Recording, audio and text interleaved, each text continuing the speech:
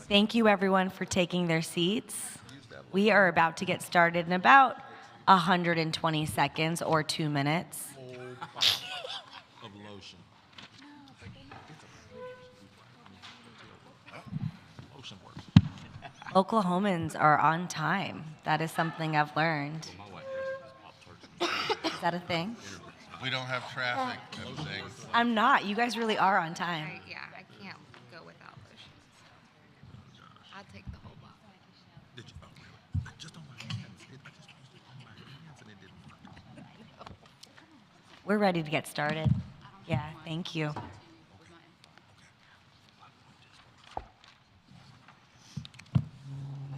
Well, good morning, everyone. We are so excited to start this second day of our roundtable convening. I hope you all got good rest last night and are refreshed and ready to go.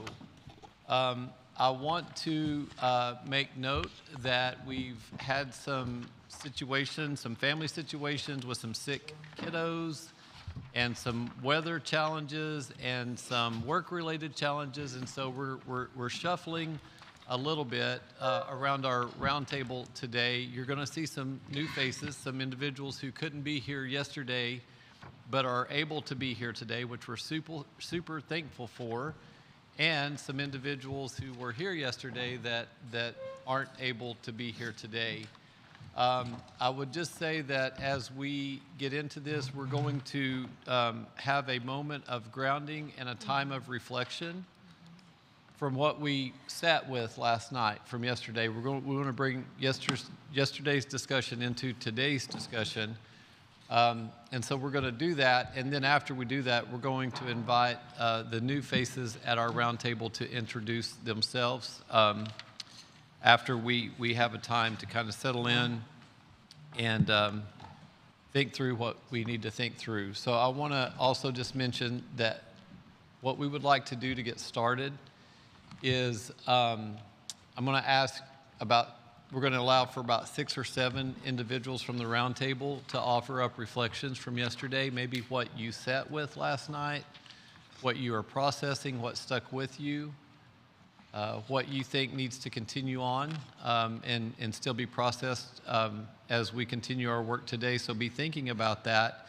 And then I also want to announce to our observers, whom we're so thankful to have in the room and in this space, that we are going to ask for your reflections as well. We're going to ask for maybe 3 or 4 of our observers at the appropriate time to step forward, and we'll give instructions on how we would like to do that, just so that we can capture your thoughts and to those who are participating online. So to our observers, be thinking about that as well. On a personal note, I would say to you, just when I did not think this experience could get any better, my daughter has joined us today. So Mackenzie is in the audience as an observer, and I'm super thankful to have her here. Yesterday was about a very real and honest discussion in examining our state's history and how that history has provided the foundation for our current criminal legal system. We spoke truth. We connected some dots. And we were able to start a process of considering what needs to be done to repair. The word I learned was reconcile. To redeem,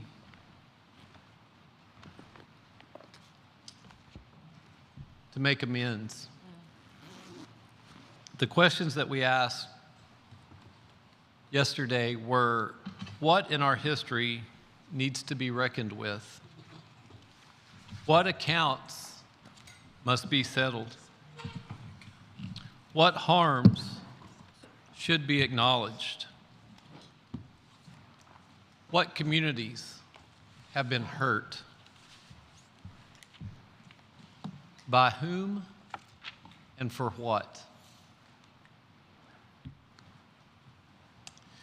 topic that we are examining in this roundtable are the factors that are driving racial disparities within our criminal legal system. In that note, I think it's very important to again acknowledge the space that we're in. And I want to begin by saying that the land that we are on belong to the Cherokee Nation, the Muskogee Creek Nation, and the Osage Nation. This land was taken unjustly and unfairly, and we want to acknowledge that. We also want to acknowledge the space that we're in Tulsa, the Greenwood District, the home of the Tulsa Race Massacre.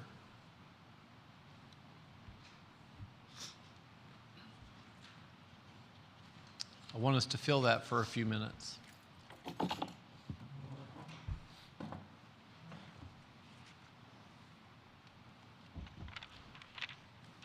As we consider where we're going today and what we're going to be unpacking and what we are going to be processing collectively, we are going to turn to the future. We started a conversation, some insights were offered about some inconsistencies in the way that we apply the values that we say we hold dear. So I'm going to ask that we take what we have discovered, what we began to discuss, what we know about our past, and bring that into today's discussion about the future. I want to remind everybody that the Square One project is an invitation to reimagine. It is an invitation to dream. The premise is if we could go back to square one and imagine an approach to justice that is free from racial disparity, gender inequality, and the perpetual harm that exists in our current approach, what would it look like? What would it look like? How can we achieve true community safety? Square One is not about tinkering around the edges. Square One is about reimagining our approach to justice and safety. Think in terms of what could be and what should be, and be bold. I also want to remind everyone that the values of Square One and what our discussion will be rooted in are truth-telling, power sharing, and human dignity. Everyone is coming to this table as a whole person. We assume that everyone has good intentions. The thing that I think I realize that I welcome is that there is more disagreement in this space than what was represented yesterday. And that's okay. That's okay. This is a safe space. This is a space for you to speak your truth based on your lived experience, your whole experience. I want to invite you to do that. Very excited about the topics that we're going to be unpacking today. It's going to be fantastic. I would like to move into a time of reflection. And I would like to begin, if I may, by just a couple of minutes, and then I would like to ask you, I'm not going to put you on the spot, but if you would be willing to share not a dissertation, but maybe 3 or 4 minutes of reflection of what you were sitting with and what you sat with last night from yesterday, if you would be willing to do that. And again, just by raising your name placard, your table tent to an upright position, that will allow me to put you in the queue. And we will allow for 6 to 7 reflections, and then we're going to turn to our observers and allow them to also offer their reflections and have a time of grounding. And then we will turn it over to our leader, our co-leader, Evita Fox-Kreider. Things that stood out to me yesterday, and it was heavy, and it's still heavy. But the day started in the introductions with an apology by Travis Flood for some things that he did not know that he knows now are wrong. And he was vulnerable enough and brave enough to acknowledge that and to ask for forgiveness. And I really felt like that set the tone for an authentic discussion yesterday. Travis, I want to say thank you. I'm struck by some observations lifted up by J.D. Baker, where he talked about the value of a community response. And then the opposition from the state to prevent and supersede local jurisdictions from crafting solutions that could heal their community. And what I thought about in Oklahoma is how that is very true, but on the other hand, one of the conservative principles that we hold dear to is quote unquote local control. And I wonder how we square our desire to promote local control and then say, wait a minute, local communities, you're not allowed to develop solutions when it comes to issues of reconciliation, justice, and healing. I thought a lot about what Francie Ekwerekwu said when she said the pushback that she receives a lot when we have these kind of conversations is, oh, just give it time. In 20 years or so, the arc toward justice will bend the right way. And Francie, and I'm paraphrasing, said, we ain't got that kind of time. And then she said, it doesn't take long to impose policies based on punishment and retribution that destroys life. We can do that overnight. And yet when it comes to an opportunity to reimagine and start over, the answer is, oh, no, no, no, hold on, let's pump the brakes. That stuck with me, and that seems inconsistent. I also reflected on what Adam Luck said about the role the church has played in perpetuating harm and violence against the people who live in Oklahoma.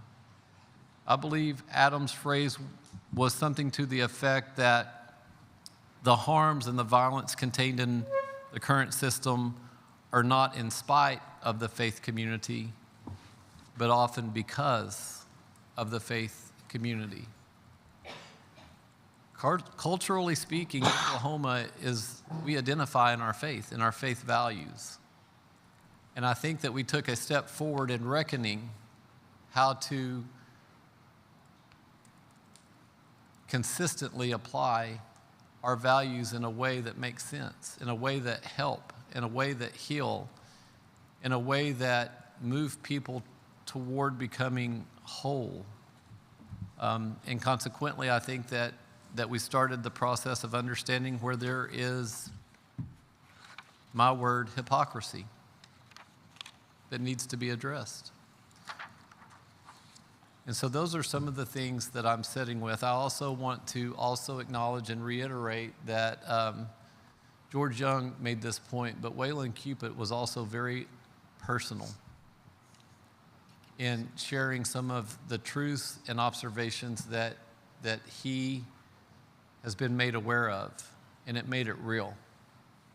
And then finally, I would say for me, it was Janiyah. Janiyah, are you here? I thought I saw you walk in. Good morning. Who said, you know, we really should not leave our emotions at the door when it comes to making decisions pertaining to people, human beings impacted by the criminal legal system. We should bring those feelings in, and we should care, and we should feel, and we should consider, and we should use those emotions to make the very best decisions pertaining to that person, to the community, and to our state. I want to thank you all for what you contributed yesterday. Every one of you contributed and added value, and I have that same expectation for today. And I would like to ask for some reflections, for some observations from each of you. Can I reach it? Tina Me. Brown. Here we go. I'll be quick, because really I just have just comments and quotes that I sat with last night. And I don't remember who said everything, so I won't give names, but you know if it was you or not. Reforms have to be cultural in nature, or we'll recreate the same thing. We have to find a glimpse of connectedness. If we're not cultivating our own imagination, we're living inside someone else's imagination. We have to get good at sitting at our elders' feet. When you have to earn respect, there's an assumption that someone is better. And then there was one more. We have to stop the cycle of violence, not just physically, but internally, verbally, emotionally, and spiritually. That's all I have. Wonderful, wonderful. Super insightful. Thank you, Tina.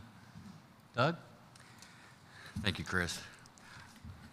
For me, probably the most impactful part of yesterday was kind of summarizing everything, was the humanity of each one of us. I don't care what color you are, white, black, your gender, your sexual identity, whatever the case might be.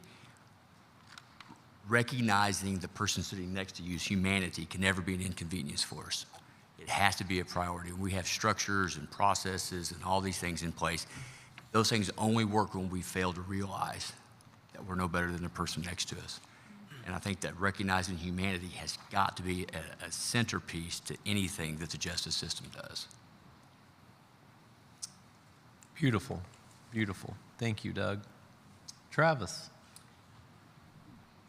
The most impactful moment, I believe, came from Miss Tiffany when she said, Travis, if you could speak into your mic. I am so sorry. The most impactful moment, I believe, came from Miss Tiffany whenever she said, now you know you owe. And that has been bouncing around in my heart all night long. I cannot leave this table and go back to my life, my world, my everyday, and not share the hurts, share the wrongs, share the things that need to be fixed, that need to be repaired, that need to be restored. There's too many things that happen in our lives whenever we, and I was talking to Negro Spiritual about that, where we acknowledge, but we do nothing more than acknowledge it. And if we don't take steps after acknowledging to repair and rebuild and restore, then we're doing nothing more than perpetuating the wrongs. So thank you for giving me a charge to leave this table with a commitment to action, not just a commitment to knowing.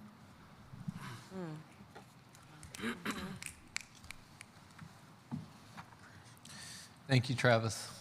Thank you very much. You have an insistent wave? Yeah, one real quick. This reminds me of looking at Tiffany over there. I've got a 17-year-old intern that has worked with me this past year. She's a Latino girl, homeschooled, and she's also doing concurrent college classes at Randall University here in Oklahoma City. She sent me a text last night. She was watching yesterday's events, and her first comment was, OMG, that Tiffany Crutcher is awesome.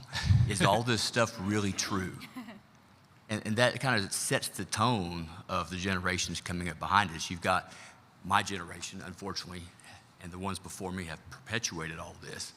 And the generations coming behind us, they don't have a clue. They do not know.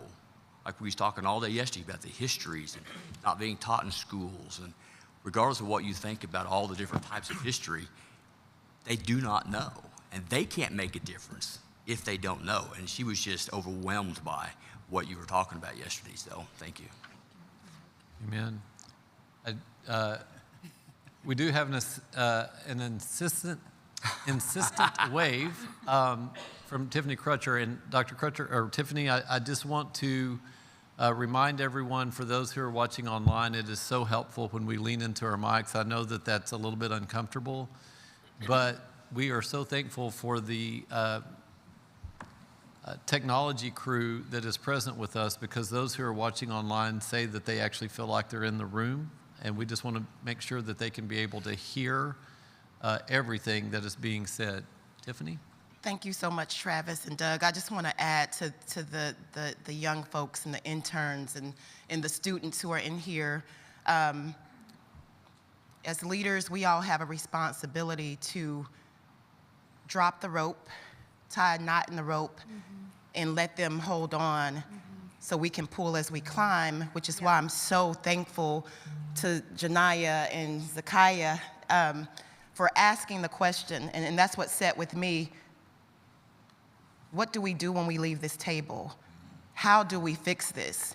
And it is the how, that's the question we need to answer when we leave here, because they will be the next generation of leaders, but we all have a duty and an obligation to make sure that we're dropping that rope and pulling them up as we climb. So just want to say thank you for that, for really amplifying young people who are watching. Thank you. Thank you, Tiffany. Lacey? Yes. So yesterday, at the very end of our meeting, Cece had a lot to say about violence. And it stuck with me enough I went home and talked to my kids about it. I talked to my husband about it. And I wish I could remember everything verbatim with what you said, because it gave me chills. And I showed my husband that part of the video. But something that resonated with me was that I never really thought of violence as being anything more than physical. And I'm sure I'm not the only one at this table, or at least in this room or online, that never thought about it other ways. The segregation that we still have, and hunger and homelessness, and the different way that someone who looks different than the next gets treated, and how violent that actually is. And I never thought about it that way. So I wanted to bring that back to the table today as something that maybe we still are definitely focusing on, that it's not just physical. And I know there are a lot of other people that maybe mentioned it being in a different form.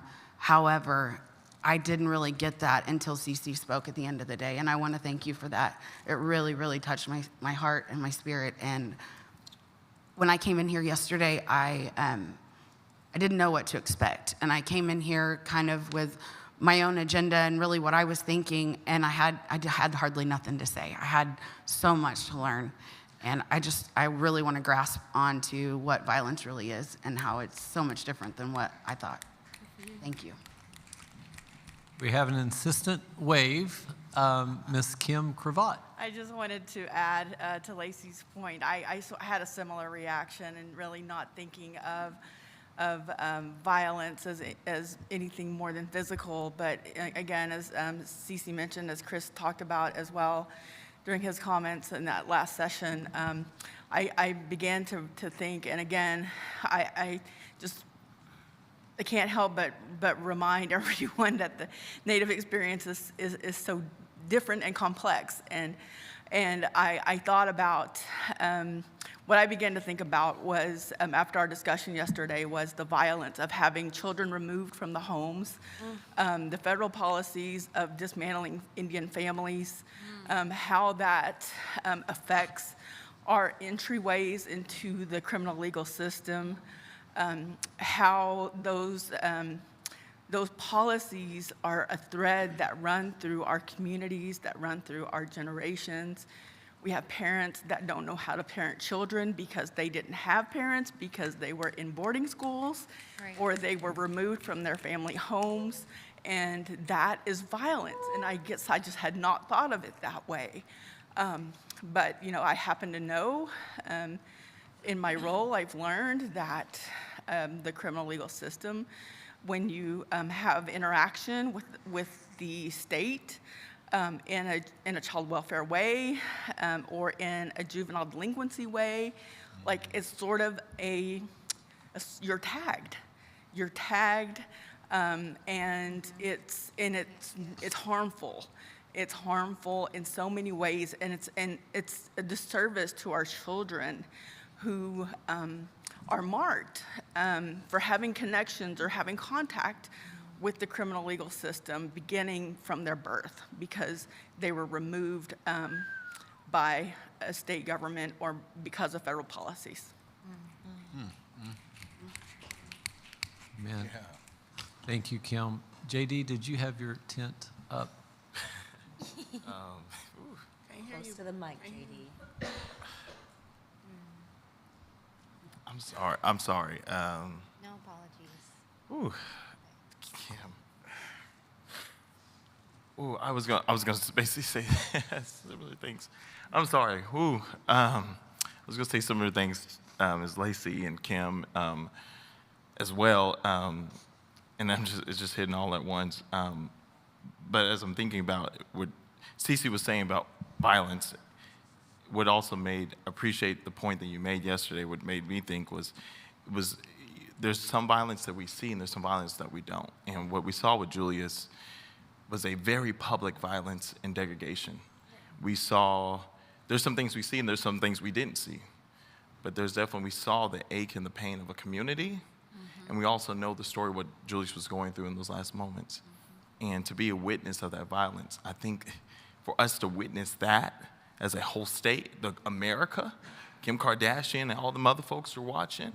I got a Washington Post notification when they said, Julius was not going to be killed. I mean, the world is watching. And if the world is watching, I think, and this made me think yesterday when you said this, it should compel us to want to do more, right? But yet the world watched, the state watched this level of violence, but nothing has changed to this point. And so I really think being a witness of this violence should compel us to continue to press on. And I just appreciate you for that reminder yesterday, Cece. And Lacey and Kim, exactly in this moment, because you got me, so thank you. Thank you, JD.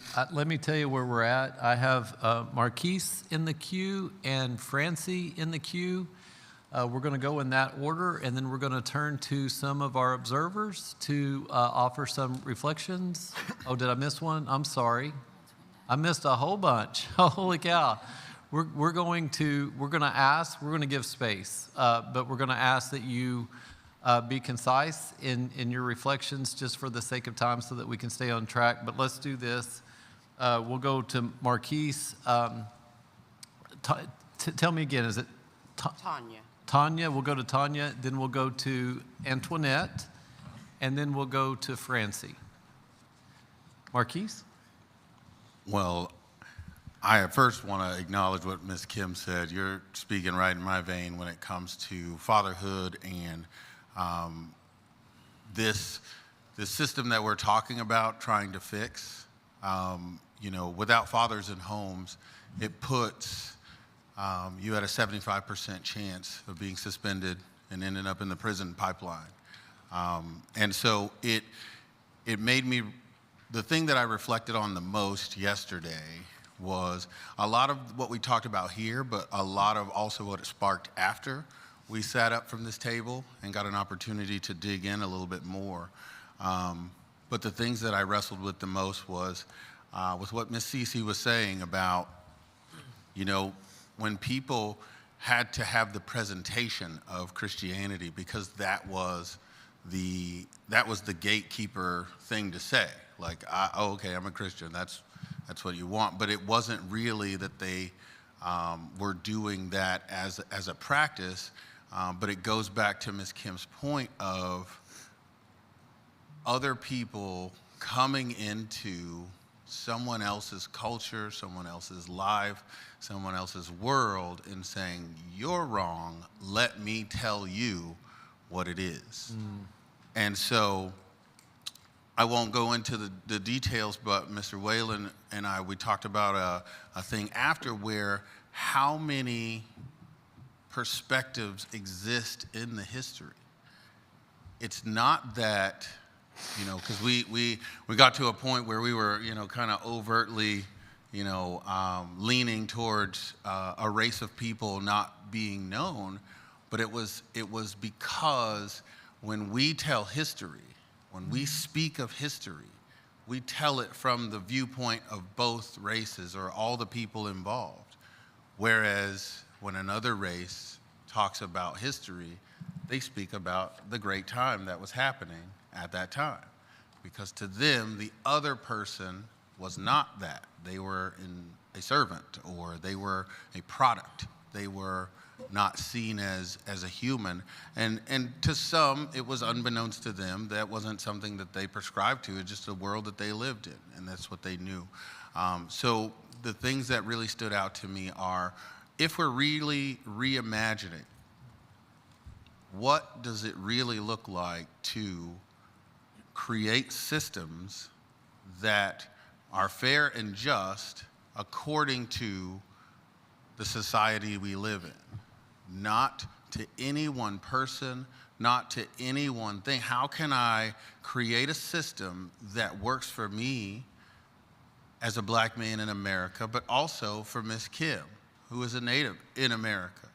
Because what I do in my household doesn't dictate what happens in hers. Yeah. What I do in my household doesn't dictate what JD does, even though he may be a black man in America. But how can we create something that is going to be fair and just for everyone, or as best as we can reimagine that, and also keep in mind that what we have currently has been constructed specifically for hate, yeah, and for the perpetual pushing down of particular peoples. Right. So it could be a simple name change that perpetuates that start, but we still have to figure out what does it mean for us as a society to be able to move forward in a way that's safe, that's equitable, but also where people are able to be held responsible for what is going on. Mm-hmm. Amen. Thank you so much. Tanya. The thing that struck me yesterday is the enormity of the task. And there's so many moving parts. And last night, I thought about a slave narrative about a woman who was black, but she looked white in every way. And she escaped. They caught her. And she was punished. She escaped again. They marked her. And this went back and forth 5 times. The last punishment they gave her, they cobbled her and left her for a couple of months. She could not stand up straight. And they sold her to South Texas. And that woman walked to Canada. And my point about it is, no matter how enormous the task this is, if you are determined to realize the vision, you can get there. And she made it. She didn't live much longer after that, but she wanted freedom. And she died a free woman. So that's all that I want to say. I'm just a little academic, but yeah. You guys, I know how tiring it is. Amazing. Amazing. Thank you so much. Ms. Antoinette. Good morning, everyone. First, I want to say thank you for having a seat at the table. He changed what I was going to say. JD changed what I was going to say, and my elder, my sister, changed what I was going to say. In a nutshell, there's a quote that says, "We are our ancestors' wildest dreams," right? But I often say we are also their dreams, hopes, and praises manifested and realized. We fulfilled that. Somebody prayed for you, not even knowing that you would exist. In a nutshell, what my sister Tiffany said about basically passing the torch. It is important. It's important, sister, that you continue to stay at these tables, continue to be a voice for your generation, because you are a leader now. Okay. Not in the future, you are now. Yeah. Okay. It's important to be in spaces. You want to know how to get there? It's important to be in spaces standing side by side, even behind sometimes. But it's also important for each of us that have been doing the work for generations, for years. It's important for us to teach as we lead. That's right. Amen. It's good.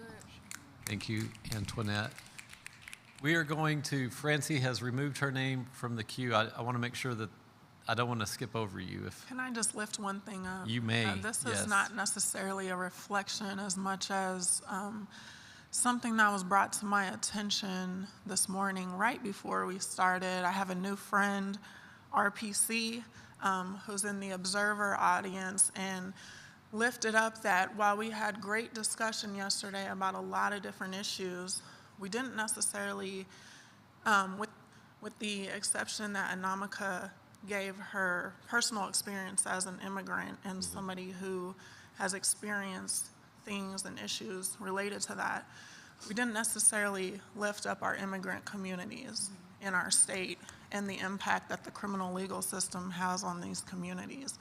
And so I could share a lot about that and some experiences that I'm having in court with communities, immigrant communities, but I want to just lift that up and offer that maybe this group could touch on that today in our discussions and limit my comments to that so we can hear from the observers.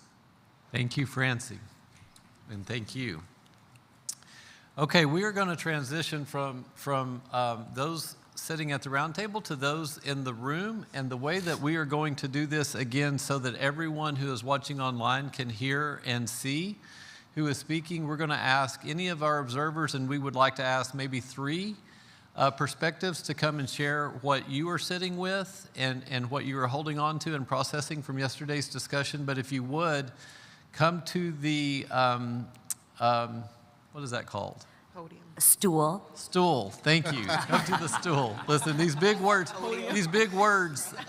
trip me up. So if you would, please come to the stool, grab the microphone, and speak into the microphone, and that will allow us to capture your image and your audio on for those who are watching virtually. Do we have any observers who would be willing to share any observations from yesterday? Yes, sir.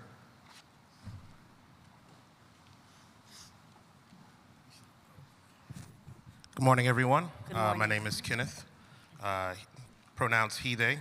I am an organizer for the Terrence Crutcher Foundation. One of the biggest reflections that I saw from yesterday, and I wrote my thoughts down so this way I can be concise and share them in that way. One of the things that really stuck out to me is, in a historical context, how much the theater or the theatrics of law enforcement, punishment, justice has been present in our history. The spirit of theatrical murder may have its roots in medieval Europe, but we can see this throughout American history. From the live punishment of an enslaved person in front of their peers, to the public performance of a picnic, lynchings, to the trial processes in the courtroom, the entertainment of killing black, brown, religious deviants, and poor others in America still exists today. We just watch in our TVs and our mobile devices now. It's become more of a fast food diet of entertainment. And I think we need to realize that this caste system is more perversive than it really is.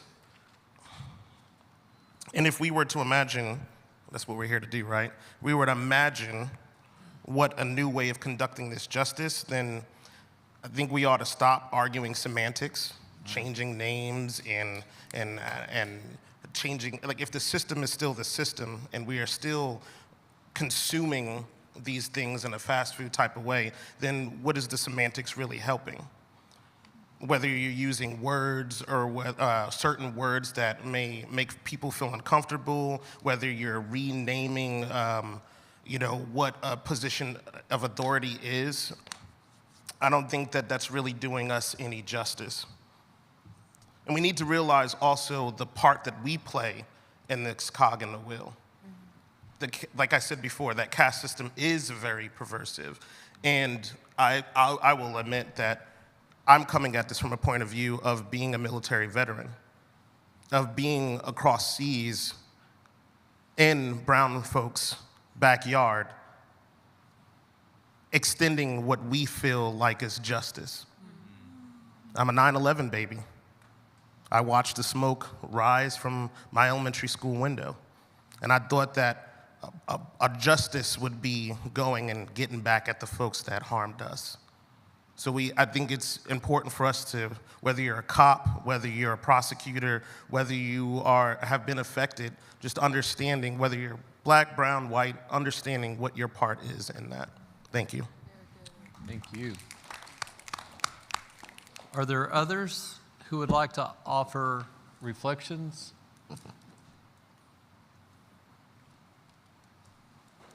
Yes, sir. And also, Tyler, if you could, and I appreciate the model, if you could state your name and give us your pronouns. And my name is Tyler Fisher, he, him. I think that's how you say it. But one of the reflections from yesterday that had me tossing and turning this morning was that you can't be lukewarm with ambition for change. That quote has stood out to me, and I just thought, it's important for us to move forward in anything that it takes, whether that be, lack of whatever it might be. Sacrifice is important, and you have to go all in. And the next thing was, I recognize 6 degrees of separation, the idea that people are 6 or fewer connections from one another. So when we enact injustice on someone, we're basically enacting that injustice on ourselves. So in order for us to move forward as a community, then we definitely have to hold each other up and seek justice. Thank you so much. This is so very insightful. For the sake of time, we are going to move forward just to keep us. Do we have one more? Yeah. I'm sorry. Let's do one more. I'm sorry. I can't see behind me. I apologize. Doing a great job, Chris. My name is Becky, and my pronouns are she, her, Zer, and I was struck, but I've always come to think of racism as systemic and not something you've got to kind of look at the context of everything. And then, Marquise, I think you were the one who talked about being in the hospital when your baby was born, and I'm a little bit afraid to reword this because I'm afraid I might be misinterpreting it. But what I heard you say was that you were in the black room and there were white rooms that you weren't allowed to go in that had everything that all the furniture and stuff that you slept on the floor, and there were other rooms that were empty that you could have been in,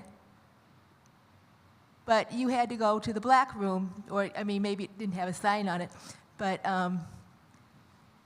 I was just shocked to hear how overt that was. That was just an eye-opener for me. Such a powerful observation. Thank you so much. At this time, I'm going to turn it to my colleague, Evita Fox-Kreider. All right, thank you, Chris. Thank you, everyone, for those very powerful reflections. I just want to say that, just so everyone knows, I will be taking note throughout the conference of the themes that are coming up, so at the end for the wrap-up. But now, what I want to move to is we have some new faces at our table. So if you were not here yesterday at the roundtable, if you could please introduce yourself. Thank you. Good morning. My name is Gina Timberman. I'm Choctaw, and I'm a consultant. I work with tribes and others in planning cultural centers and museums primarily, and I'm also an attorney. And I've served on the Death Penalty Review Commission as well, and former director of the Native American Cultural and Educational Authority. Thank you. Thank you, Gina. Gina, if you could also answer the question that we had folks answer, and we'll tee up the other new participants. But in like 3 to 4 sentences, we'd love to hear what draws you to this conversation to reimagine justice?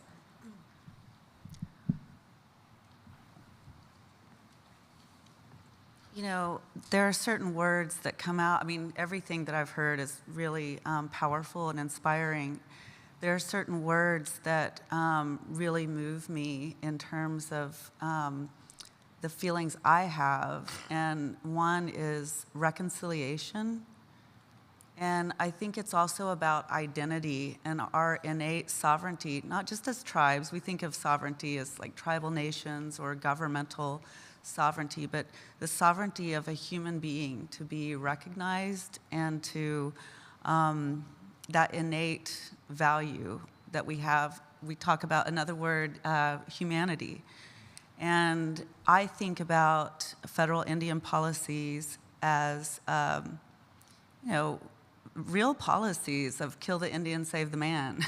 And, you know, that's a part of my career, personal work mission. You know, I love when people say, like, don't take it personal in work, but it is personal. That's right. And it's so much a part of our identity and experiences and our stories. And yeah, I mean, I think that I really appreciate everyone for the role that you play in representing yourselves personally, but taking the time to be here because it's important. And I appreciate being welcome to the table. Thank you. Thank you, Gina. You weren't here yesterday, but one of the comments that was repeated around the table was, yes, make it personal. We have to make it personal. Thank you for that. Who's next? I'll go next. My name is Antoinette Jones. I'm with the Justice for Julius campaign, the Julius Jones Coalition, also the Julius Jones Institute, and also I'm an advocate for other injustices across Oklahoma and the world. I did come to the table initially to fight for the life of my brother Julius Darius Jones, but upon fighting for him since I was 13, there were other injustices that I realize now that I was also giving a voice to the voiceless in our community.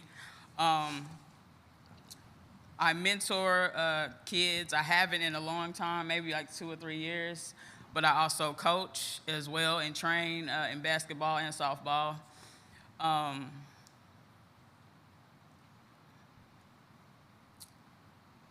In order for me to want change, I have to be willing to change myself and my way of thinking, how I receive information, how I process it. That's good. So I can't just tell kids that you gotta change and here's how you gotta change. I have to show them. That's right. And so that's what I mean about being side by side. That's right. So if I'm telling kids to change and I'm telling other people they need to change, I must be changing myself. That's good. Wow. Thank you, Antoinette. And one thing I forgot, please state your pronouns before you introduce yourself. I would just like to say that I'm a child of God. All right, that works. Who's next? I'll go. My name is Charity Marcus, and I am a political governmental business consultant. And to answer the question, for me, I am definitely not a criminal justice advocate. Like, this isn't my lane. I do believe you need to stay in your lane. If this is, if something is your passion, that's what you fight for, do it. However, what drew me to this is that as a Black entrepreneur, a lot of the conversations and the root causes of what happens in criminal justice is a lack of economics. And I do believe as entrepreneurs, as business owners, and as business leaders, this is a discussion that we should be taking a part in consistently and leading, not just from a regional chamber, let's put it on a agenda and say we're advocating and doing that, but actively engaging in it, not necessarily stepping out of our lane, but advocating for it in a way that helps promote economic prosperity, that helps people that have been justice involved succeed and thrive, so that when we're talking recidivism, it's not just something that's a buzzword, but that it's something that we are actually doing.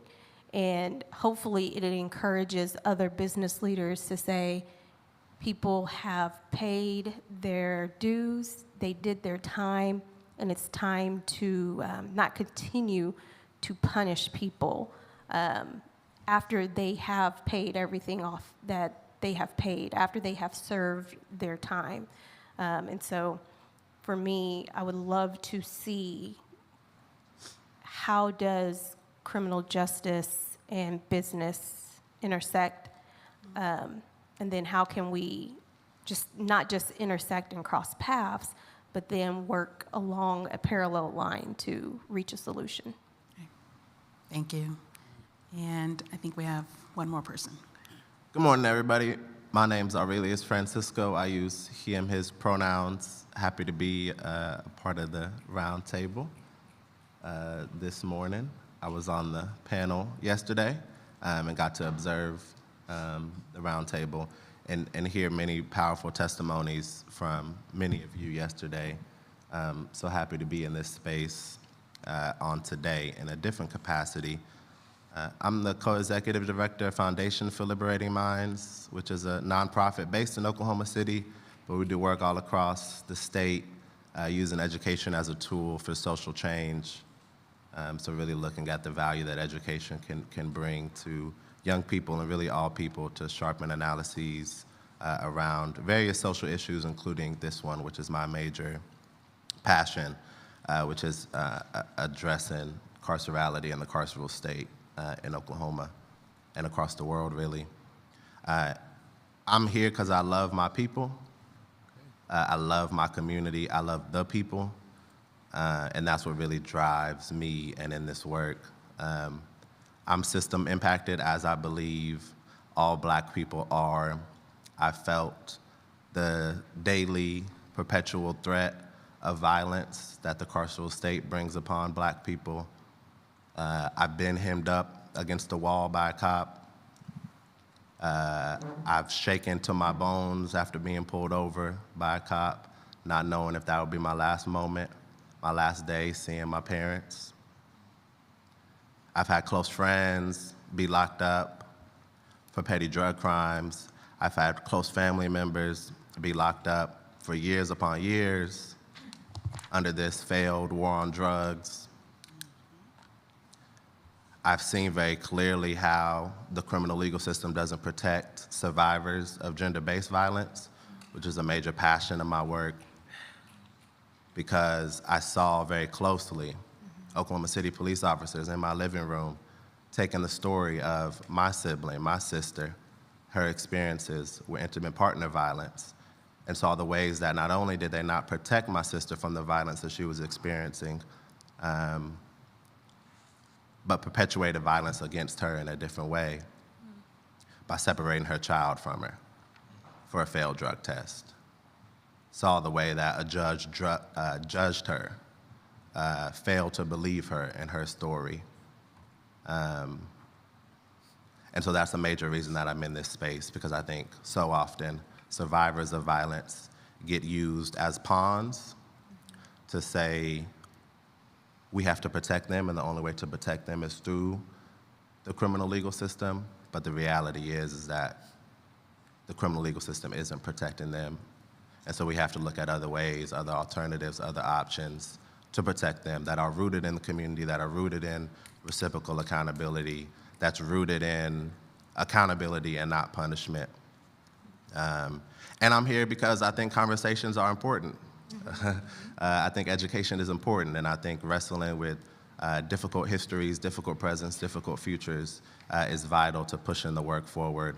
And I think dialogue is important even when we don't see eye to eye on an issue. And coming together on sort of shared values is crucial to getting closer to the freedom side. So happy to be here this morning. Okay. Thank you, and welcome to everyone. I do want to acknowledge some faces that are not at our table today. Adam Luck, Connie Chappelle, Leslie Osborne, Nicole McAfee, Tamika White may be able to join us a little bit later, Cornell Pee Wee Wardy, Maury Turner, and Reggie Hines will be joining us later. And Khalil Moore may be able to join us later. Absolutely. All right, some light housekeeping then. Just a reminder, bathrooms are in the hall. We have a wonderful healing space with new activities for today. So if you know, these conversations are difficult conversations. They may evoke a response within your physical body. So if you need to, please step out, take care of yourself, go to the healing space. It's a wonderful, relaxing environment where you can process, think through things. We have journal writing, we have art, which is always fun, and comfy chairs. As well, in front of you, you all have Play-Doh. So if you are a tactile individual, then you might want to play with some Play-Doh, which please go ahead and do that. The use of technology. We want to be present physically as well as mentally. So we ask you to stay unplugged. If at all possible, you'll have time to connect with whoever the wonderful, important people that you need to connect with during the breaks. But during this time, we ask you to give each other. We want to give each other our undivided attention. Next, as always, just a reminder, this is a public record, so we are being recorded, transcribers, live streamed, observers, just so you know. So again, please speak into your mics. It's not just for us in this room, but for the live stream so that they can hear us there. And then for our observers that are watching, we do want you to be engaged in this conversation more than just observing. So if you have a comment, if you have a question, write it on that square card, the square one card on your seat, and you can give it to myself during the break or to Anamika. Anamika, raise your hand so they can see you right there. So please, we want them, and then we'll hand them over to your facilitators. And then just a reminder of our rules of engagement at the table and our values, which Chris told us. Power sharing. We're all on equal status here. There's no titles. We're using first names. So there's no doctor, no reverend, none of that. I know it's counterculture, but that's what we want to do. We're shifting the culture, okay? Truth-telling. It's okay that we all are coming with different. First of all, there are different opinions in this room. We're not all on the same page, and we want that. That's good. We want the dialogue. So we're going to be engaging in truth-telling. That's okay. That's wonderful, and that's what we want. We do want the discomfort because that's how we grow, and that's how we move forward. And then finally, dignity. I don't need to remind everyone, but we're going to operate with human dignity for one another, and respect. So I think that may be all, and I'm going to pass it over to Anamika? Yes, I was being inappropriate and whispering to Francie about how much I loved her. And so I'm not sure if I heard you at the last minute go through the agenda, but I'd be happy to do so. Okay. All right, I will go through the agenda. Wonderful. Wonderful. All right, so for today, you all had your wonderful breakfast. Thank you for our caterers, and we have done our reflections. Our first discussion is, first of all, this is the day where we get to dream, okay? We get to move into that reimagining more, okay? How do we create safe, inclusive and thriving communities. Okay, that's where we're going to start. And then we'll have a lunch time period. And after that, we'll move into the next discussion, which is we're going to talk about this Oklahoma standard and what values we actually value within our legal system and what values we want to uphold. Okay? We'll have a little break. After that, that's when you can use your technology during those breaks. And then we'll move into our final discussion, which is our aspirations for movement building and narrative change. Let's take the fetters off. Let's start dreaming, okay? What do we want to see? All right, and then after that, Chris and I will give you a wrap-up. We'll highlight some of those things we heard during the conversation. And then we will have a wonderful performance from Poetry and Chill during our reception. Okay. Thank you, Evita. We are going to turn it to Tina and Hannah Royce to facilitate the next discussion.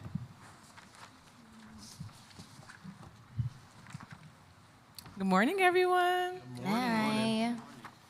So I want to thank you guys first for joining us for day 2's discussion. I want to thank all, because yesterday's discussion was amazing, those who were facilitating as well as those who had comments that were insightful, and also just the teaching moments.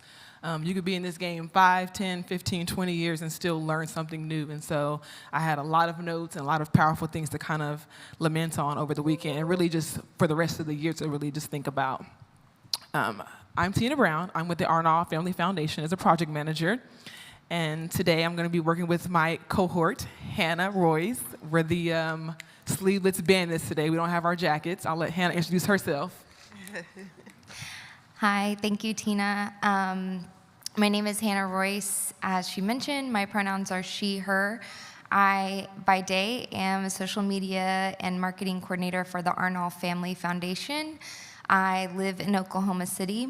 And really quickly, if you all allow me, I'm going to name my social location, which is something I learned through the Wheel of Power, which is adapted from the Canadian Council for Refugees. As a person of privilege with white skin, I believe it's important to know every ounce of your social location in connection to that center where power lies, especially as we go into conversations about housing and food insecurity and education. So I am a large, plus-sized, white, queer, bisexual, cis, able-bodied woman. I'm a citizen of the United States. I speak English, and I have a high school degree. I am a middle-class renter, and my mental health is mostly stable with masked neurodivergence. So as we name our location, I think it's so important that we go deeper into those social locations because we don't know, right? Because we don't know who is that one fire away from being homeless, right, which so many of us are. So I wanted to bring that to the table today, invite you to look up the Wheel of Power. You can Google it and find out, learn a little bit more about your social location as it pertains to race, gender, all of those things. So thank you I'm excited for this conversation and grateful and honored to be co-facilitating with Tina. See, still learning, social location. And so we had a few readings for today's discussion, and I encourage you, if you haven't had a chance to read it, please do. They do a really good job, I think, of just shedding light on where we are in our criminal legal system, some of the barriers to its progress, and then some options we have and can and should be advocating for. So we're going to start with Hannah and I giving our reflections and thoughts on the readings and the topic at hand, and then we're going to open it up for discussion. As a reminder, we're following all the norms from day one, so standing up your placard if you want to be put into the queue to have your name called, using first names only, as Evita mentioned, and then also the assisted wave if whatever you're saying is like, you just got to get it out right then and there because your comment ties to what was just said. I also want to just appreciate Charity's comments about just the economics, because I think sometimes, I don't plan on calling anyone out in today's discussion, but sometimes there's this feeling of, well, I'm in a room with people who have been doing this thing for 5 and 10 and 20 years, and they're the advocates and activists, and I can't compare it to them, so I'm just going to be quiet and listen and learn. You're at this table for a reason. Yep. Everyone has insights and thoughts, and while we all have the same, I think, vision, your arguments and the way that you think that we should get there might be different from someone else's. Mm-hmm. So I want to encourage you, no matter who is speaking, if you have a comment or thought that's different from what they're saying, do not be afraid to speak on it. Because I guarantee you someone else in this room might be thinking the same thing, or someone outside of this room might have that same argument, and it's important that we share and discuss so that we can figure out how we can all come together to reimagine justice. And with that, I'll get started. So Oklahomans, we disagree on a lot of things. And so just to recap, today's discussion is going to be about creating safety, social inclusion, and thriving communities. And so we disagree a lot on a lot of politics and, the ways we want to go about doing justice. But I do think one thing that we all want is safety. The great debate, though, is how do we get there? What's working, what's not working, and who decides that? When the term safety is generally used, it's usually like related to violence, like safety from violence, and those who perpetrate violence. In major elections, especially like DA races, we hear this, it's put up on a pedestal, right? I desire to achieve public safety. And Tiffany did a really good job some months ago in one of our stakeholder groups talking about even using that word public safety and the connotation behind that. I don't plan on calling on anyone, but after we're done, I do want you to expound upon that, Tiffany, because I think it's so important to the discussion to distinguish public safety from community safety.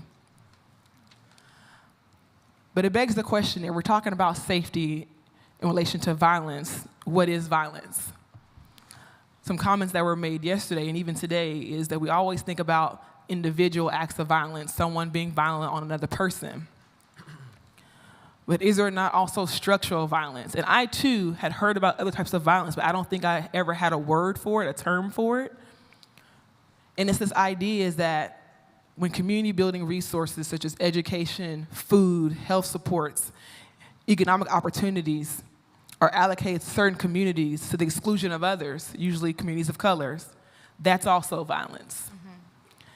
And we can't be too linear in our thinking of violence and only looking at the individual acts, but we had to step outside of that and look at the structural acts.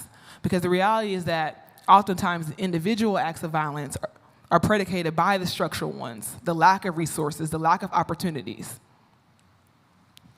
We know that most folks who enter the system are coming out. Everyone's not being handed life sentences. So the idea is that we're choosing to ignore structural violence, knowing folks are going to come out of the system, going back to the same conditions that was arguably the catalyst for them going into the system in the first place. Yet our state has chosen to focus on punishment under the guise that it creates more safety and accountability. And as Chris put on day one, and also it's stressed in our readings, there's a difference between punishment and accountability. They are not the same. Mm-hmm. Punishment is passive. It's done to us. Accountability is active, and it requires certain conditions to be met. And the reading did a really good job of explaining what those conditions are.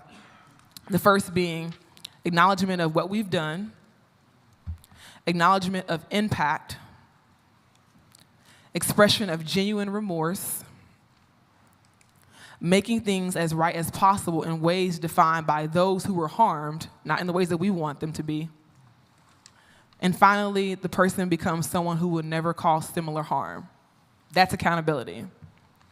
And so under that definition, we have to ask ourselves, does our current criminal legal system provide true accountability? Does it support its victims? Does it take into account their healing, the community's healing? What are their needs? Usually when we discuss the need to protect victims, domestic violence comes up, and JD mentioned 805 and how it didn't pass. And 805, for those of you who don't know, it was a state question that was geared towards not using nonviolent offenses to enhance someone's felony sentence. And then passed, because there was this idea of we've got to protect our women, protect the victims. But how can a state who's so adamant about protecting women be the same state for like 20 years is ranked number 1 for incarcerating women? That's right. I think we're number 3 now, so we've improved. Murdering them.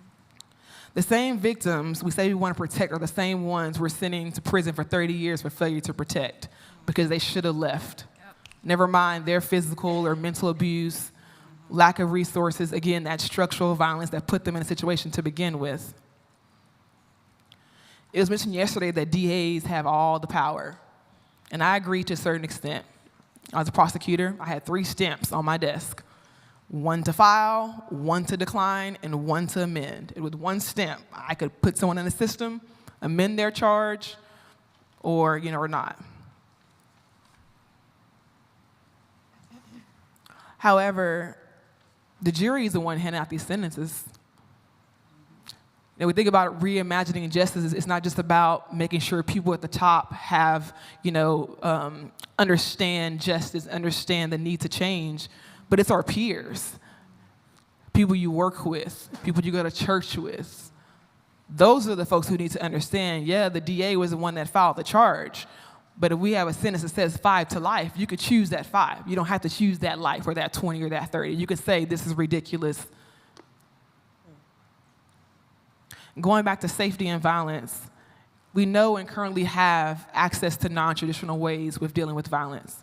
One example is restorative justice, which has its roots tied to Native American culture, and it's the idea that those who are most impacted by the harm come together to acknowledge that harm and then reach agreements about how to make things as right as possible.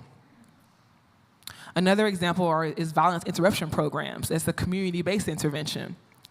2 activists in Oklahoma City, J.B. Williams and Jess Eddy, have actually been exploring this program through their Live Free Oklahoma City chapter. And one component of that involves a team of outreach workers who know their community, is from the community, intervening when acts of violence occur to prevent not only retaliation, but further harm. Additionally, they serve as mentors, life coaches, and work with those folks who are engaged in their program to help them with employment needs, housing, et cetera. And so I'm going to end with this. If we're serious about ending violence and creating safety and inclusion, what inhibits us from employing these types of solutions? And then further, the call to action, which is how can we push for these non-traditional ways to become the norm? Thank you, Tina. With that, can we take a breath together? We haven't done that this morning, and breath is something we all share. It's our collective power, and just really quickly, I want you to put both feet on the ground for me. Close your eyes. Feel your feet rooted in the space that we share together. In through your nose, out through your mouth, knowing that this air and this breath is shared, and the air that we breathe is dedicated air. It's a shared resource that we can come back to whenever we need. Bringing Tyree Nichols back into this space, Claude back into this space, as we reimagine a world without police and what safety looks like, which leads me into, you can open your eyes, I'm sorry. But hold that breath and come back to it today. Because I think we talk a lot about safe spaces, and this conversation of what makes a community safe, what makes a city safe, right? And Dr. Ruth Wilson talks about it in many ways, along with Angela Davis, of to end violence, it's imperative that we ask what's currently producing safety. And in the queer community, we often say, we keep us safe. So to imagine, what community safety looks like, we have to first discover the barriers to that expansion and the greater efficacy to those strategies, which often comes back to the self. and the work that we need to do within ourselves to hold that breath, to hold our communities up and really dig into that question. So with the question that the first reading digs into, it shows us that we have the chance to break once and for all the myth that police serve with the best interest of public safety.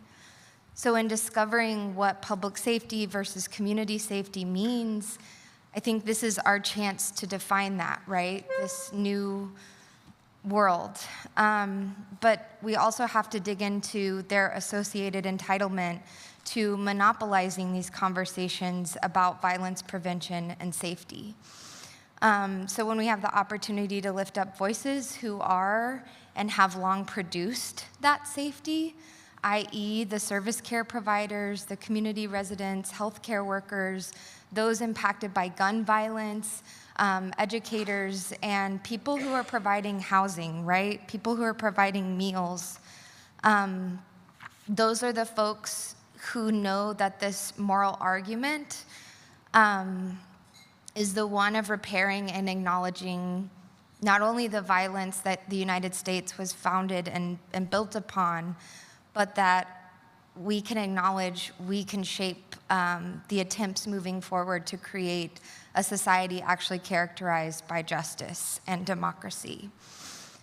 So the things that we know from these and what the Native Americans communities have taught us about restorative justice is that we have to dig deeper into conflict resolution.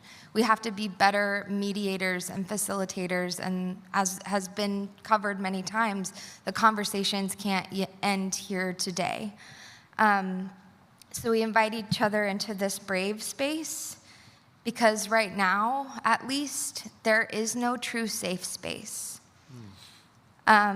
This is from Mickey Scott Bay Jones, and I know it's not from the reading, but I want you to carry it through your conversations. That together we create a brave space because there is no such thing as a safe space. We exist in the real world. We all carry scars, and we all have caused wounds. In this space, we seek to turn down the volume of the outside world. We amplify voices that fight to be heard elsewhere. We call each other to make more truth and love. We have the right to start somewhere and continue to grow. We have the responsibility to examine what we think we know. We will not be perfect. This space will not be perfect. It will not always be what we wish it to be, but it will be our brave space together, and we will work on it side by side. And so I think going into this conversation, there's a lot in these readings that digs into, Atlanta in 2019 shutting down their city detention center, and we could look at wins that have turned right around and what we see with Atlanta and Cop City right now. And so we have to continually come back to self so that we can come to community as whole beings and hold one another in that brave space. And so that's what I'm committed to do and honored to do and show up to do without perfection. I think I want to end by saying this conversation of public safety is very prevalent right now, specifically in Oklahoma City. We're excited about a Renaissance period, and even our state as a whole gets to brag about our culture and pride events and music and Fire in Little Africa, right? And all these projects that are birthed from a people that are hurting. And some of the most beautiful murals and art and things that we have are from those communities. And so what we're witnessing with an economic upturn that results in 34% increases in rent for our communities because they're doing so well, we have to have these conversations, of course, about reimagining public safety, but we also have to hold those in power that we see in the coffee shops. We have to hold them accountable to what we see when we're going to a Pride event downtown or going to Juneteenth on the East, and soaking up really the pain that is produced through these art and through music, through culture. And I actually want to, Gina, is she still in here? Yep. Okay, Gina, at our first Square One Roundtable, you described Oklahoma as a collision of cultures. And that continued to stick with me because I think what the totalitarian regime, the state, wants to do constantly is not only suppress dissent and get rid of it at all costs, it's also to take away our art, to take away our music, to take away everything that brings us joy and wholesomeness so that we can come back to hold one another, because that creative energy is siphoned through this economic upturn. And so we have to understand that those pieces of our community can't be forgotten about, even when we're thinking about the legal system and how people are surviving through their art as well. So turn it back to you. Thank you, Hannah. So some thoughts for us to consider for today's discussion is, communities thrive when their residents feel safe, secure, and socially integrated. Such flourishing depends on systems that provide basic welfare such as food and housing, access to public education and health care, and the freedom to work and associate with others. However, all too often, the punitive force of the criminal legal system impacts these sectors' ability to meet such social needs. How have these sectors addressed the effects of and separate themselves from the criminal justice system? Do sectors outside the traditional justice system have promising practices and solutions that ensure safety, harm reduction, and healthy communities? What are their successes and challenges? And how can we learn from and amplify their work? Where can sectors build stronger, more inclusive, and more intersectional collaborations to create community, safety, resiliency, and thriving? And I want to first turn to Tiffany, like I said I would, to have her really just expound upon public safety versus community safety. Thank you so much, Tina. And I'm actually going to yield to Aurelius, and I want to model this, who taught me the difference or distinction between community safety and public safety. And also, I think we need to make the distinction between restorative justice and transformative justice. So if it's okay, I'll yield to Aurelius. Yeah, thank you, Tiffany. Yeah, I mean, so we differentiate between community safety and public safety because, I think when we talk about the criminal legal system and we talk about the broader culture in Oklahoma, we talk about the carceral system, we talk about narratives that we're going to talk about later. What is bringing about all of these things is the water that we're swimming in. The broader water of systemic racism, white supremacy, capitalism that we're all sort of forced to live and survive under, right? And as a result of that, there are various mechanisms, the criminal legal system, but also outside of it, the media, TV, that perpetuate a propaganda machine that sort of creates narratives that equates public safety or safety with the carceral system, with policing in particular, which is sort of coined as propaganda, right? The propaganda of the carceral system. And so public safety has become so synonymous with the policing, right? We have to ask ourselves, for black folks, every time they see the red and blue lights in the mirror, do they feel safe? Right? We have to ask ourselves, when folks enter a courtroom, do they feel safe? Right? Is what our carceral system is bringing to us, is that producing safety, right? And if the answer is no, or maybe not, or most of the time not, or a lot of the time not, or not with some police, then we have to ask, like, why has public safety become so synonymous, right? And what we're saying when turning away from public safety to community safety is that what really keeps us safe is community, is thriving, flourishing communities that Hannah and Tina have talked about. in the great introduction this morning, right?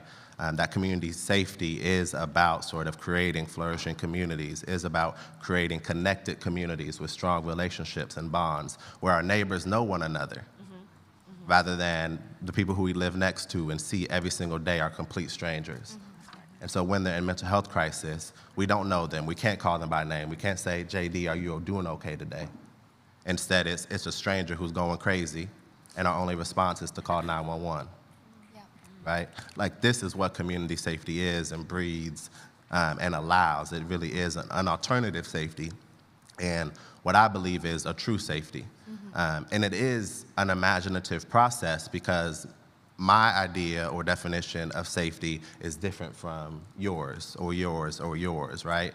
But I think every human being has an innate need to feel, be, and live safely, right? Like, we all want safety. And so if we can all agree on that sort of principle or value, then we can agree like what actually creates us safe, and it is that freedom from violence, which includes interpersonal violence, but also police violence, state violence, the violence of incarceration, the violence of the court system, the violence of detention centers, the violence of ICE and deportation, right?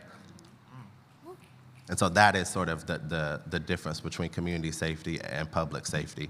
And I'd love to talk more about it or hear people's thoughts. And then just restorative justice versus transformative justice. Something else I would want to bring is like restorative justice. It is important, right, that to bring that like it is a practice that isn't new, right? It's not just like an innovative program that some nonprofit came up with in 2010, right? It is indigenous to cultures here in North America, but also cultures all across the world. Fania Davis, the sister Angela Davis, has a great book, Race and Restorative Justice, where she talks about how in West African cultures, right, restorative justice was sort of the practice to bring about justice when harm was caused within West African communities, right?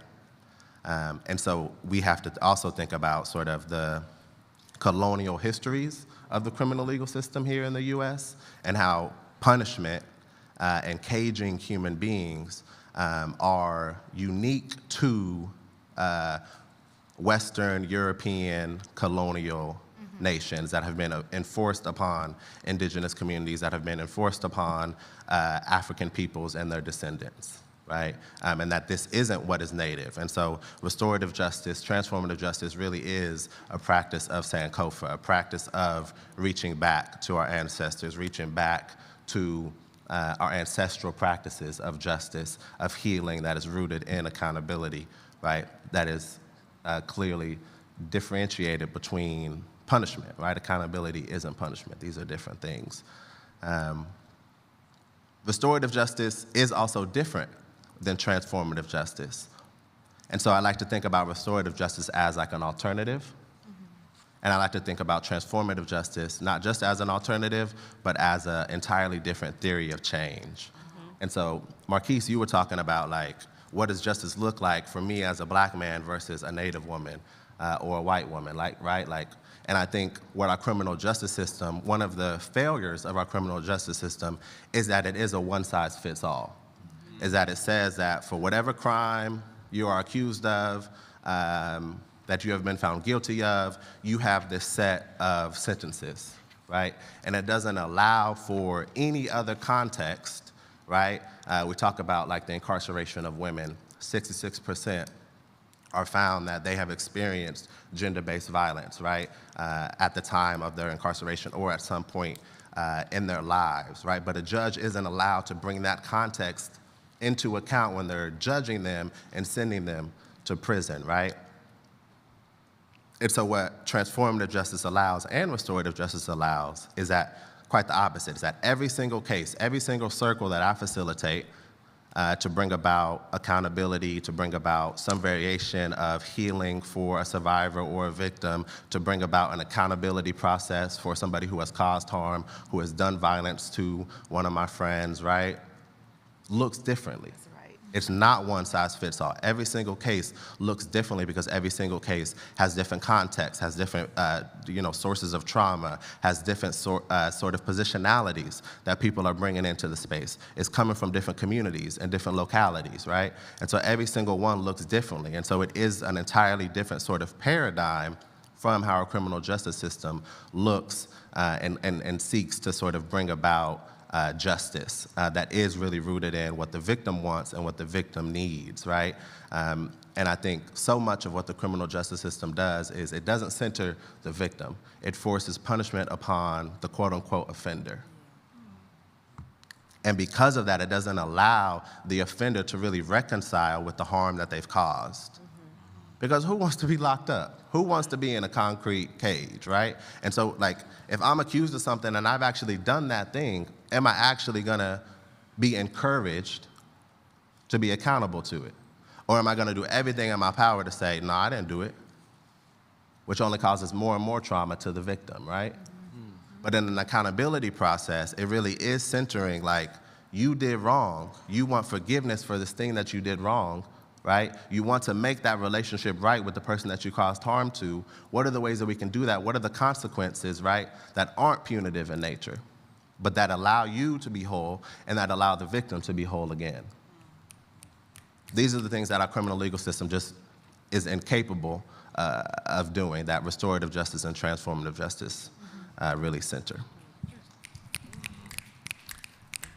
Thank you, Aurelius, for that. I do have a follow-up with that. And just so you guys know, any questions that I ask is just challenging us to kind of just think outside of just what's being said or discussed. But is it an either or? Can you have a traditional criminal justice system as well as restorative justice? A lot of times, a lot of our reforms are built towards what we say nonviolent offenders, and that's very much nuanced. For those of you who don't know, it isn't black and white, it's statute-based. But for those who would think, well, no, if someone's violent, I don't want to restore anything, right? They deserve to be in prison or jail. And so is it either or? Can you have both? Yeah, I mean, so you're asking, can you have both? Can you have restorative justice in the criminal legal system, you're asking? Yeah. I don't believe so, because I think restorative justice is rooted in accountability.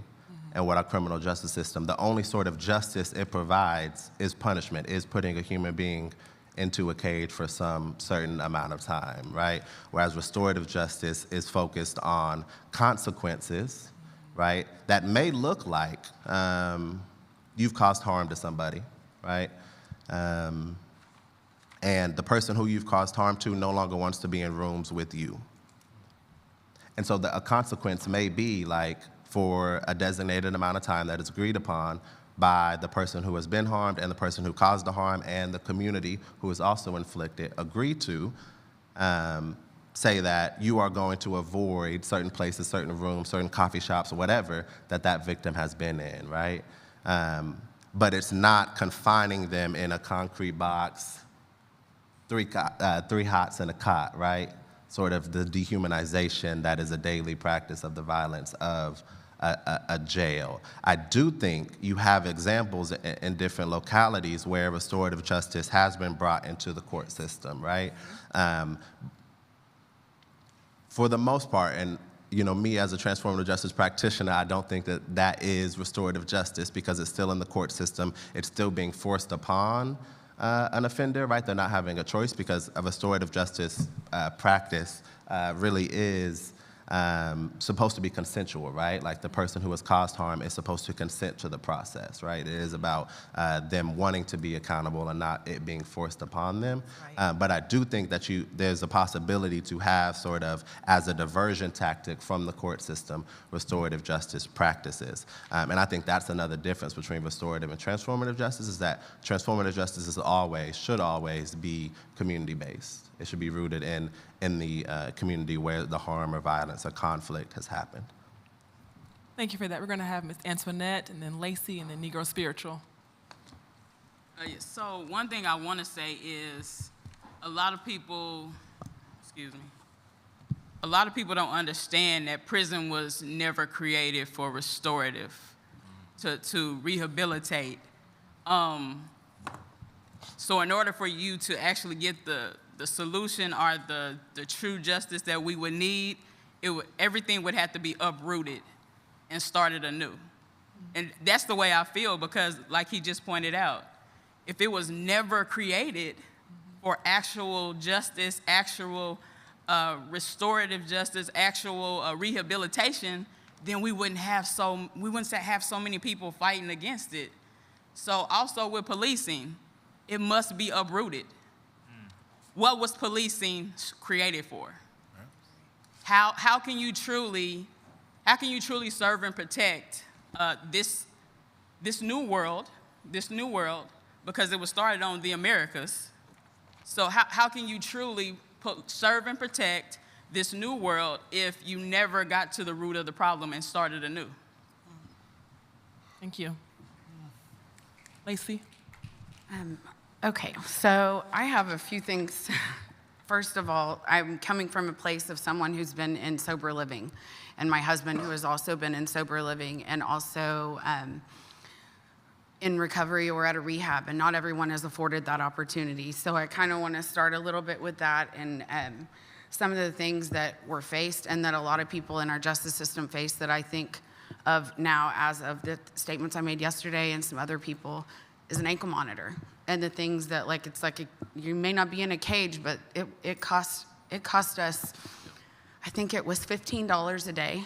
And then you could not, he was on house arrest. But you have to have a job, and you have to do this, and you have to do that, and you couldn't get anything over 10 or 12 bucks an hour.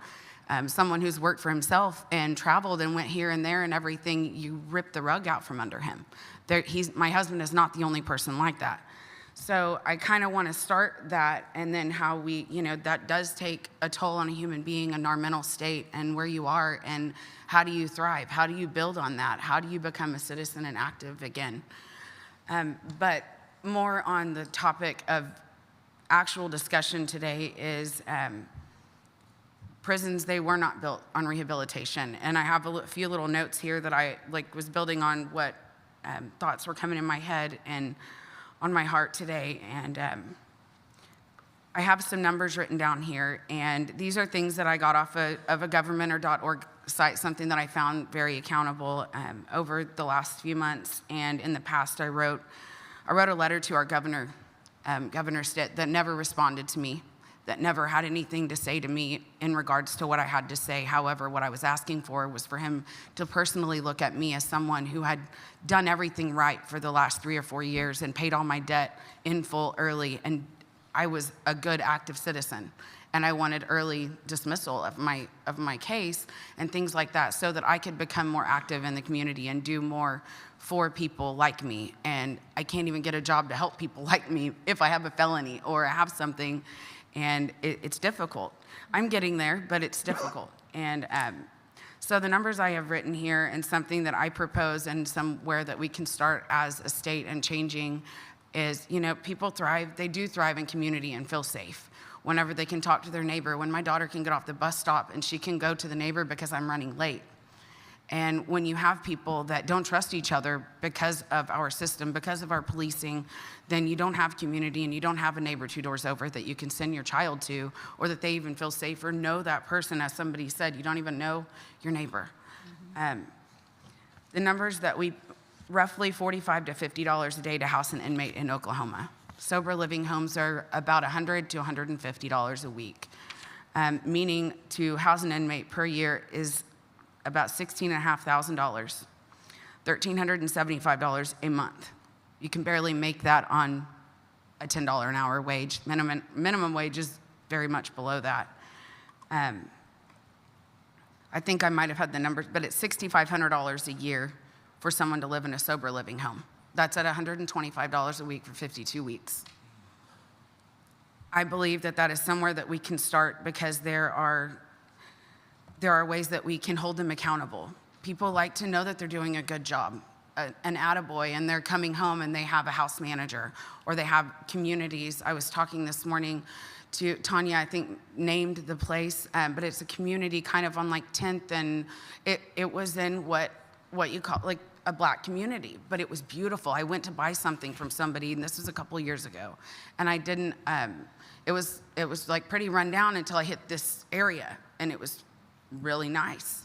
And I found out more information. I wish I could remember more, but they had built this community as a community project, as in to build up the community and show people what they should be getting. And I don't know how that came about or what happened there.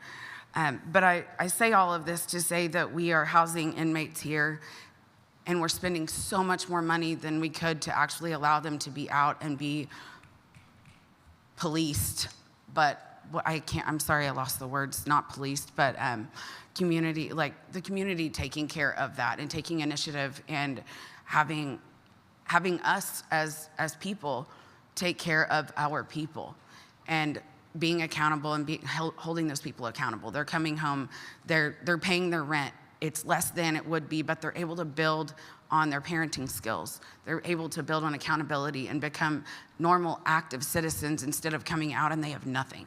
And they've made $25 a month, I think is what somebody said yesterday. And they don't have anything. And I found more information on, like, there's actually, you can, not as a human, like just single person, but as like a company, you can actually employ inmates. I don't know how that all works and everything, but it's for dirt cheap. And I found that quite disgusting. And if I had more information, I would share more. But there's just so much more that can be done, and people can be held accountable. And still, just because you're a criminal or if you've committed a crime that's not who you are forever, and it should not be that way. But that is the way that it is here in our state, and it needs to change. So, thank you.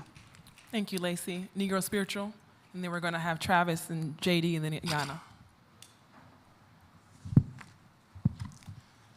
Can you hear me? Yep. All right, good. I wanted to talk about sentencing because, Tina, you mentioned that when you started this discussion about the, I don't want to take away from what you said, but add to what you said about sentencing. You said that, and I didn't know you were a prosecutor, so that was shocking. Yeah, so sentencing, like I'm saying, you mentioned about the juries deciding the punishment. Everybody should know, or the new people here, the 121 on Negro Spiritual 121 was because I was sentenced to 121 years in prison. The jury did decide the range of punishment, but we have to include the fact that authority plays a big role. The jury didn't know what to do, but the district attorney has a level of authority, assumed authority, and they listen to the recommendations of those district attorneys. We also have to include that 90-something% of criminal cases are decided by a plea and not by jury trial. So, that's a very small percentage if we're talking about jury this and jury that. It is really those plea agreements that are being forced upon people who are uneducated about their rights, uneducated about the elements of the crime. I went to trial because I understood the elements of the crimes, and I knew there were things that were wrong in the course of me staying in David L. Moss for 2 years, studying the law, learning about my case, and having the brain capacity to do so. I was in there with guys who, this one guy in particular, he was visibly, and when you speak to him, you could tell that he's slow. He doesn't have it all, right? They offered him 10 years for a crime, robbery. He wouldn't take it. 3 weeks later, they offer him 20 years. He signs it. Is that fair? Is that right? Anybody, you don't even have to have a full conversation with the person to understand that his mind is not there in the way that somebody can make a self-serving plea. And for you to, and not you specifically, but for the prosecutors to raise his recommended sentence, doubling it, and then allowing him to sign that, I think that's a form of violence when we talk about violence. I don't view myself as a victim of getting 121 years. I gave my power over to 12 strangers, decision-making power over my life by me committing, you know, the acts that led to what it was that got me locked up. I thought it was excessive, definitely. It was my first time getting caught with drugs, ever. And I got my whole life taken away. So I feel that's excessive. There were 11 white people on the jury, 1 black woman. These were my alleged peers. None of them lived in like impoverished neighborhoods, 61st and Peoria, where I grew up. They don't know that lifestyle. And so when I was there was a young white girl. She cried whenever I got 121 years. She's on the jury. You decided in that room to give me this time. Now you're crying. Why? She felt peer pressured into making that decision because of the jury, because of the foreman and the other people who were there. She felt peer pressured into making that decision. I had 2 DAs against me because I already had beat a different trial. I got found not guilty on a different case the year before because I was really in the streets. I was really doing things that I wasn't supposed to be doing. And this guy, the DA who was sitting at the table when I got the 121 years, he said to the jury, I'm going to demonstrate this. Let me take this off. We're going to have some theatrics if we can. This is what he did.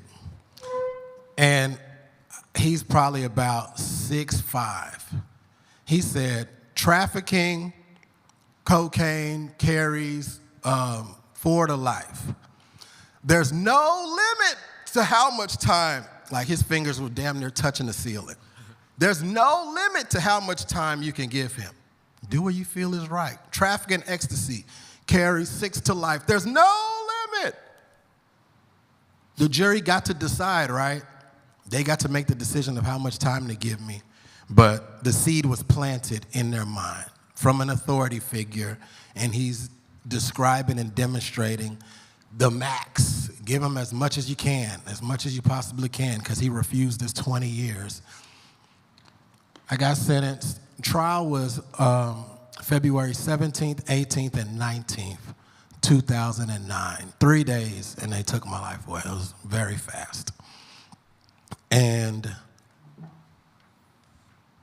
you know, because when you go to trial, unless you're some rich, famous person, it doesn't last for weeks and weeks and weeks. And all of that stuff. It's not on TV. You know, it was real quick. And if I was on the jury, I would have found me guilty. I get pulled over, my tag expired, license suspended, backpack full of drugs. There's no, you know what I mean? There's no way out of that. But the police committed an illegal search and seizure because I was on private property. And so that blessed me, and I was able to wiggle out of that. But the thing is that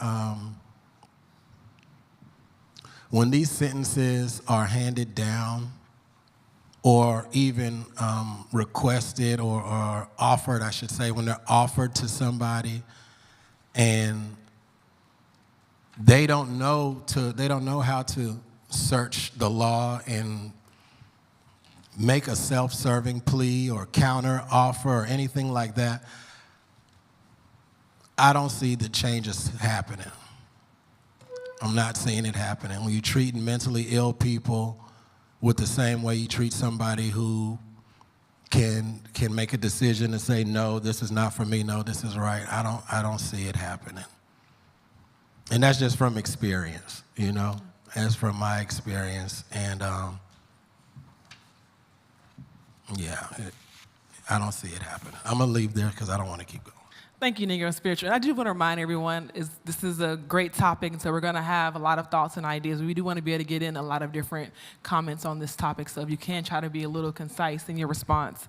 We have Travis, then JD, and Ayana.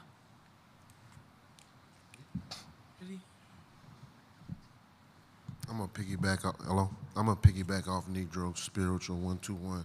I think one of the biggest issues is people's ignorance to what the laws are and their rights are, and I think the Constitution is a great tool for us to use to fight against this issue that we're here to discuss today. And I think if we making people more aware of what their rights are, like what Negro Spiritual was saying about the man that signed for 20 years, you know, it's people that's ignorant to a different level than that man was that don't know the law. I was talking to Travis the other night when we were having dinner, and he brought up a situation with a young man he knew, and the judge was telling him that he was going to lock him up if he didn't get a lawyer, and he was indigent. And this ignorance of him being indigent and he has the right to an attorney is so normal that people don't understand that they have the right to an attorney if they can't afford one. And this ignorance of our rights and the Constitution that protect us from these people that totally disregard the Constitution, where it's these officers doing what they do, these judges disregarding the oath that they took, these district attorneys disregarding the oath that they took, because it's all about the convictions. And I think if we make people more aware of what their actual rights are in the Constitution, because it's for everybody. It's not for white people, it's not for black people, it's for anybody in this country. So if we make people aware of what their actual rights are and the Constitution is, I think it'll help us in this fight that we're in.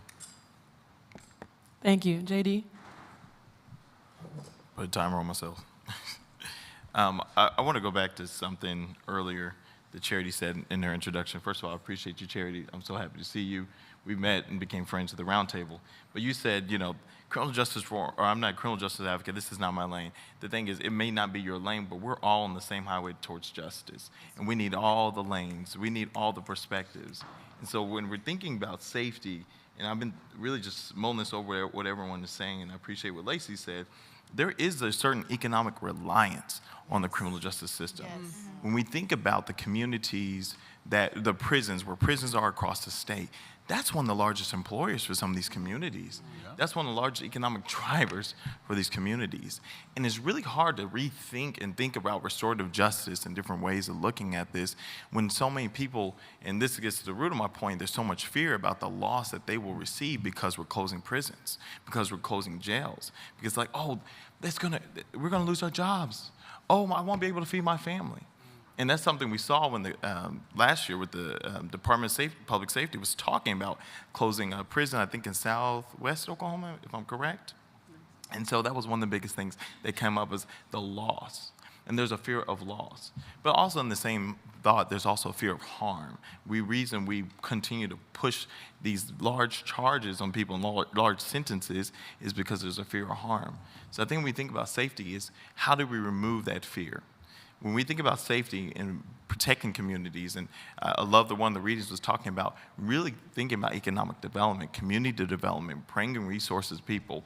If we prevent and end poverty, that will solve a lot of these issues.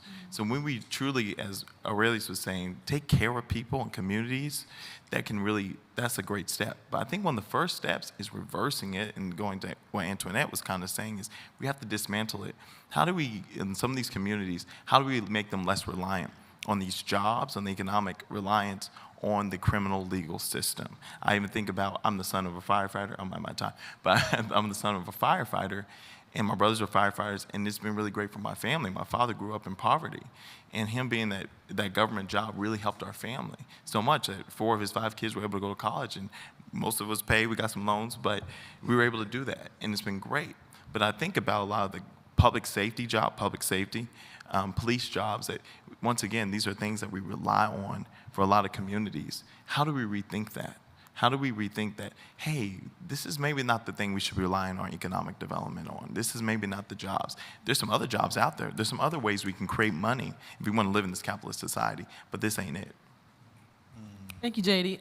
I'm going to allow Kim to jump in here real quick. Sorry, I just wanted to hop in on JD's point just to say, you know, the economic drivers of incarcerating people, and I, at the same time I'm thinking, that the person who is incarcerated, the community loses that economic ability to that's going to be produced in the community for a family, for whatever. But collectively, if we could flip the script on and to kind of demonstrate what we're losing by incarcerating people and demonstrating with some data, which is maybe difficult, but this is something that tribes have done. You know, you've probably seen the commercials to, you know, the economic force, and there are people that have operationalized that in the form of data. And but if there could be just a suggestion, throwing it out there, if we could flip the script on how that is seen, rather than the prisons or jails capturing the funds or the economy, flipping it and saying, hey, look what we're losing by incarcerating people. Thank you for that, Kim. Ayana? I'm good. You good? Okay. Go ahead, JD. I'm going to add back to what Kim's saying, is there is loss for a lot of communities as well, but there's also some gain. And as Lacey was saying, these private companies are going in and they're using this prison labor for their economic advantage. So there's also that too. I told you about my uncle. He was telling me, now, I'm sorry, Marquise, but he made more than you. He makes more than you in federal prison. He makes $60 a month. But once again, $60 a month, $25 a month, that's unacceptable. I don't care about the range. But there's businesses that are exploiting prison labor to get that. So there's loss for community, but there still is a loss for the system when people are in it. Thank you, JD. Go ahead, Marquise. Well, I'm just going to say, yeah, there are places in prison where you can make that kind of money. But what people don't realize is we're paying for that. Because what ends up happening is there's a company that works inside the prison system. And if you get one of these jobs, you can make, you know, $30,000, $50,000 a year. But what ends up happening is we're making something, let's say chairs, right? We might be making chairs. Every one of these chairs that we make, we send to a government office and charge them $500 a chair. And so every year they throw away those brand new chairs that we made, and they have people sit in the old chairs. So what happens is they're wasting resources just to make it look as if, oh, we're doing a thing, when really they're a part of this prison economic system. Because there's a lot of things that I hear you guys talking about, and it's like, man, if they only knew what was really going on behind the scenes. I'll give you an example. So I don't know if anybody else in here has been in solitary confinement, but I've spent up to almost a year, okay? So I've been in solitary confinement for 2 different occasions. One, I got into a fight and then ended up getting attacked by a bat, but that's a whole nother situation. A what? So while I'm there, I'm in the FCI in the medium, sitting in solitary confinement. I'm fine. But what people don't realize is solitary confinement is made for 2 people. 1, if you have been in a fight and something is wrong, and 2, for safety. Most of those people that are in solitary confinement is because they chose to be, because it's called PC. When they hit a yard, if they have snitched, if they have done something they knew they were not supposed to do, it's going to put them in a situation to where they could get hurt. And so they have 2 minutes when they hit the yard. They will be greeted, and they will say, you know where you're going. And they will go say, hey, I need to go to the bubble. I need you to put me in. And they will go sit in solitary confinement, and they will go from yard to yard to yard doing that, because that's what keeps them safe. Because a lot of things that, again, I'm coming from a criminal thought process because I lived that life. When we were in there, we weren't talking about, oh man, I wish I could have. These dudes are in, this is a vast criminal networking system. Like when you send people to prison, that's all they're doing is figuring out how can I now attach to what you have going on, and what you have going on, oh, this is fantastic. But people like myself, Negro Spiritual, we had to make a choice, because what you don't realize is it's hard to be able to say, oh, I'm going to follow the rules now, because they're going to say, oh, what, you broke the rules all the way now. Why all of a sudden do you want to follow the rules? And so you have to be able to stand on that. So Not only that, add that it's dangerous. Very. If you start to follow at that point. Come on, man. Like, if you only knew how dangerous it could be to try to become a Christian in prison, like now it's like, oh, because what most people don't understand is that's where child molesters hang out. The reason is because that's their safety zone. Criminals respect the church. So they say, stay there, but if you come out here, you know the rules apply differently. And so they stay in church. And so when you come into prison and you're thinking, oh man, I'm gonna go to church, I'm gonna get my life right. And these dudes start telling their testimonies, it makes you wanna get violent really quick. Because you're like, wait, you did what? Hey man, hold on, so you have to go back to your room and you have to become a Christian on your own. Most of the population is going to be Muslim or something else. And you have to stand on, not pretending. You have to really live that life because it could cost you your life in there. Wow. And a lot of people don't know that. When you guys are talking about a lot of these systems, I'm gonna wrap up. Please be aware that there's another person on the other side of even these restorative justice topics that you guys don't know that work inside of that place, that keep them safe, that we could be abolishing a way for somebody's life to continue. Thank you for your thoughts, Marquise. Tanya? I have a question. In terms of like community safety, you know, we're talking about different paradigms for restorative and transformative justice. Did racial uplift serve as a type of internal way, you know, kind of like analogous to the Native American paradigm, where people would teach about these are your rights, these, you know, what you need to do in order to survive, in order to survive. Did it serve in that type of cultural way, a socialization way, to help Black people survive? So we do have that base to build upon. Say okay. So I want to turn to Francie and some other people who haven't had a chance to speak to either follow up on what she just said or add your own commentary.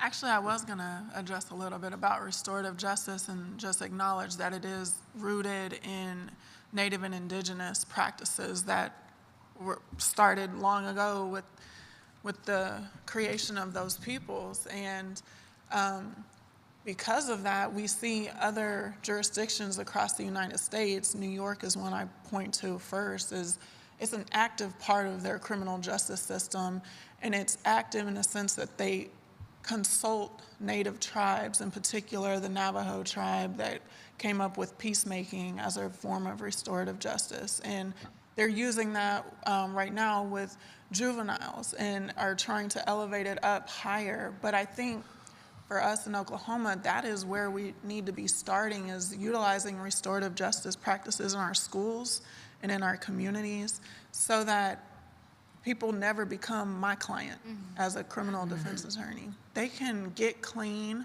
and go to sober living and do all these other things without having contact with the criminal justice system, or legal system, excuse me.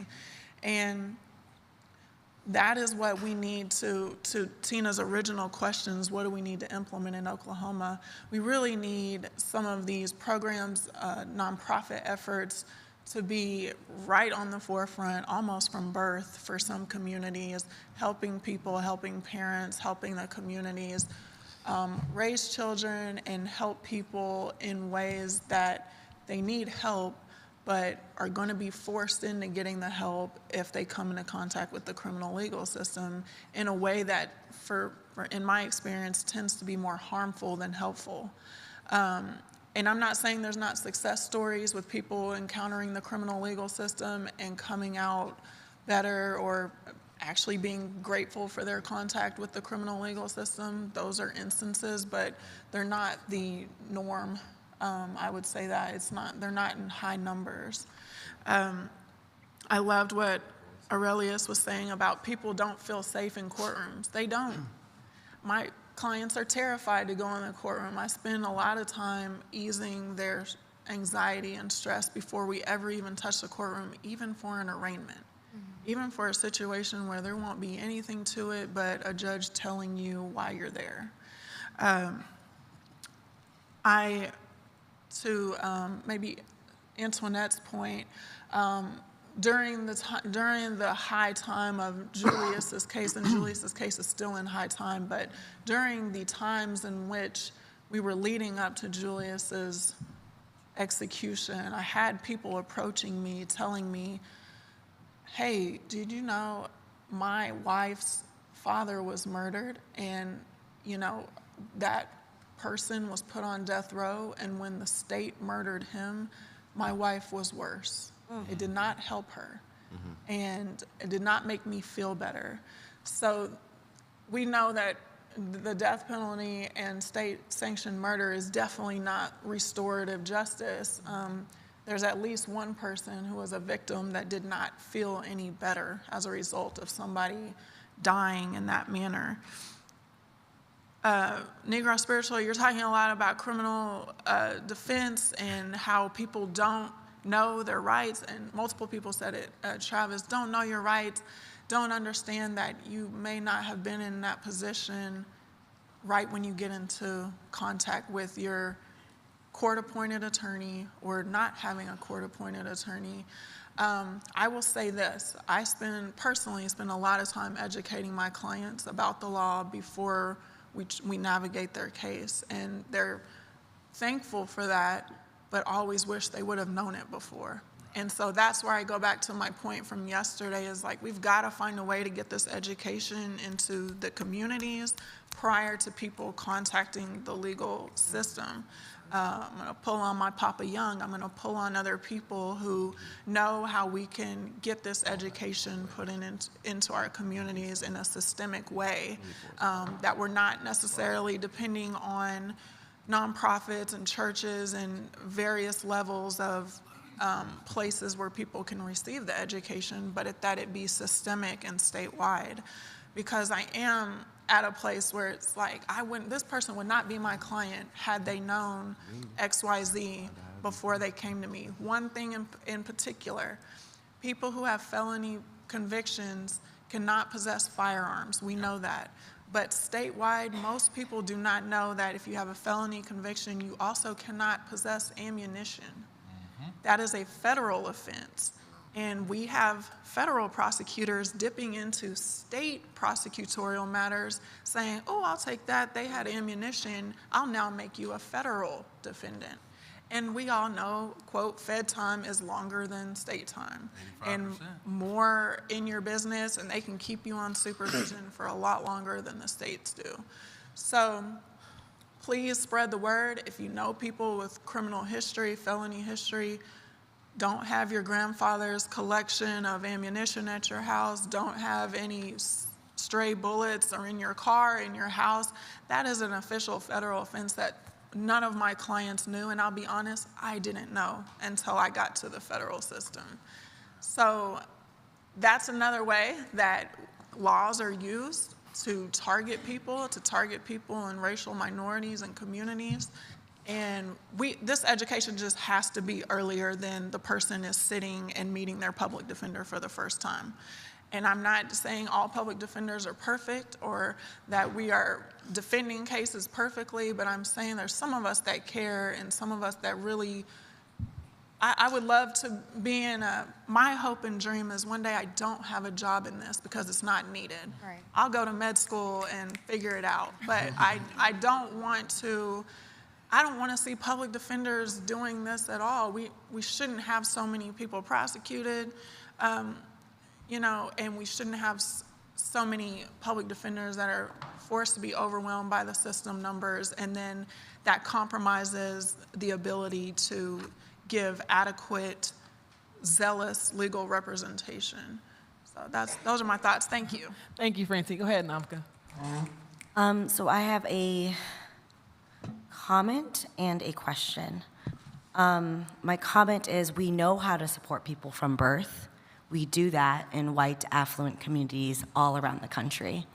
And we don't need to draw from those models of care necessarily, but there are investments in different communities to different levels, and we need to acknowledge that. I guess given that, my question is,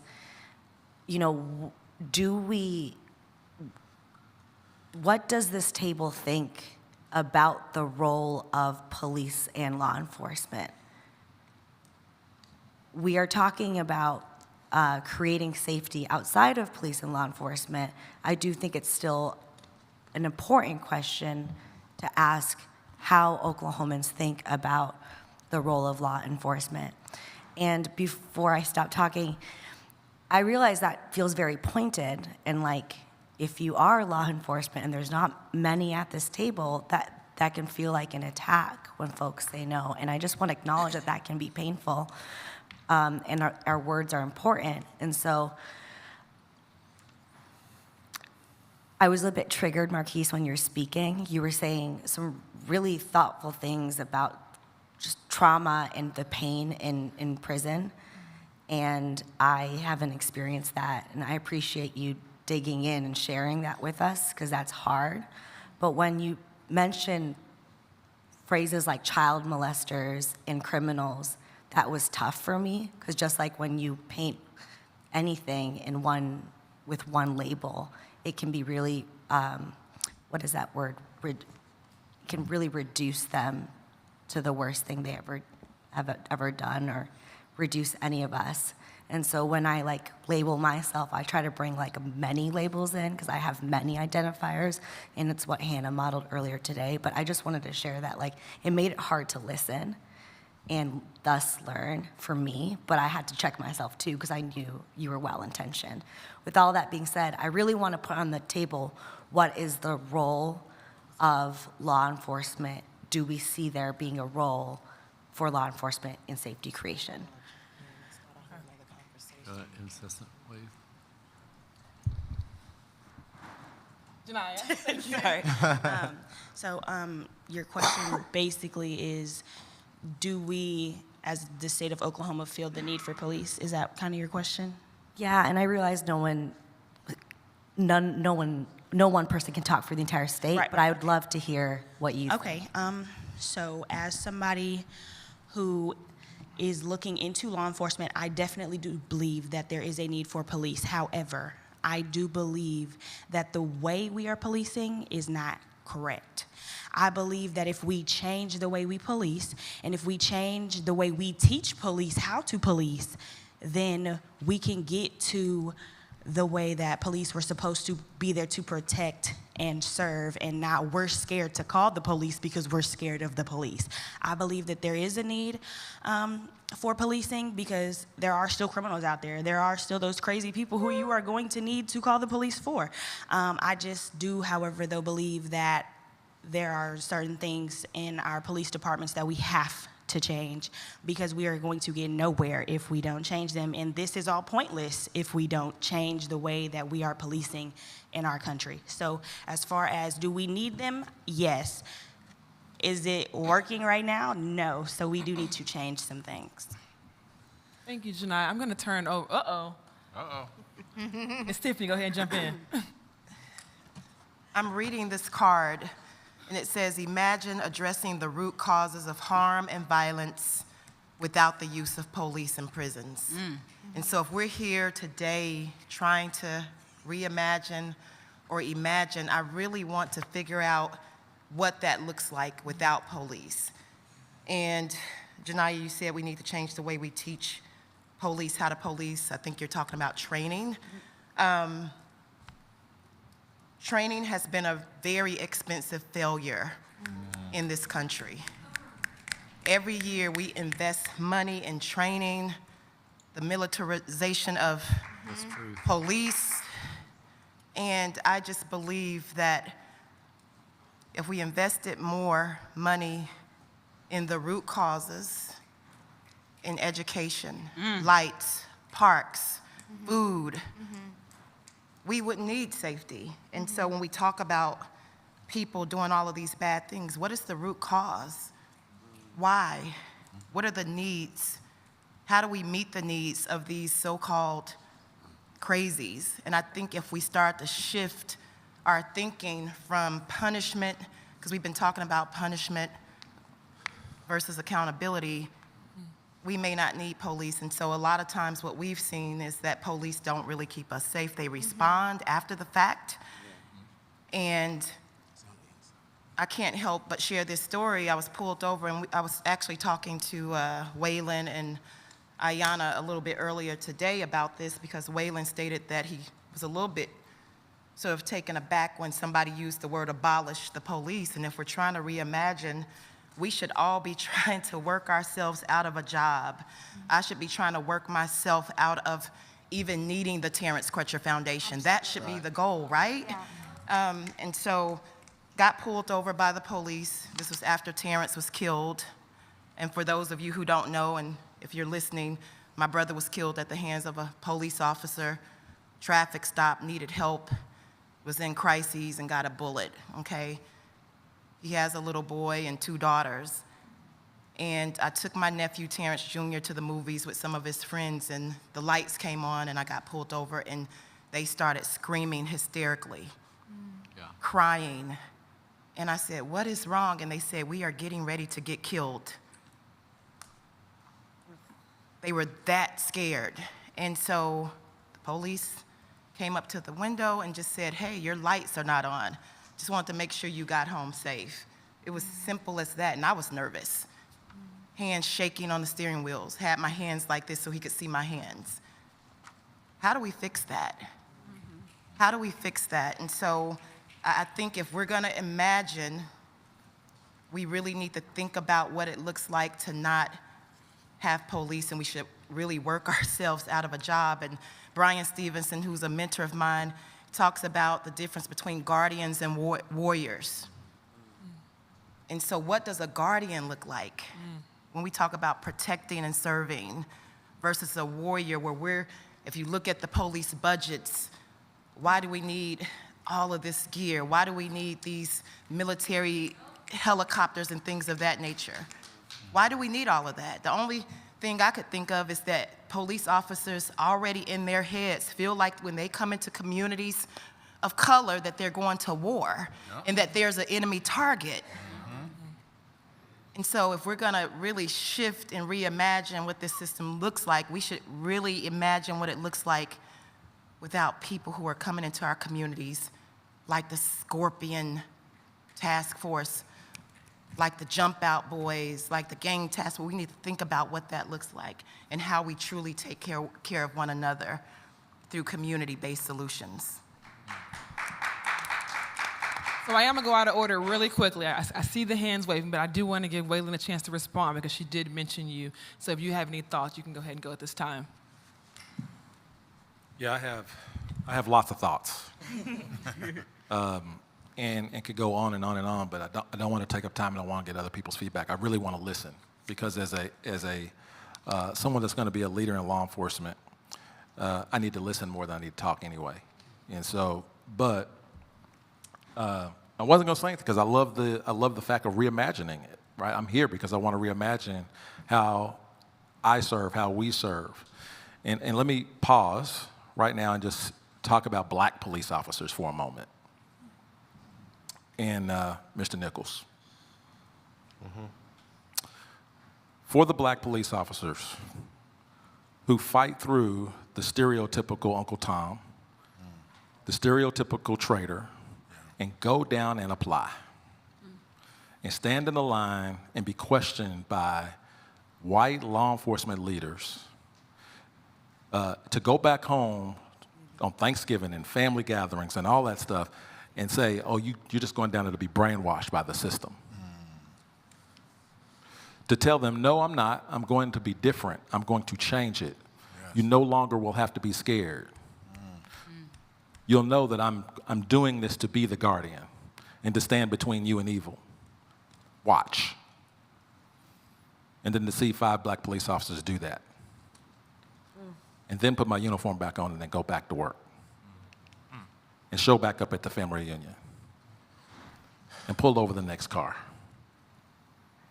And to be lumped into the narrative that you are no good and you're just brainwashed into this system and you mean us no good. You cannot protect us. It hurts. You need to know that there's a lot of black police officers that join for the same reason we're sitting at this table, justice. And you know black police officers, but you snap your fingers at the fact that they're militarized and they're trained. And they're doing it because they believe they're doing it to stand in the gap, to do something that the weak cannot do themselves. That's real talk. It's from my heart. But I'm also thinking about the fact that we often do come after the fact. And we're asking a lot of questions, and it doesn't seem fair, and it's dehumanizing because we get used to the stories over and over and over again. We just change the places. So yes, I'm sure it feels very dehumanizing for even the black police officer who wants to do well. But I'm also thinking about, it's personal to me, right? So I'm also thinking about the grandmother who calls 911 to says, can you have an officer not meet me at my apartment, but meet me around the corner at the store? And I get there and she tells me how terrorized she is in her own apartment complex. Her and this, I don't know if this was, I can't remember if it was an uncle or brother who was strong. He says, yeah, they're selling drugs next door all over. We can't even get to our apartment without having to fend through them. I said, well, what are you doing about it? Well, I'm from the streets, sir, and I can't stop them. I've tried to talk to them. I did all kind of stuff. We talked to the apartment manager, but the apartment manager is strung out on drugs, and so they pay him to allow them to be there. I'm scared to death. Would you please do something about it? The community didn't show up to restore justice for her. I did. Not after the fact, while it was happening. Over and over and over again. But who makes the news? 5 bad police officers. Now, I want to reimagine how we do this, right? I wouldn't call it police officers. I wouldn't call it law enforcement if you let me change it all up again. I would call it justice officers. Somebody that was looking to see what these people need more than I was looking to see what they did wrong. But that's why I'm at this table. But when we talk about reimagining, don't forget that people did a whole lot of work for the whole lot of the same reasons that we're sitting at this table, seeking justice. Thank you, Waylon. I see you. But I still want to bring in voices that we haven't heard from, so I'm going to let Doug go next. I'll pass it. What I had to say is not about this. I don't want to disrupt this train of thought. So. Okay. I'll let Jean go, then I'll come back to you, okay? Sure, thank you. I really appreciate this conversation being so grounded in the very personal experiences that a lot of the people at this table have had and a lot of people who are listening have had, and the really serious harms that have been experienced. I say that wanting to also ground our conversation in some broader perspectives. And it was mentioned, the question was, what do Oklahomans in general think about the police? And I think we need to be real that Oklahomans in general are very supportive of the police and the idea of law enforcement and prosecutors and district attorneys in general. You see that in elections, you see that in the ways people respond to different things. It's just the case. And a lot of that is, some of it is for, not the best reasons, but a lot of it is for the kinds of reasons that Mr. Cubitt was talking about. I think it's also important to look at, there are many other countries in the world where they do not have the levels of incarceration that we do here. They do not have the levels of killings by police. And those countries, in general, do not have fewer police. Many of them actually do have much more and better training of police. And so I don't want to discount that. And obviously, it's very important what kind of training it is. If you have training that is teaching you to be on a warrior model where you're looking at the community that you're in with suspicion, we get the kind of outcomes that would imply. And it's also true that we need, we ask the police to do too many things, including a lot of things that they're not the best suited for. And we don't have the kind of first responders when there is a mental health crisis or when there is simply a poverty crisis, and we need those first responders. A few years ago, I had the experience of having a good friend in a full-blown mental health crisis, and we literally could not find anyone who could go to that person who was a danger to themselves at the time, and maybe other people, that wasn't the police. There was one very small group in Tulsa that does it. They're part-time, and there's only a few of them, but we know that mental health is not part-time. And so, there is a very real lack of investment in all those kinds of things. And on some of the comments about prosecutors,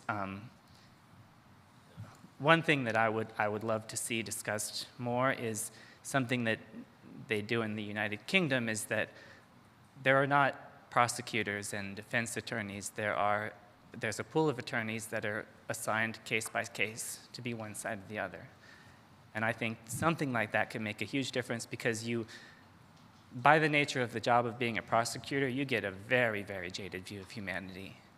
And these people have so much power that we're putting the power in the people who only see one side of it every single time. And just the experience of being on the other side, and I think it's an experience that all of us need to have more often, of being on the other side of everything, because all of our perspective is limited. And something that I think about is that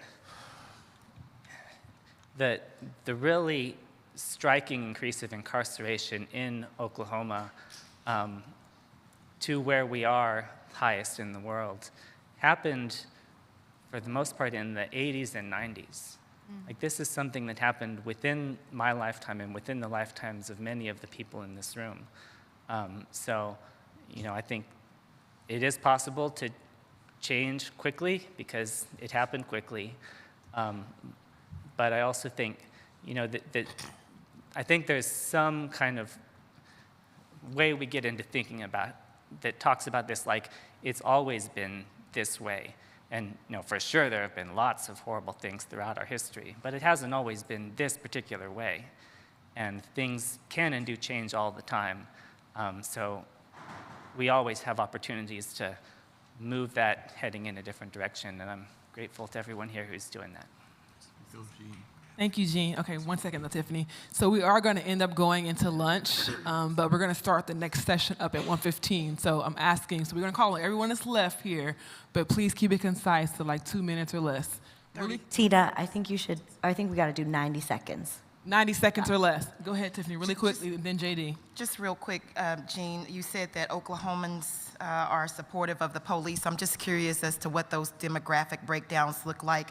There was a Gallup poll done, I think, in about 2017, and I'm sure if they do another poll again, it may be worse, but there was only about 17% of blacks who trusted the police or supported the police, and the question is why? Why? We know that there's an equality indicators report that Tulsa did, and I'm sure in Oklahoma City it may be worse, where blacks were 5 times more likely to be victims of use of force and 2.5 times more likely to be arrested, even black youth. And so I just want to sort of just unpack those demographics when we talk about Oklahomans. Are we talking about all Oklahomans? But why don't we trust the police? Why is it only 17% of blacks who do? So I just want us to sit with that. Thank you. Okay. Go ahead, JD. Real quickly, I want us to be mindful about language. I'm not gonna lie, it threw me off when I heard the word crazy earlier. As a person, we have to recognize that it's intersectionalities of individuals. And so, yes, I'm happy to have black cops, but a black cop, I still don't trust a black cop to save my queer self. I don't trust a black cop to respond to me when I'm in an episode. I have bipolar disorder. Now, thank God I go to therapy and I'm on a wellness plan, I'm on medication, I got it refilled tomorrow. But we have to recognize there's also there are a lot of folks out there that need true help. And so, I mean, I want to name 3 names: Benny Edwards, Isaiah Lewis, and Pearl Pearson. All 3 are men, black men in Oklahoma that were in crises or who have disabilities. Benny and Isaiah were men in crises, and they were not helped. They were killed. Pearl Pearson is a deaf black man that was beaten by Oklahoma Highway Patrol. Thank God he survived to tell the story. And I've signed with Pearl or talked to him before. But at the end of the day, we also have to recognize intersectionalities. And so I want to bring the disability conversation into this as well, because I still don't feel safe to call on the police when I'm in crisis. Chris and then Antoinette. I'll wave. You wave? It's Antoinette. He was before I was. No, go Antoinette, please. I'm just making sure serious. she's He was before I was. Go ahead. Somebody go. All right, I'll go. I want to sort of piggyback on what JD was talking about, and I hate that this is the end of the conversation because I feel like it's just getting good and we're getting to the meat of it. So thank you, Anamika, for sort of bringing the crux of this, because we're sort of jumping to beyond policing, but we're not in consensus at this table that we don't need or do need the police, right? I'm an abolitionist, so I'm in the latter perspective of that, right? I'm a black man in America, so I have the lived experience that I talked about earlier.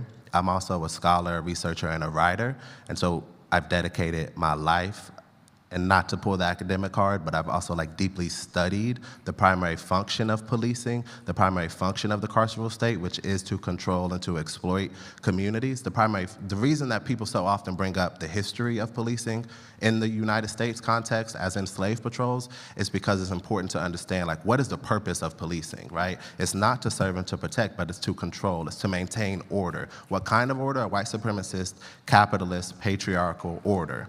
Right? And so that is why the sort of origins of policing in the U.S. is in slave patrols, why justice looked like lynching, right, in the Great Nadir in the early 1900s. It is why, to this day, police violence is such an issue in our communities, and not just Tyree Nichols or Terrence Crutcher, but the daily, perpetual violence of the carceral state, the perpetual harassment, fear, that is violence, the trauma that I see every time I see a cop, right? All of these are forms of violence. And so we got to understand, and this is why, and I appreciate your perspective for sure, Janiyah, but this is why, training isn't going to do it, right? And this is why, Waylon, I love you, bro. You're a black man. I got a cousin who's a cop, right? But this is why, we can't have individual arguments for an institutional problem. Policing is an institution, right? Which means that Waylon can be a great man and a person who has the best interests of that grandma in Oklahoma City in mind, right?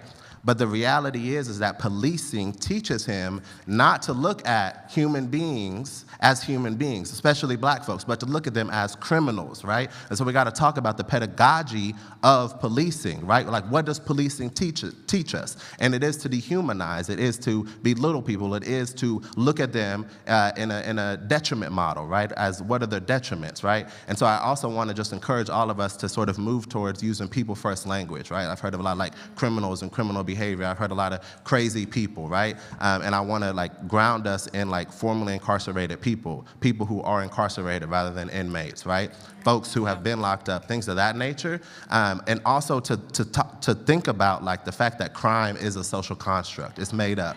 Criminalization is something that people in power decide what and who to criminalize, right? If we want to talk about violence being the biggest form of crime, then we have to talk about the tobacco industry that kills millions and millions of people every year. How many of people who are leading the tobacco industry are behind bars? Why? Because of rich white men, right? So who we choose to criminalize are poor folks, are black folks, are brown folks, right? And are poor white people, right, who are under the thumbprint of the carceral state. And so we got to have a different analysis for how we talk about this at the institutional level and not at the individual level. Because yes, absolutely, I look at you, Waylon, and I see a black man, right? I see a brother. I see somebody who's cool, right? Who wears a good suit, absolutely. But I see an officer and it's something different, right? So we have to talk about that. And I'm all for reimagining, and I think what you're talking about is a community-based response that I would love to have you in, but it shouldn't be a badge and it shouldn't be a gun.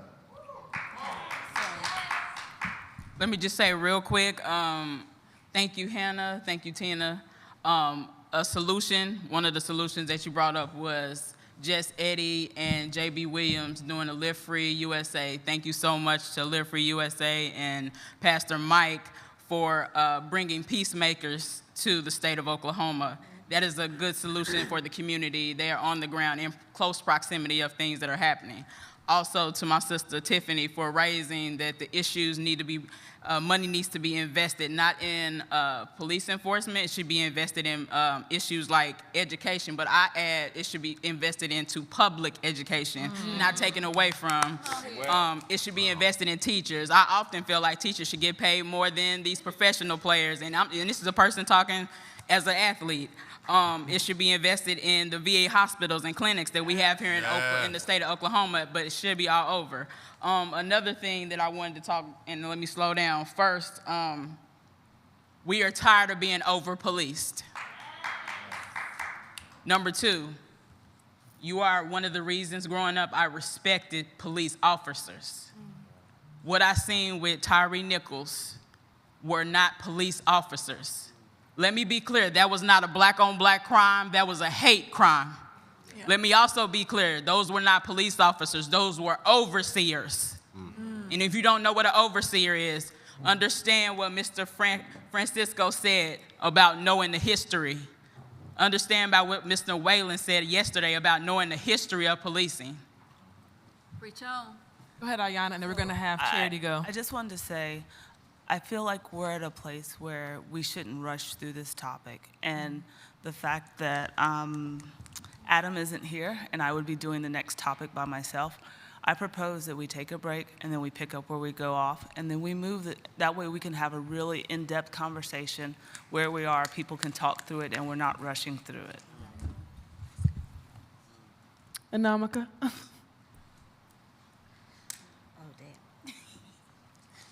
Anamika, it's your decisions. This is your table. Let me just also jump in. I totally respect the weight of this topic. It couldn't be better, but the other topics are equally important to our discussion, and so I completely defer to the group. Lainey is poised to set in for Adam today and co-facilitating the next discussion.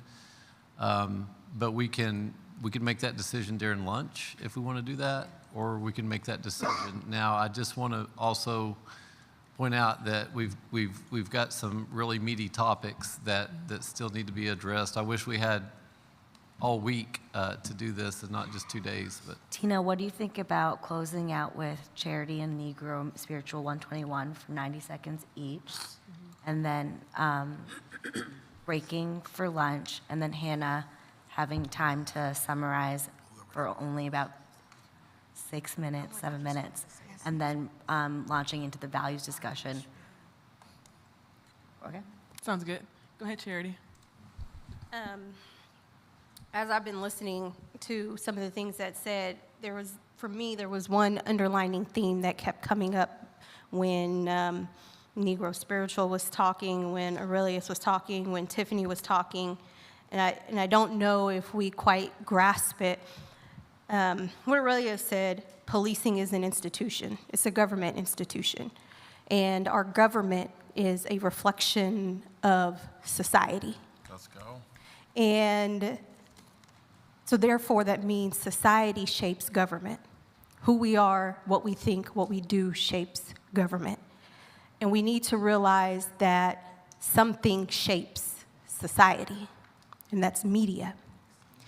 And when you're looking at criminal justice, the stereotypes of multiple types of communities, and even Tiffany's card, which said addressing the root causes of harm and violence, regardless of if it's conservative or liberal or whatever you want to call the media, it inflicts a lot of harm and violence on society in how they are choosing to shape our opinions. And while we think it's a governmental problem, it is a societal problem, because who runs the media? Whenever things are portrayed on media, it's black people killing black people. It is North Tulsa is always has some kind of violence going on, to the point to where people think North Tulsa is the most worst place for violence in Tulsa, which that's not true. It doesn't matter if it's on CNN where they are showing people protesting, but then they shift the focus to burning businesses. And so as we're looking at this, I definitely want to make sure that we are looking at a root cause of how media is shaping society, which is shaping government, which is shaping how police are trained, how they view our communities, and how juries, to Negro Spiritual's point earlier, how juries are even agreeing upon sentencing. And until we can really start to look at those things, what our media puts out, what we are as a community, because we can't talk about a safe community if the media will continue to perpetuate the negative stereotypes of multiple groups. And so for me, and I hope with this group, that is something that we can kind of dive into and at least give thought to how the media is shaping who we all are as people in the decisions we're making. Thank you, Charity. We're going to end with Negro Spiritual, and then we'll have a break for lunch before Hannah comes back to wrap us up.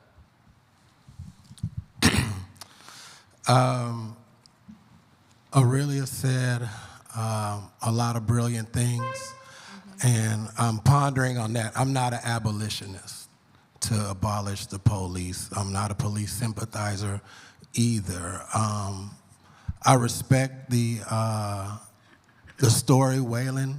I respect the story that you told about how you went and protected that family and that woman. But something you said struck me about the community didn't step up. You said the community didn't step up. You came there as a black officer and you were the one. I don't feel that the community had the authority to step up in the situation that you described, you know, to protect. You saying there was the apartment manager is on drugs, the people are selling drugs all around. What level of authority would a community member have to stop that too? Yeah, no, what I meant was not that I would expect them, that they didn't, she went to her community and they were unable to respond to her needs. That's all I was saying. I didn't say if they failed her in any way, that they just weren't equipped to do what she needed done. The community hasn't been equipped to handle the situation. So, also, you said justice officers would be a better term. Justice officers would be a better term for if you were to change law enforcement from now to what it is. But I don't think that justice officer would be a complete term, because that's just the root. That's phase one of being thrusted into the legal system. And if the district attorneys are not seeking justice and they're just seeking convictions, then being a justice officer wouldn't be a complete term. So the district attorneys, like we stated so many times, they hold all the power. They don't seek justice. If you go to trial as a district attorney and you lose the trial because the jury decided that the individual was innocent, that's not a loss, that's justice. But they take it as a loss, and they take it as, I didn't get what I wanted. And so therefore they fight harder to get more and more convictions. And Gene's idea of switching sides on every single case, I think that's something that we can imagine in the present. Reimagining, policing and abolishing. Gene also talked about the police, or Oklahoma, just in a general sense, having the affinity for police and a love and a respect for police officers. And that's a reality that we have to understand. Tiffany talked about some numbers and how small it is, but also we have to, consider the population. The black population in Oklahoma is not that large as well. And so the majority would probably be the people who love the police. And I said something yesterday, and I'm about to wrap up so we can eat. I know everybody's hungry. I said something yesterday. I think that I want to bring back that to be an abolitionist or to actually have that framework of removing the police and starting something new. For today, in the time that we live in, we have to accept some realities that, like I said, my favorite holiday is January 6th. I'm going to push for that to be a national holiday.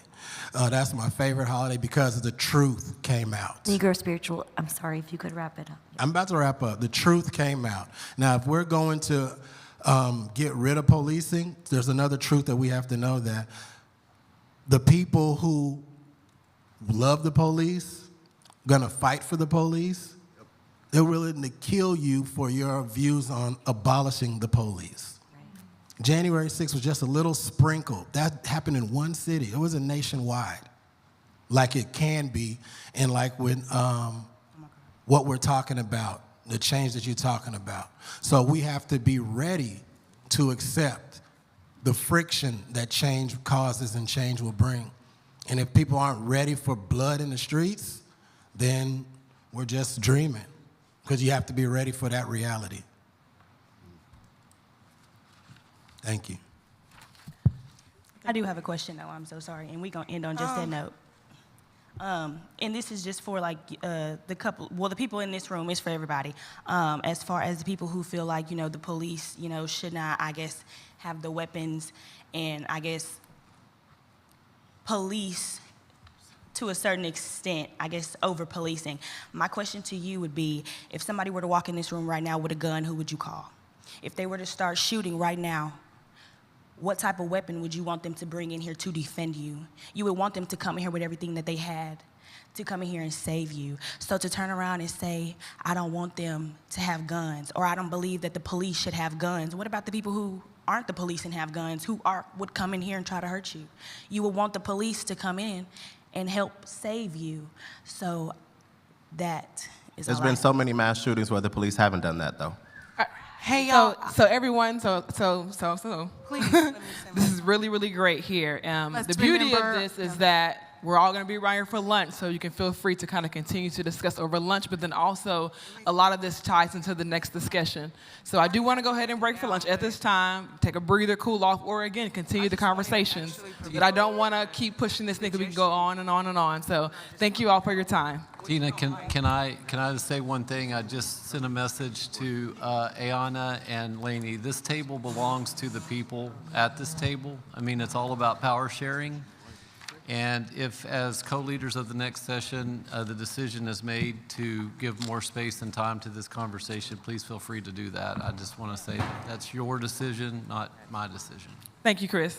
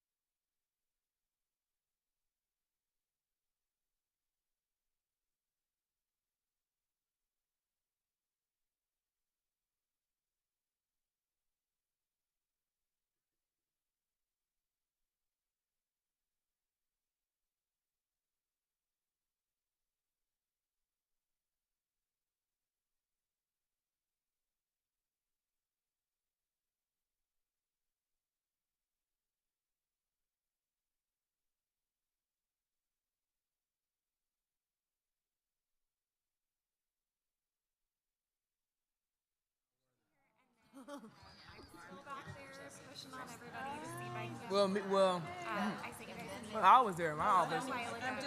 Only black and only white. Thank you, everyone, for returning to the room, wrapping up your conversations and taking a seat. It was 3, but she did appeals. Only 2. This office is white. Even on the defense side, you know. We are just about to begin in 2 minutes. We have some, but some, you know, used to do other things. And then, but, going back to the economics and status, we forget that there are black prosecutors who were shit. A couple of them. Matter of fact, all the ones that were in the county police office were shit. Yeah, exactly. I need the key for it.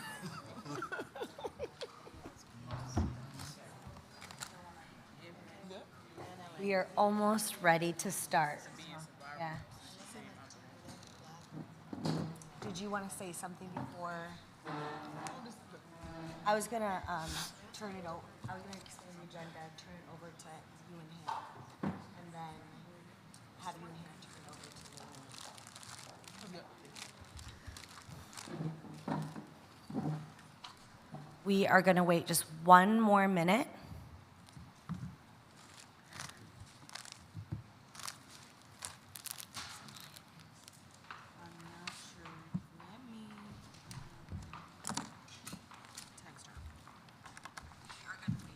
Oh my goodness, that's so awkward.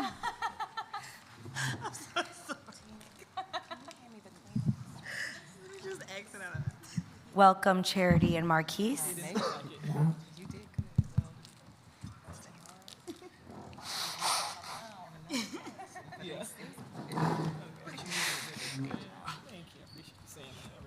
to see you.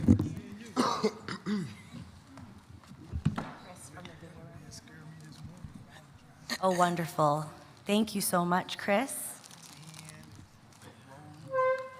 Okay, great. So I think the live stream has already started, so the viewers from around are ready, and I think most of this room is ready. So thank you, everyone. Welcome back. Whew. Tina and Hannah guided us and left us with so much to chew on, including lunch. Maybe some of you all are still finishing that. No pun intended. Thank you, Tina and Hannah. Thank you for laying that groundwork, for opening up a space for discussion, and creating a brave space for people to really dig into how we create safety and think about accountability in an expansive way. So just to kind of ground us, oftentimes people ask, well, what will be the outcome of the Square One Roundtable process? What we are hoping is that you take away a model for radically inclusive discussions just like this. We are not solving any one issue today or yesterday, but we're taking the first steps to begin a conversation across different people and organizations. We hope to establish relationships and create a shared sense of humanity and obligation. We hope that those things, relationships and shared humanity, will buoy our capacity to continue to dig in deeply and continue to ask these sets of questions outside of this room. So as a reminder, we have placed 3 enormous discussion topics already on the table. We have 2 more, and they're all important and connected to one another. For these discussions, I just wanted to remind us of the norms and values we each committed to when we took a seat at this table this morning and yesterday. We committed to power sharing, human dignity, and truth-telling. Exemplifying human dignity requires respect. Power sharing requires stepping up and stepping back. So with the almost 4 hours left, it's imperative that when each of us contribute, and I'm going to try to keep myself accountable, we are mindful of the length of our contributions, our past contributions, and our positionality as it relates to our neighbors sitting around us. So please think of that as we move through the rest of the agenda and you craft your comments and reactions. Please think of the perspectives we've not heard from yet. Please think of the ideas that we haven't allowed to enter imagination because we haven't created space for them yet. And please provide everyone's space to contribute. So the rest of the agenda, it is 1:21. We're going to turn it back to Tina and Hannah to elevate a few key themes from the last session. And then Ayanna and Lainey will take us through a conversation on the Oklahoma standard and the values of the criminal legal system. That conversation we will close at 3 p.m., head into a break for 15 minutes before Cece Jones-Davis and Reggie Hines closes us out with aspirations for movement building and narrative change. So that is our housekeeping for right now. Before I turn it over to Tina and Hannah, Evita and Chris, my Oklahoman co-chairs, did I miss anything? Is there anything else? Wonderful. Okay, Tina and Hannah. Thank you all again for just a meaty and hearty discussion. I know it was tough keeping your comments concise. And I know you guys felt a rush probably toward the end. But it's tough. These are tough conversations. There's so much to be said, and it's tough to kind of put it all in an hour or an hour and a half. So I thank you for trying. I thank you for your contributions. And I'm going to turn it over to Hannah to try to wrap up everything that was said in that great discussion. I did my best over lunch to sort of take away some key takeaways. I didn't narrow it down to 3, but we're gonna get through it, and I'm gonna go quick because I'm good at that, and I know that's what Anamika needs. In that vein, one of my favorite quotes is that these are urgent matters, but that they can't be handled with urgency. So as I know, our next topic dovetails right into some of the topics we left off before you went to lunch. We can rest easy in what Anamika said, that this is just the beginning of our easing into creating this world together and getting more comfortable with that interpersonal conversations. So we discussed the differences between restorative and transformative justice.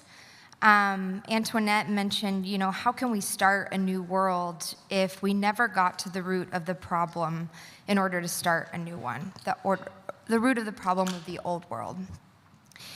And we talked about restorative justice being an alternative and an accountability for harm, but that transformative justice is that practice of reaching back to ancestral practices of justice, right? Rooted in what the victim wants and needs, and forces punishment on the quote offender, or doesn't, excuse me. And so that takes us into imagining a system without police and prisons.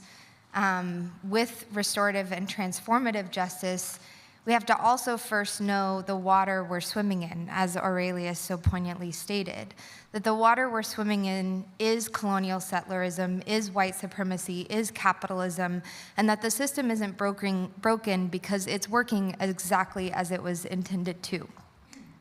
So if we're swimming in that water in Oklahoma, we can acknowledge that some have better life vests than others, right? And those are the folks closest to that power circle that I mentioned earlier. So while Tiffany quoted the data on Black Oklahomans who do not support the police or feel safe being policed, Jean and Negro Spiritual 121 give the context to the realities in Oklahoma, also surrounding those who glorify police and the need for police. And so that brings us back to the creation of the police and the primary function of the police being control. So we also went into communities needing community care and community safety. However, in the specific communities where safety is most needed, folks aren't equipped to handle situations or bring about that safety. And so we have to work together to equip those communities in need of safety with the ability to do so themselves without a police response. The last point is twofold. Charity mentioned society and how it shapes, who shapes it, who shapes society, and or how it shapes us and our government. She invited us to give thought to who owns the media and how it is creating and shaping who we are as individuals, which also shapes our society. The second point to that is while we're not in total agreement here on perhaps reimagining a world without police, it was definitely a sort of unanimous nod and agreement to Aurelius's point that we cannot have an individual argument for an institutional problem.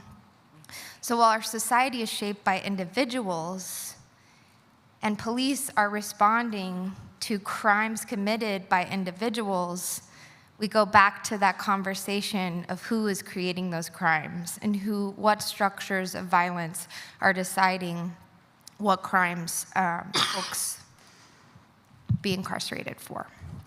So one more point, I'm sorry, I really am trying to be brief, is the institutional problem of violence and lack of public safety brings us to the understanding that public safety, or the definition as we understand it, is not community safety. So public safety has been defined as police and fire, so therefore community safety is different than public safety, and we made that clear today. It's important we continue to explore those conversations with city and county officials so that we can transform perceptions of safety and justice among legal system stakeholders, policymakers, local orgs, and residents. So back to the question, who and what is producing safety? And if an honest and rigorous account leads us to see that both policing and the resources our society commits to it as culprits in compromising that safety work, then it is our duty to make the shifts needed so that people can and will survive. If I may take that a step further, in the name of the transformative justice, turning the page, creating safety, all of it, how do we attend to generating the ease necessary to help us joyfully and thoughtfully navigate our way to liberation? I leave you with that. Actually, one second. I have been pulling from this book all day, Holding Change, and it is about, we talk about holding space a lot, which is what we're doing here today, but we're also holding change when we dig into these uncomfortable moments of perception shifting, and I think we all took away yesterday that we're all still learning so much. And as a white woman, I turned to Black feminists, and Adrienne Marie Brown and her Emergent Strategy series is a way to reimagine. So I think we constantly in that last panel kept going back to, but how do we do this without police? And the answer is within us, right? And the answer is there in our earth and the verdant growth that we all can commit to together. And so the radically inclusive discussions, those are multi-pronged and they're lifetime work. So thank you for bringing your attention to this work. I'm eager to dig in with each of you. Thank you, Hannah. And again, thank you guys for that meaty, hearty discussion. We're going to turn it over now to Ayanna and Lainey, who are going to be talking to us about, excuse me, the Oklahoma standard and the values of the criminal legal system. All right, thank you guys. I'm gonna start us off here. And basically what we are going to be talking about today is dignity and values. So I'm not sure how many of you guys were able to complete the readings, but kind of echoing what people have said before me, if you didn't get to do it, because they're worthwhile. So I'm just gonna kind of give like my 2 cents from it and then pass it off to Ayanna, who's gonna do the same, and start the discussion. So the first question in the first reading asked, what should be the values that guide our efforts to create safety and reduce harm? So here we're kind of thinking about like pre-incarceration, right? And the article specifically mentioned ACE scores, adverse childhood experiences. And I'm sure most of us are familiar with ACE scores, but basically the number of things that mark against you in your childhood adds to your trauma. The higher ACE scores you have, the more likely you are to experience mental health issues, incarceration, homelessness, all of these different variables. So with that in mind, 75% of incarcerated individuals have 4 or more ACE scores, whereas the US population as a whole, only 15% of individuals have 4 or more ACE scores. So what's happening is trauma is informing the way that people are behaving as adults, childhood trauma. And I think what happens also, according to this article, is that nonviolent offenders are seen as deserving of alternatives to incarceration, but we know that they're motivated by some of the same traumas. So motivations are all the same, so why are we not hitting the root of it? We're offering nonviolent offenders a place that maybe doesn't involve incarceration. Maybe you can go to some sort of diversion program, but when you're a violent offender, incarceration's your only option. And as Tina mentioned earlier, this idea of violent or nonviolent is a bit ambiguous. This author also listed a series of individuals that had been convicted and serving time for murder. And he said that, sadly, guys, this is the first time that our system has done anything to respond to their trauma. The first and only time when they were put in prison. So this is how we're responding to their trauma. And we must focus on the systems that continue to produce the conduct that we label as criminal. So we, as a society, are teeing criminal activity up. We're continuing to produce it. It's a cycle.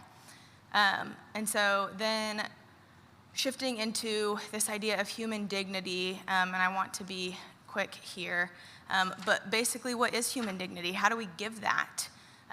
And we're talking about schools, healthcare, welfare, housing, accessibility for all people. And when we fall short there, we look at a system that is picking those people up because they don't fit anywhere else. There are people committing crimes because prison is a little bit more secure than where I am on the streets. So how do we prevent that from happening before these individuals get to prison?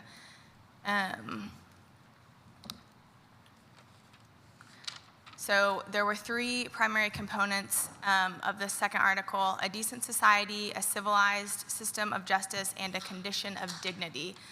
Without all 3 of these things, there is very little hope that police stations, courts, jails, prisons will provide any system of dignity. We're just kind of failing. And it's just this big paradoxy where individuals commit crimes to be guaranteed basically human dignity that they're not promised as civilians. Mental health care alone just diminishes the likelihood of someone entering custody. So these are shortfallings within our society.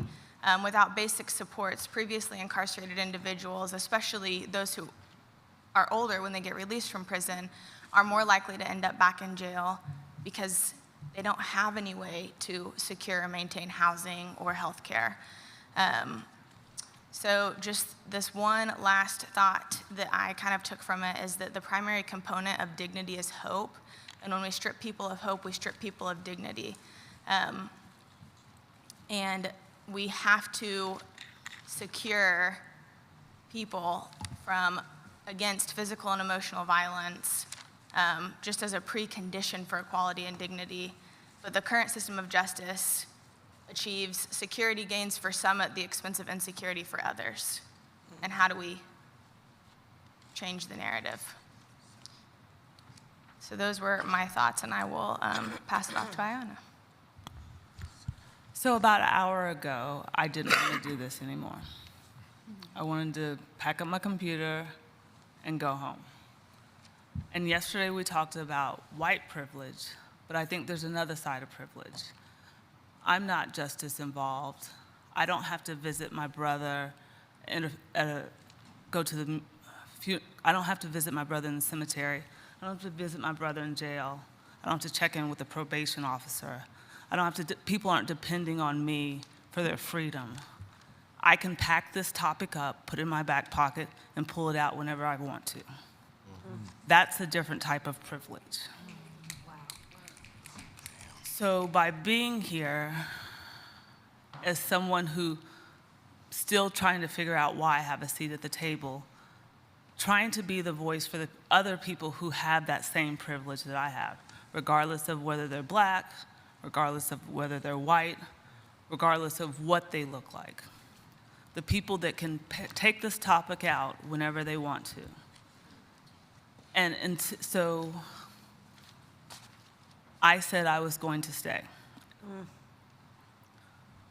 Because we have to be uncomfortable and we have to tell other people, you gotta even just listen. Even if you don't have anything to give, listen. Like Charity said, like, I don't really, like, I'm not as educated on this as you guys are. I don't know, but I know that I have an obligation to be here. So how do we convince others to realize that they have an obligation to be here? And that goes back to a year ago when this first thing started. I was like, how can we be in Oklahoma? Mind you, I'm not an Oklahoman either. Don't know how long I'll be in Oklahoma. Probably not the rest of my life. But while I'm here, I have an obligation to be a part of making our state better. And how can we talk about it if when people move here, they talk about the Oklahoma standard? So I was like, okay, you can't have a conversation about criminal justice without talking about the Oklahoma standard. Hold these people accountable. Because as we know, the Oklahoma standard came about after the bombing of the Alfred P. Muir Federal Building in Oklahoma City. Oklahomans demonstrated their deep care for one another and modeled generosity towards strangers in the face of a collective crisis.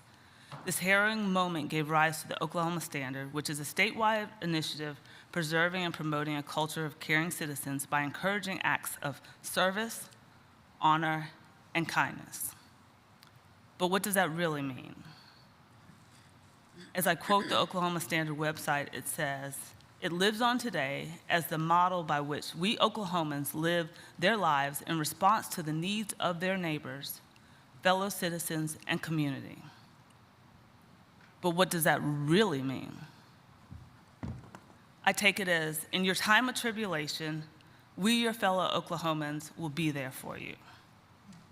Or to break it down even further, don't worry, when you're down, we got you. But not only do we got you, we're gonna do it with honor and respect.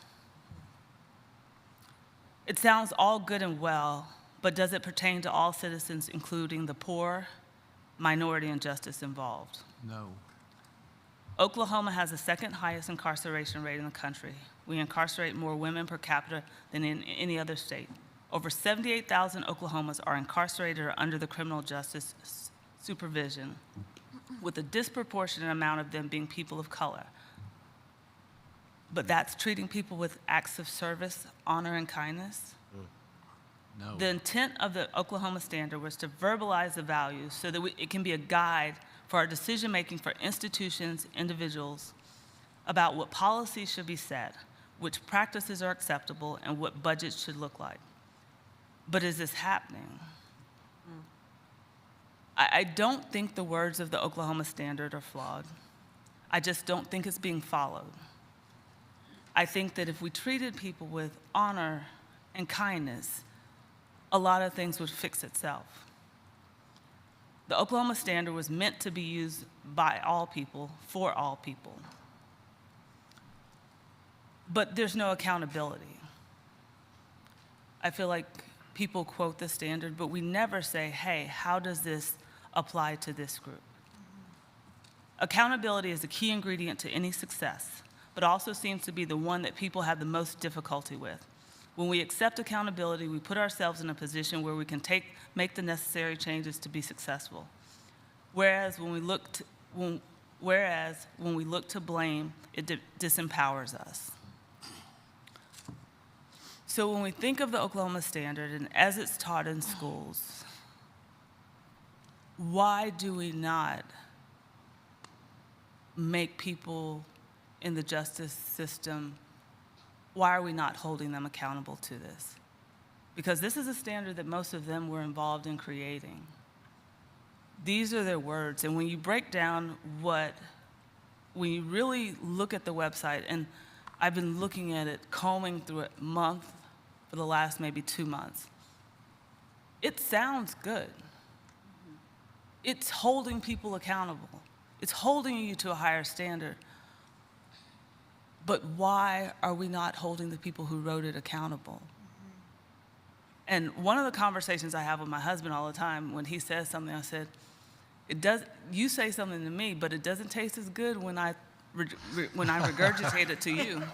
That's right. Yeah. So what we got to do, how can we make people take these words and really give it back to them and make them understand? Go ahead, Tiffany.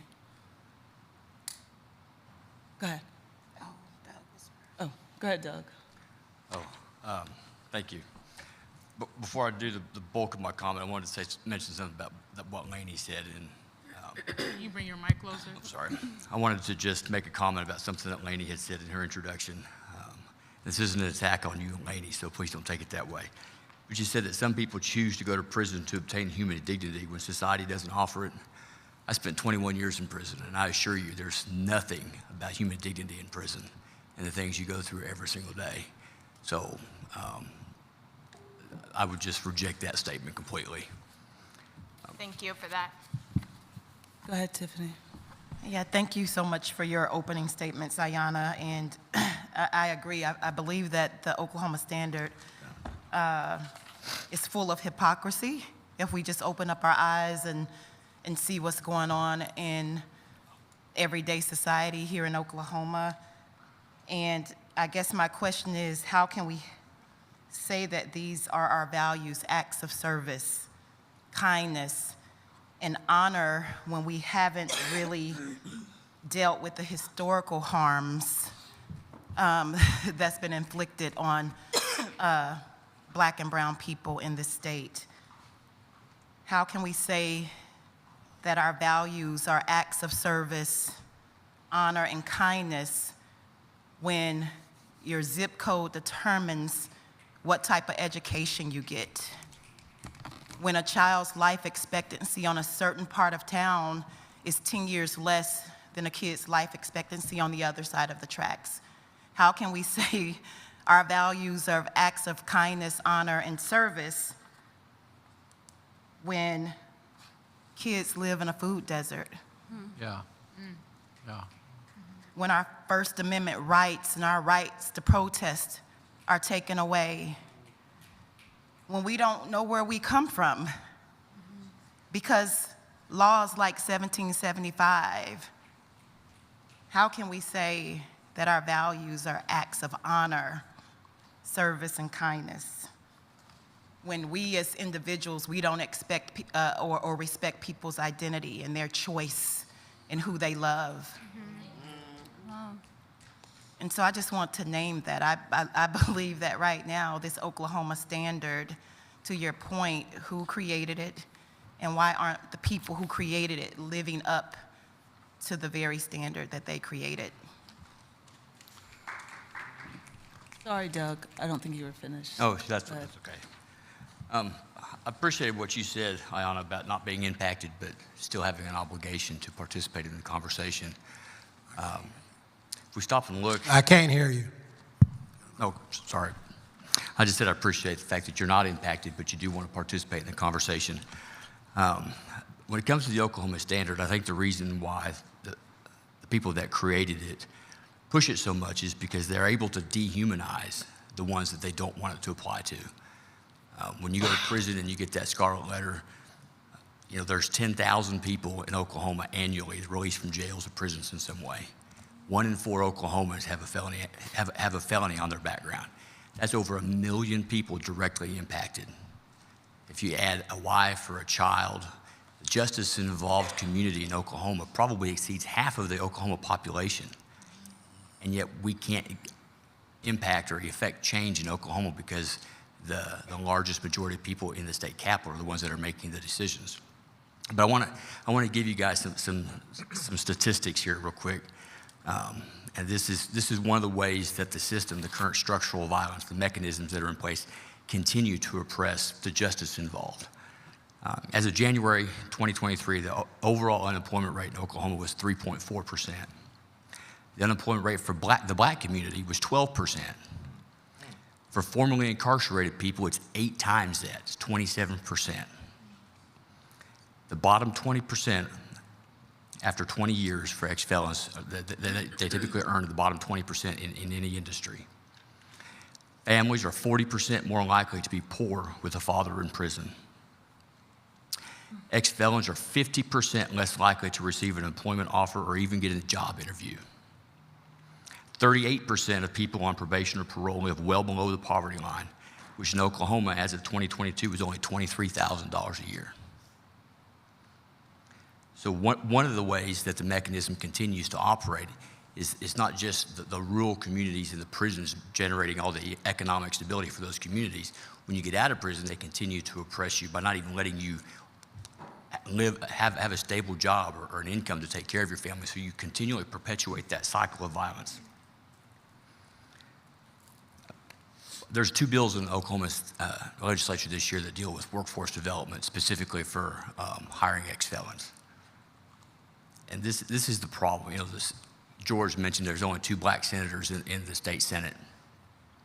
When you figure that only 7.1% of the Oklahoma population are black, they're not going to have a voice with only 2 senators that are black. One of the senators that I spoke with, a white male, when I talked to him about this bill, said he opposed this bill, some of these workforce bills, because people would use this anti-discrimination against criminal history. They would use that to create an advantage over the white male. And he was tired of all these protected classes being used as weapons against the white male. They represent 90% of the Oklahoma population. Saying you can't discriminate against somebody because they have a felony is not going to create a reverse discrimination situation. But that's the philosophy and the mentality of some of these people that are making the decisions that impact our communities. We have to stand against that. We have to try to push these things that are going to create opportunities for us. You know, Charity talked earlier about economic development. We got to have a job to be able to do anything. You can't even get an SBA loan. I don't care what kind of a great business plan you have. You don't qualify for an SBA loan if you're on parole. I've been on parole for 12 years with 2 years left still. It's just a miracle that, and by the network that I've created for myself, that I haven't been forced into some situations that probably 95% of the people coming out of prison do have to face every single day. So one of the things that we can change is making it easier. TEEM, ConConnect, CEO, Cornbread Hustle, Honest Jobs. There are several places that work in this space to help people reenter and get jobs. But I shouldn't have to have a scarlet letter on my chest, and I shouldn't have to go to somebody like Chris to get a job. This Oklahoma standard should say, the person that's living right next door to me, I'm going to help that person. But they dehumanize us, they put that scarlet letter on, and then we're not the same. So that Oklahoma standard doesn't apply. And we've got to change that. Thank you, Doug. Go ahead, Cece. I would really like to defer to Zamaya. She wanted to ask a question in the last session, so why don't you ask whatever you like to now? And can I go after her? I no longer want to speak on the last topic, but I do just have a quick point in regards to the Oklahoma standard. As an Oklahoma native and kid who grew up in K through 12 in Oklahoma public schools, we were never taught about an Oklahoma standard. You know, imagine if the Oklahoma standard was taught in education. If the kids were taught this, you would know it once you were an adult. You would already know what it means to be honorable, to serve, and to be kind to others. But this standard is not taught in no level. And to me, it seems like, you know, all of my K through 12 was after the 95 bombing memorial. So this may have just been a bill that they passed to say they did something, because the standard isn't being taught. It's actually interesting that I'll reply to that. I reached out to the CEO of the memorial yesterday to ask what percentage of the kids that the schools are teaching it. And she said, unfortunately, not as many. There's actually a curriculum that's made, but they're not pushing it in kids the way that it should. So what if we took the effort to teach our kids at a young age. Hey, that you treat your neighbor with kindness, honor, and respect. How does that correlate from a 4-year-old to a 14-year-old to a 24-year-old? Because kids, when they're initially born, they pick up the habits of their parents, but they also pick up a lot of stuff at school. So why can't we now make an honest effort? And we talk about, I emailed my husband this. I was like, what do you think? Here's my stuff. I was like, I'm not doing this. I'm coming home. He was like, talk, but how will we make a change? So that is one takeaway for everyone that has kids in school. Ask your principal, ask your teacher's kids, hey, are you teaching the Oklahoma Standard? If you aren't, why aren't you? Because those basic values, even if only one child looks at things different, that's one less person on the other side. Go ahead, Cece. This one really pisses me off, so I'm squeezing this Play-Doh as best as I can. So y'all bear with me. When you kind of read the definition, I automatically thought about the Constitution. And I thought about how the Constitution was written with certain people in mind, and how this Oklahoma Standard clearly was written with certain people in mind.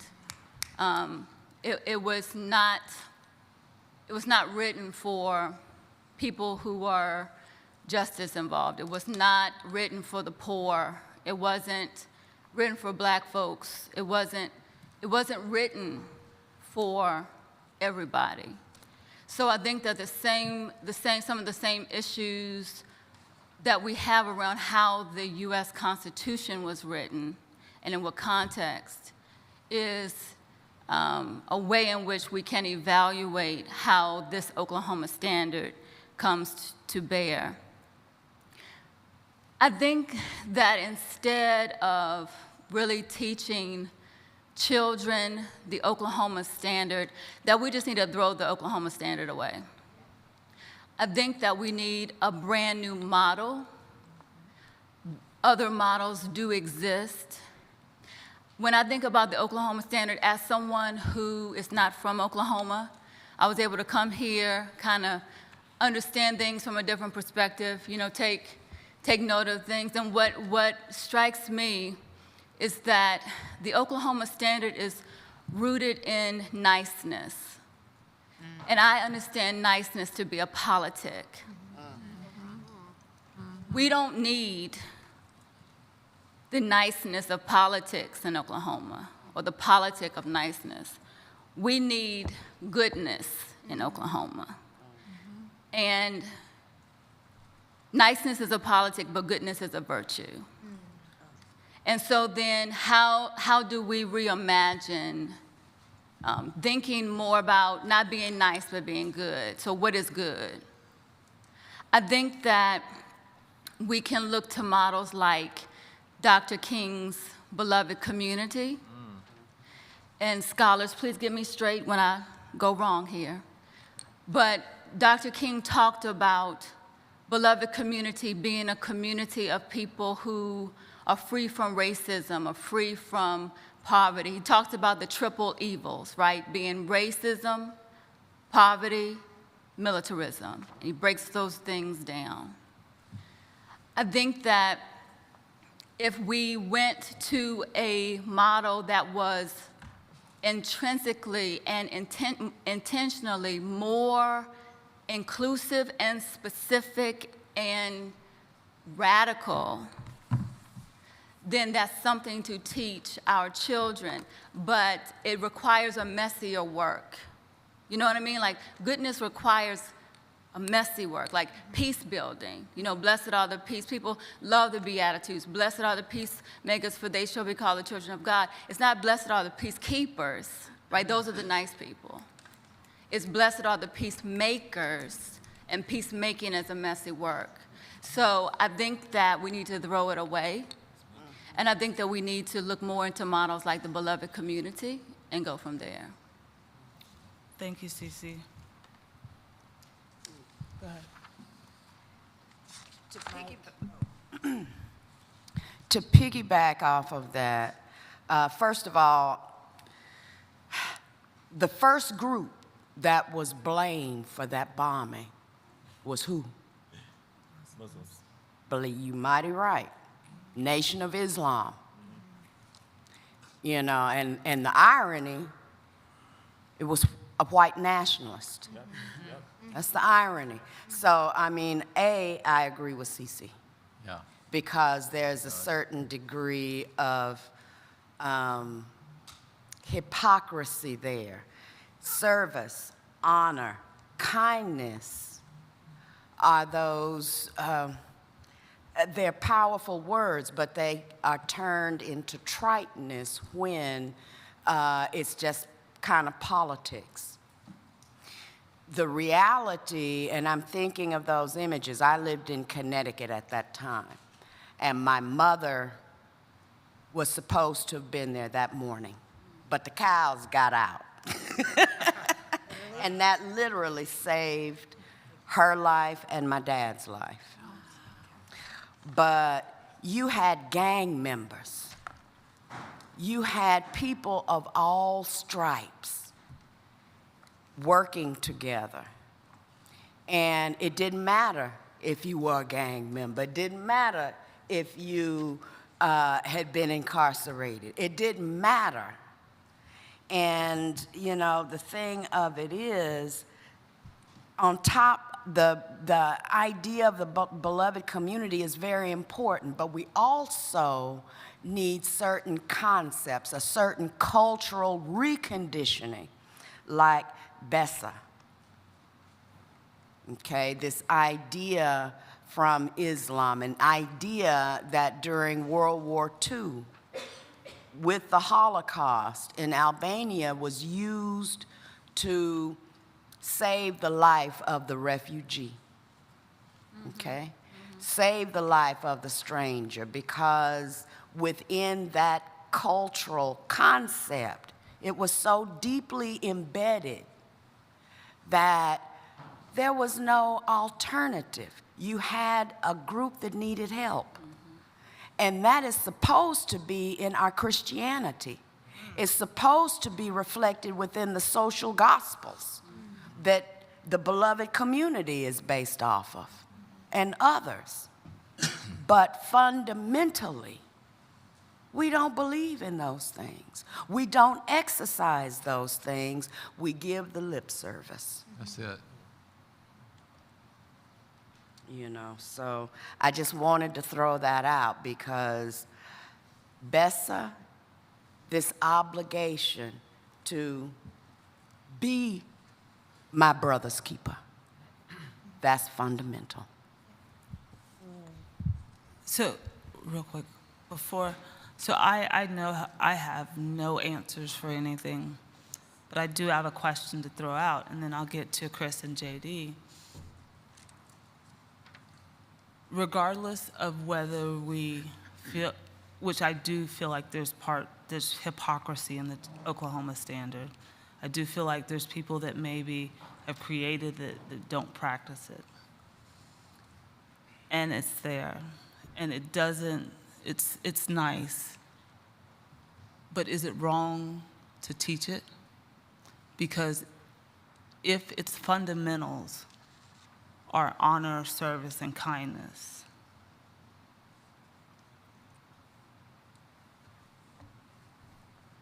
what is wrong with honor, service, and kindness? And I'm not trying to start anything, I'm just asking. Yeah. Because every topic that we've talked about, we don't agree on it. But I'm like, we have to start somewhere. And if you have something in place that we can at least get some headway, what harm does that do? Go ahead, JD. So I'll answer your question, and it'll tie into what I was going to say. Thank you, Ayanna, for that. It's a great question. I think I don't think there's anything wrong with teaching it, but I think we have to define what is acts of service, what is kindness, what does honor look like. When we're thinking about those values, we have to come to an agreement what those values look like and how they're played and how they're lived out. But you can teach it all you want. You got to live it. And a lot of our leaders don't live it at all. And we can go back to what CC said yesterday about everything with Julius and everything that happened. There was no acts of service in that. There was no honor, and there sure as hell was no kindness. Yeah.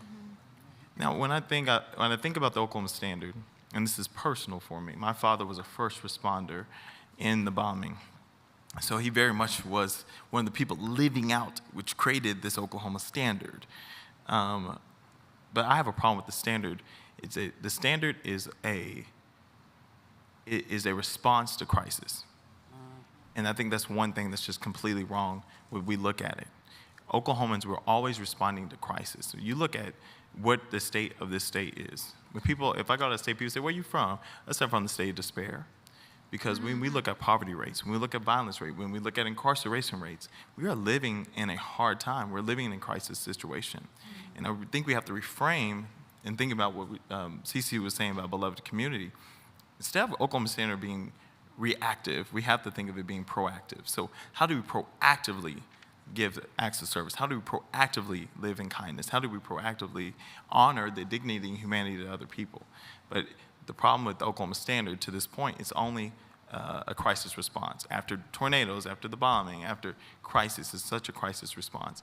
We got to get ahead of it if we truly want to live these values of acts of service, kindness, and honor. But after establishing what do those values mean, and what does that look like? Thank you. Go ahead, Chris. Thank you so much. I've been waiting for this conversation. Doug, I want to go back, and Lainey, I want to go back just to some framing.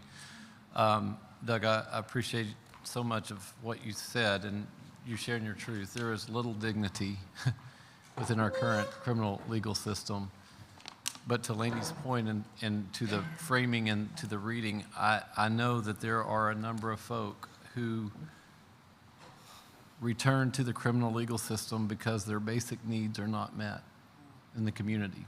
There is no place for them to live. There is no place for them to work. There is no place for them to exist.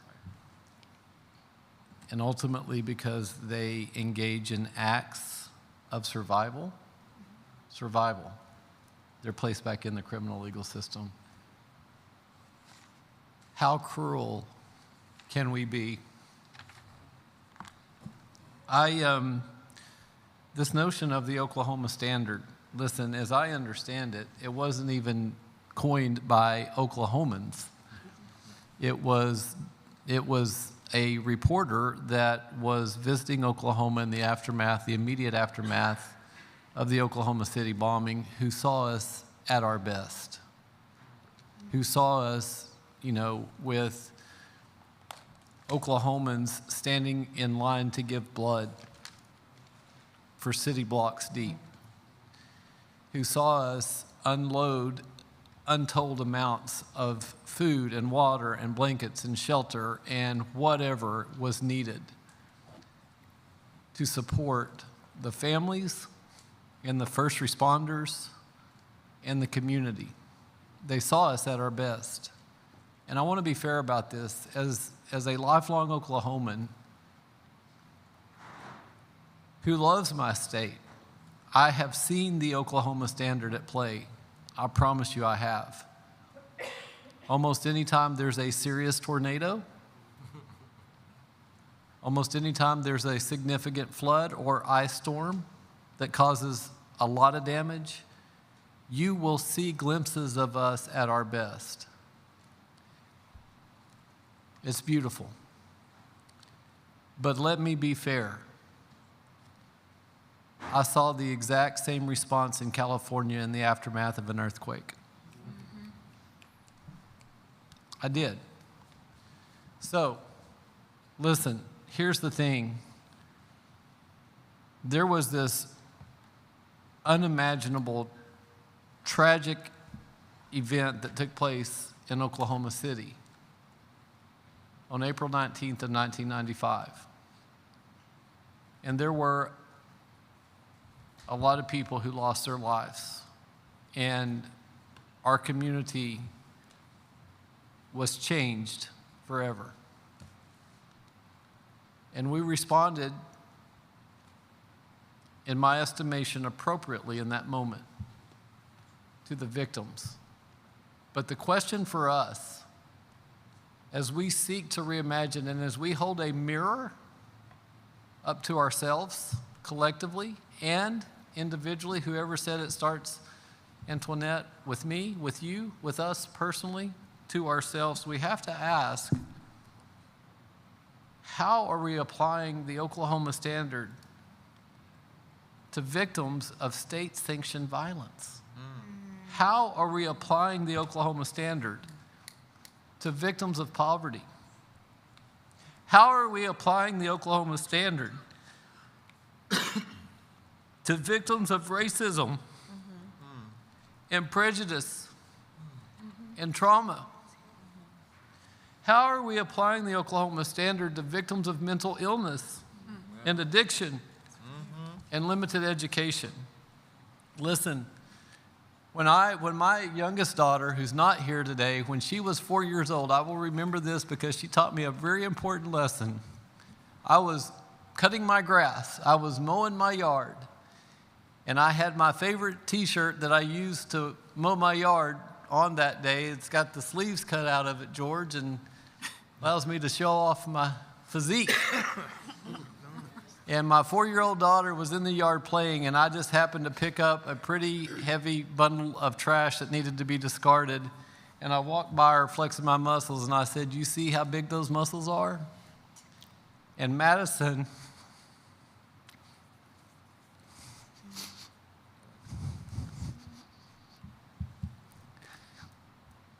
looked at me and said, "Daddy, if your muscles were really that big, you probably wouldn't have to tell me about them."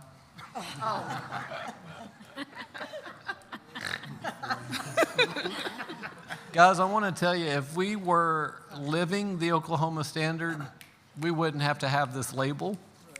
We wouldn't have to have people say, "Oh, look how great we are." We would just be doing it. Listen, we like the way it feels. We like it when people mention the Oklahoma standard. We love how it makes us feel. But at some point in time, we have to be honest about who we are. I mean, we do apply it in limited situations, in certain circumstances, but not consistently, not in ways that truly matter, not in ways that improve the quality of life and create equality and reduce harm, not in ways that make our budgets and our appropriations meet basic needs of Oklahomans. We don't do that. We don't do that. So, yeah, it's there in moments, but it's not there consistently. And it was a thing right after the Oklahoma City bombing, and I'm glad it was. And it's a thing that still exists in moments of response, as JD said, to crisis. But it's not a thing that we apply consistently every day to the prolonged tragedy and crisis that exist in our state. Thank you, Chris. Go ahead, Hannah. Oh, go ahead, Francie. Oh, okay. I had Francie next. You Go sure? ahead. Yes. Okay, thank you. Okay, so I agree, Chris, and others.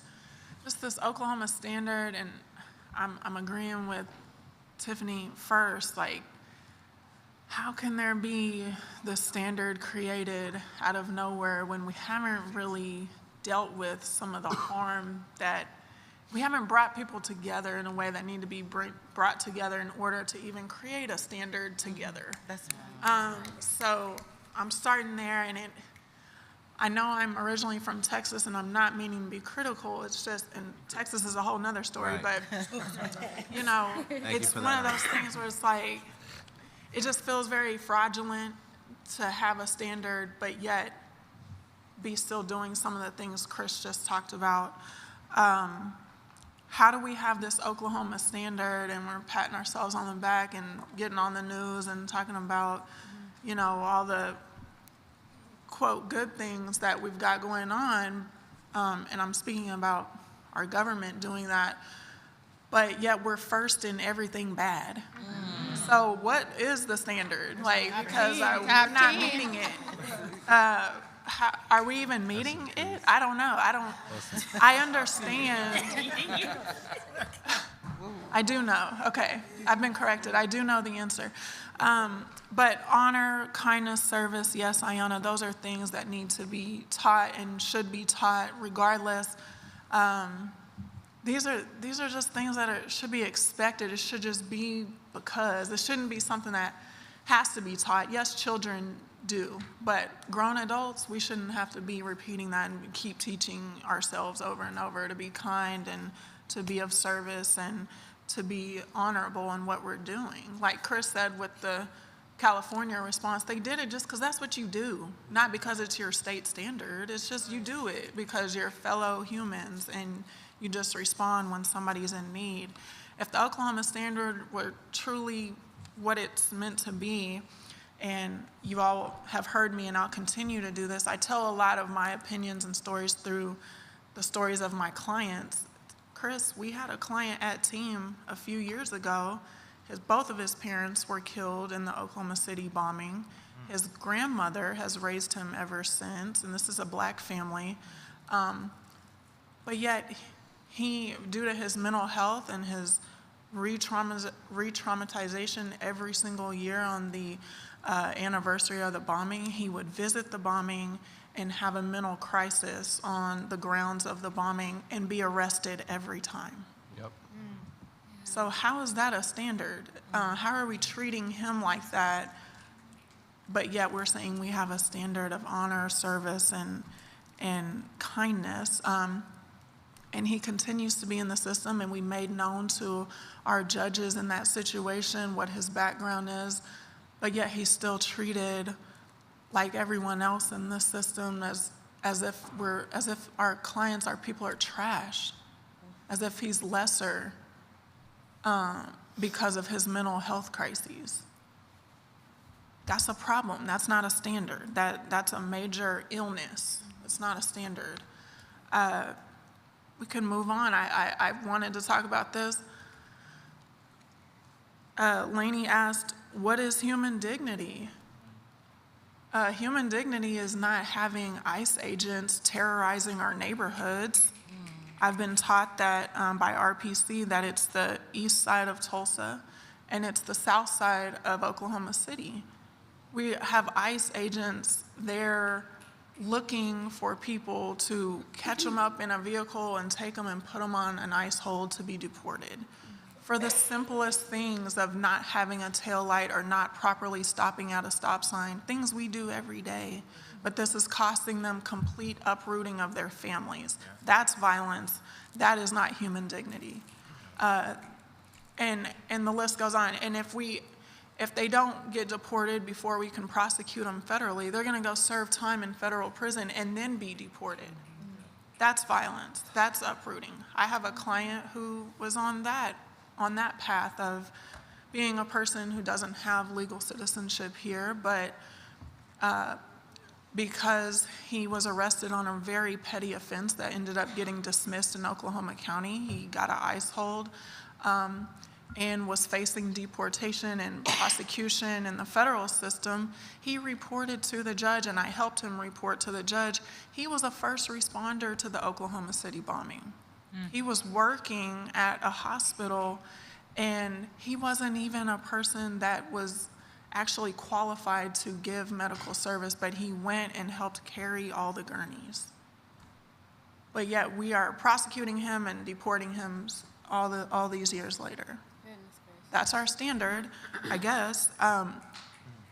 We talked earlier about understanding the cost of incarceration. At the federal level, that's something that has to be in every single pre-sentence report, what the cost of incarceration, what the cost of probation is, what the cost of a fine would be for that person. And yet we still see judges handing out prison time. I'm not saying that they don't consider that, but it's there. At the state level, our Oklahoma standard is to not consider it at all. Judges don't consider the cost of incarceration before they're sentencing people to 121 years. They're not. I'm going to say one more thing and then be quiet. Well, two more things. We talked earlier about prosecutors taking pride in how much they are punishing people. I literally walked into a prosecutor's office, didn't want to have to go in Oklahoma County a few years ago, was going to, basically beg for mercy for a TEEM client at the time. And up on his wall, he had mugshots of people, and on each one of them, in big letters, written 20 years, 30 years, 50 years. Our people are becoming taxidermy to our prosecutors. Wow. They literally have people's faces up on their office walls with the amount of time that they sentenced, that person got sentenced to. That's a problem. That's an illness. It's not a standard. Recently, I had an extreme privilege to sit in on a brief luncheon that a federal judge held. She retired at the end of last year. And she essentially said, I'm tired of sentencing people to prison. She said, I realize that I live in a white ivory tower and that so many of the people in our community don't, and I'm tired of sentencing them to prison and have no idea I will never have an idea how they live. Like, we'll never be able to relate. We'll never know what life has been like for them. I can't keep doing this. And then one of the United States prosecutors asked her, well, do you have any parting advice for prosecutors? And she said, yes. Your job is to come to court or come to your job every day to protect and bring about cases that are in the interest of the people, quote, the people. But she said, that person across from you in that orange jumpsuit is also the people.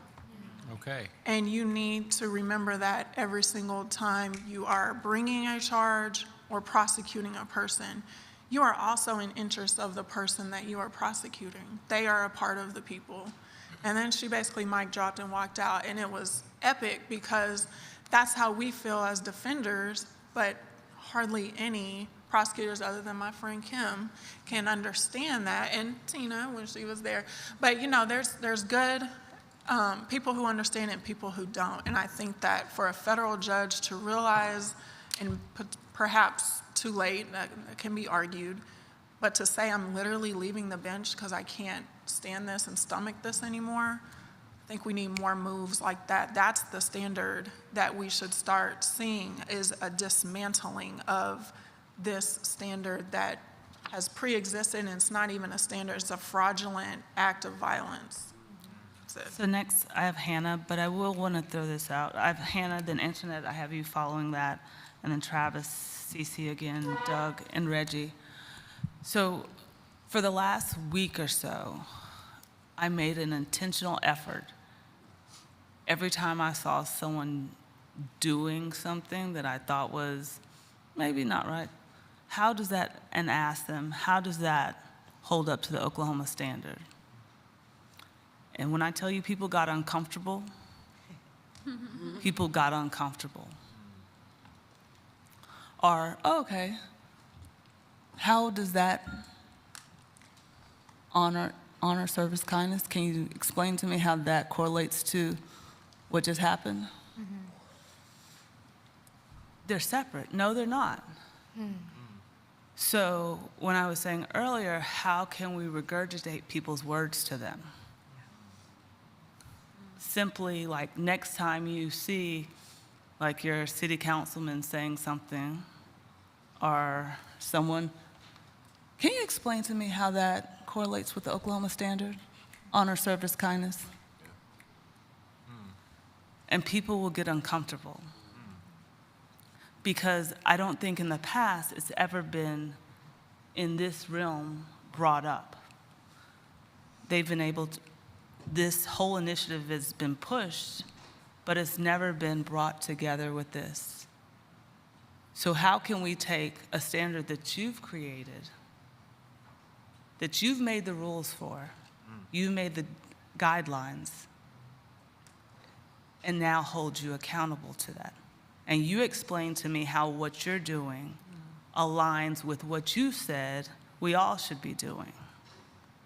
And let's start the conversation there. Go ahead, Hannah. Cool, that tees it up to what I was kind of going to go into because, you know, when we're talking about who's upholding this insidious concept of the Oklahoma standard, I think we have to know, like JD said, that it lies in us each individually to live out that standard. And while we can't really, you know, the example you gave of doing that in your real life, you know, everyday situations to disrupt it is exactly how we kind of live out that standard, right? Jesus would be maligned as a radical today. Cece's poignantly put it so many times that this is not what Jesus taught us. And so this rhetoric currently, even presently, as I mentioned earlier, happening around city council, around government, and specifically on a local level, you know, our city contracts or our city budgets are moral contracts, right? Those really are showing us exactly who the people in charge care to put money in the hands of. And so I've witnessed, particularly, I'm going to go back to the day we were in McAllister, and it's so hard to talk about that day without getting this lump in my throat, because obviously it changed not only our lives who were there, but people all over the world, right? And so we think about like Oklahoma being called on in national news. We have, you know, leaders, world leaders mailing letters here to our state officials. And I was very let down by my mayor that day. I worked for Downtown Oklahoma City Partnership in the past. We do this Christmas tree lighting thing every year. And it was on the night of Julius's execution. And when the mayor was asked on the news that day, have you thought or given thought to canceling tonight's tree lighting ceremony? He said no. He said, I hadn't given it any thought at all. It never even crossed my mind. There are just so many things happening all the time at different levels of government.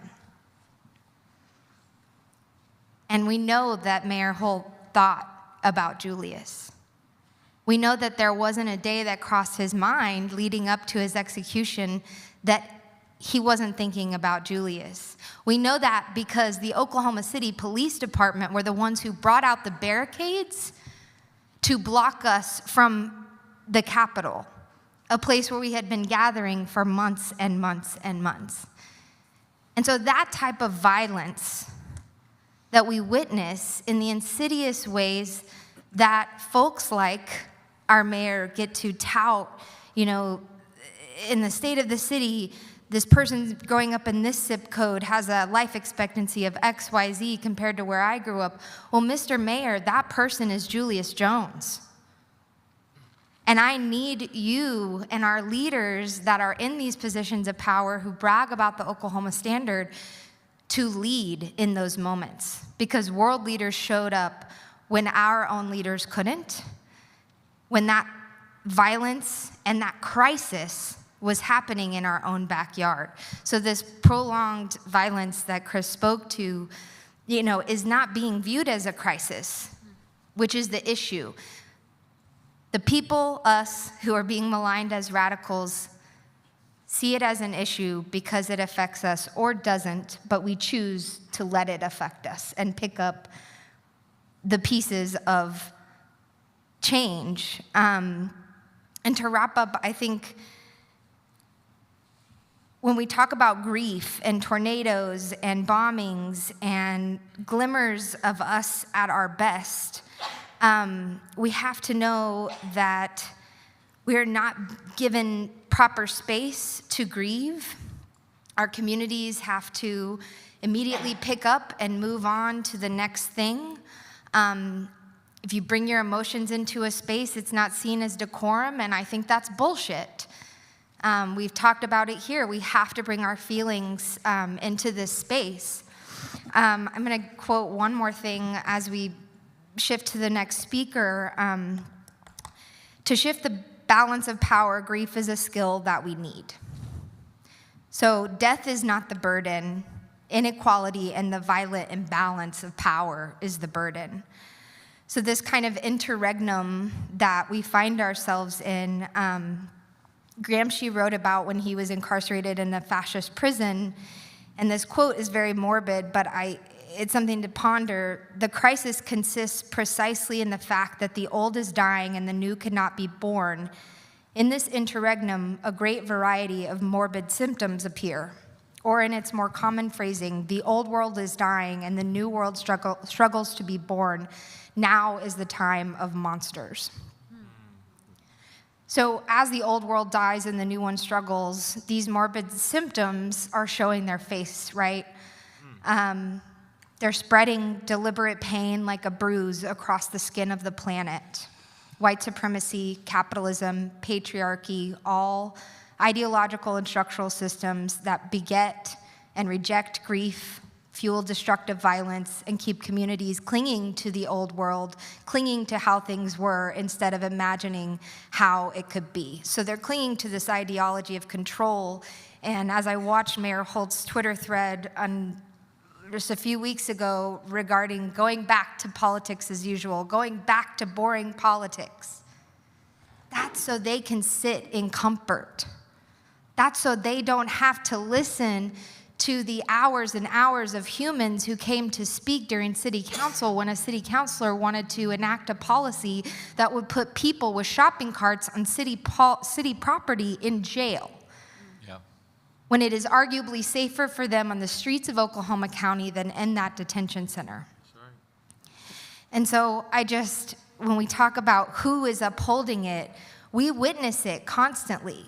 And in a state as small as Oklahoma, when you get the chance to ask, how's that upholding the Oklahoma standard? God, I hope you ask it. And I hope that you take the courage from today to live it out. I don't particularly see myself as a Christian, but I know that cross is freaking heavy, and it's going to take all of us to lift it. And so if we're not all lifting that cross and doing the burden, we don't know the weight. We don't know the weights. And so it is easy for us to say, no, I did not think about Julius Jones today. Let's go light up a Christmas tree.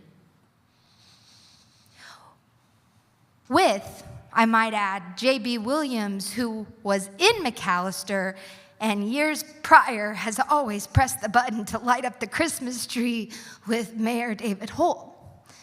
And so we know he thought about Julius, and we have to reject that from him. We have to reject that from leaders that self-aggrandize themselves. We have to hold them accountable in those moments, because I don't want somebody to let us down when they allow themselves to be glorified in a way that pitches the Oklahoma standard. Thank you, Hannah. Antoinette.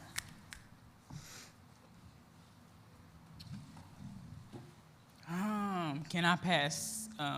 Yep. Whenever you're ready, just let me know. Travis.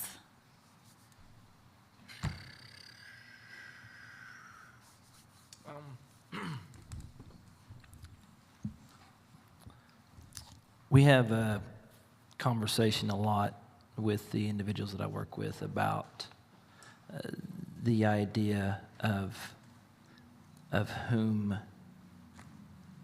or whom is welcome at my table. And we say that internally to make sure that we're not pulling chairs away so that certain people can't sit at our table. And when I think about something called the Oklahoma Standard. And I think about the idea of what it means to be a standard. I think that implies the understanding that it's for everyone. And I believe that we have a lot of qualifiers in our world that keep people from the basic things that they deserve as humans. And I think until we work on those qualifiers, it doesn't matter what the stink we say anything else is, if we're going to set things that keep people from the basic things that they deserve as humans. And I think that should be an important conversation about our Oklahoma Standard, is not what it is, but who are we saying deserves it and doesn't deserve it. So, and then the second thing, and this is something that we're talking about, whatever is going on in our world that helps us to teach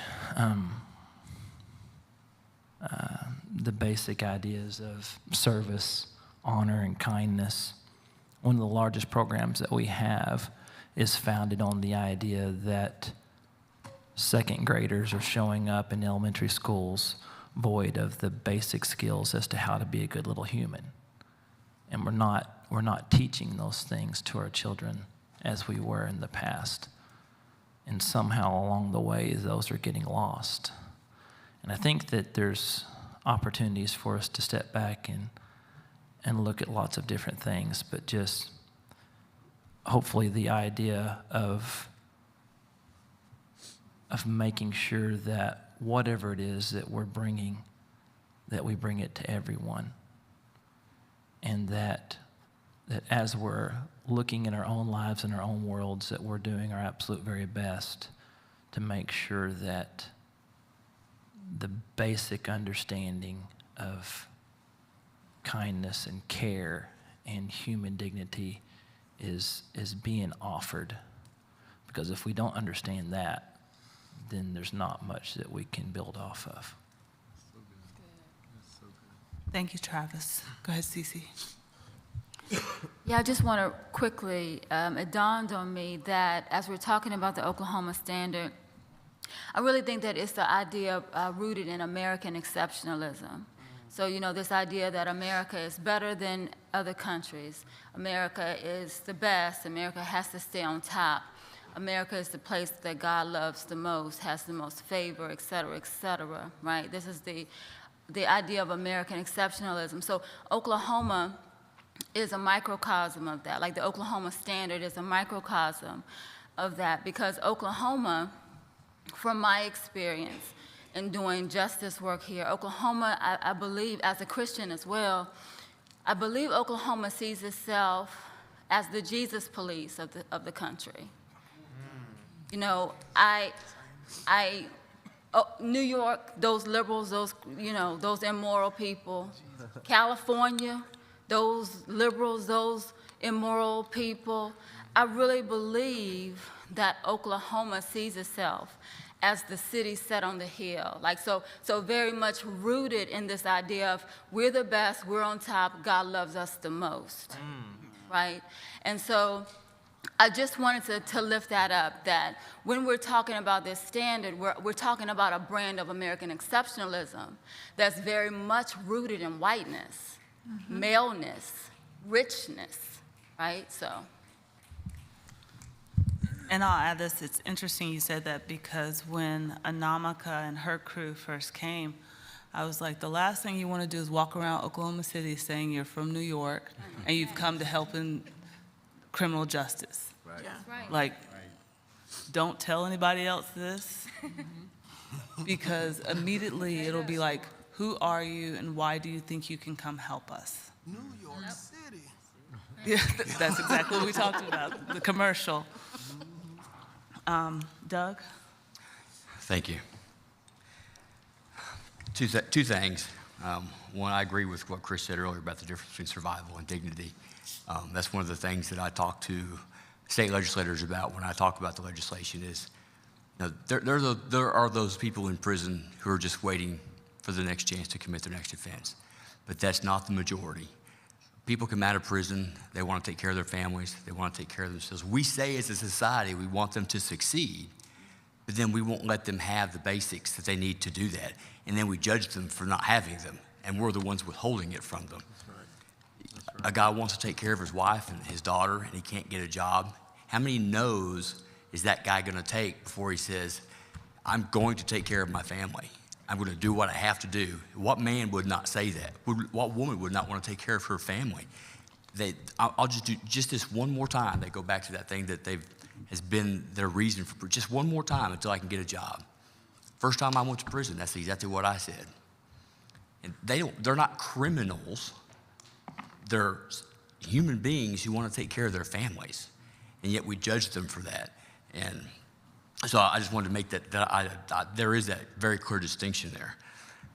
And the other thing that I want to say is on this whole workforce thing and the racial, one statistic that I did not give earlier was even though Oklahoma is represented by 7.1% of black population, 27% of the prison population is African American, 4 times the ratio in regular society. Why is that? Could it possibly be that the people that are in power commit, and I talked about this in several conversations yesterday, the crimes, the sentences are written and defined by a certain culture that the other culture don't necessarily share those same values, those same things. You know, that they don't look at things the same way. So we've got one group of people, one culture saying this is wrong without taking into consideration at all what these other cultures might think. So we're imprisoning people because of their culture, not because they're doing something right or wrong. It's not a moral issue, it's a cultural issue that we can address and that we need to address. Just an example of the lack of the Oklahoma standard. It says in one of these questions here, it says, are there additional things or values that we might consider to reduce, repair, or remove the conflicts and shortcomings? Governor Stitt has appointed a task force to look at creating a czar for his task force is on the workforce, economic and workforce development. They want one person to oversee and consolidate all this workforce development and all this investment into Oklahoma.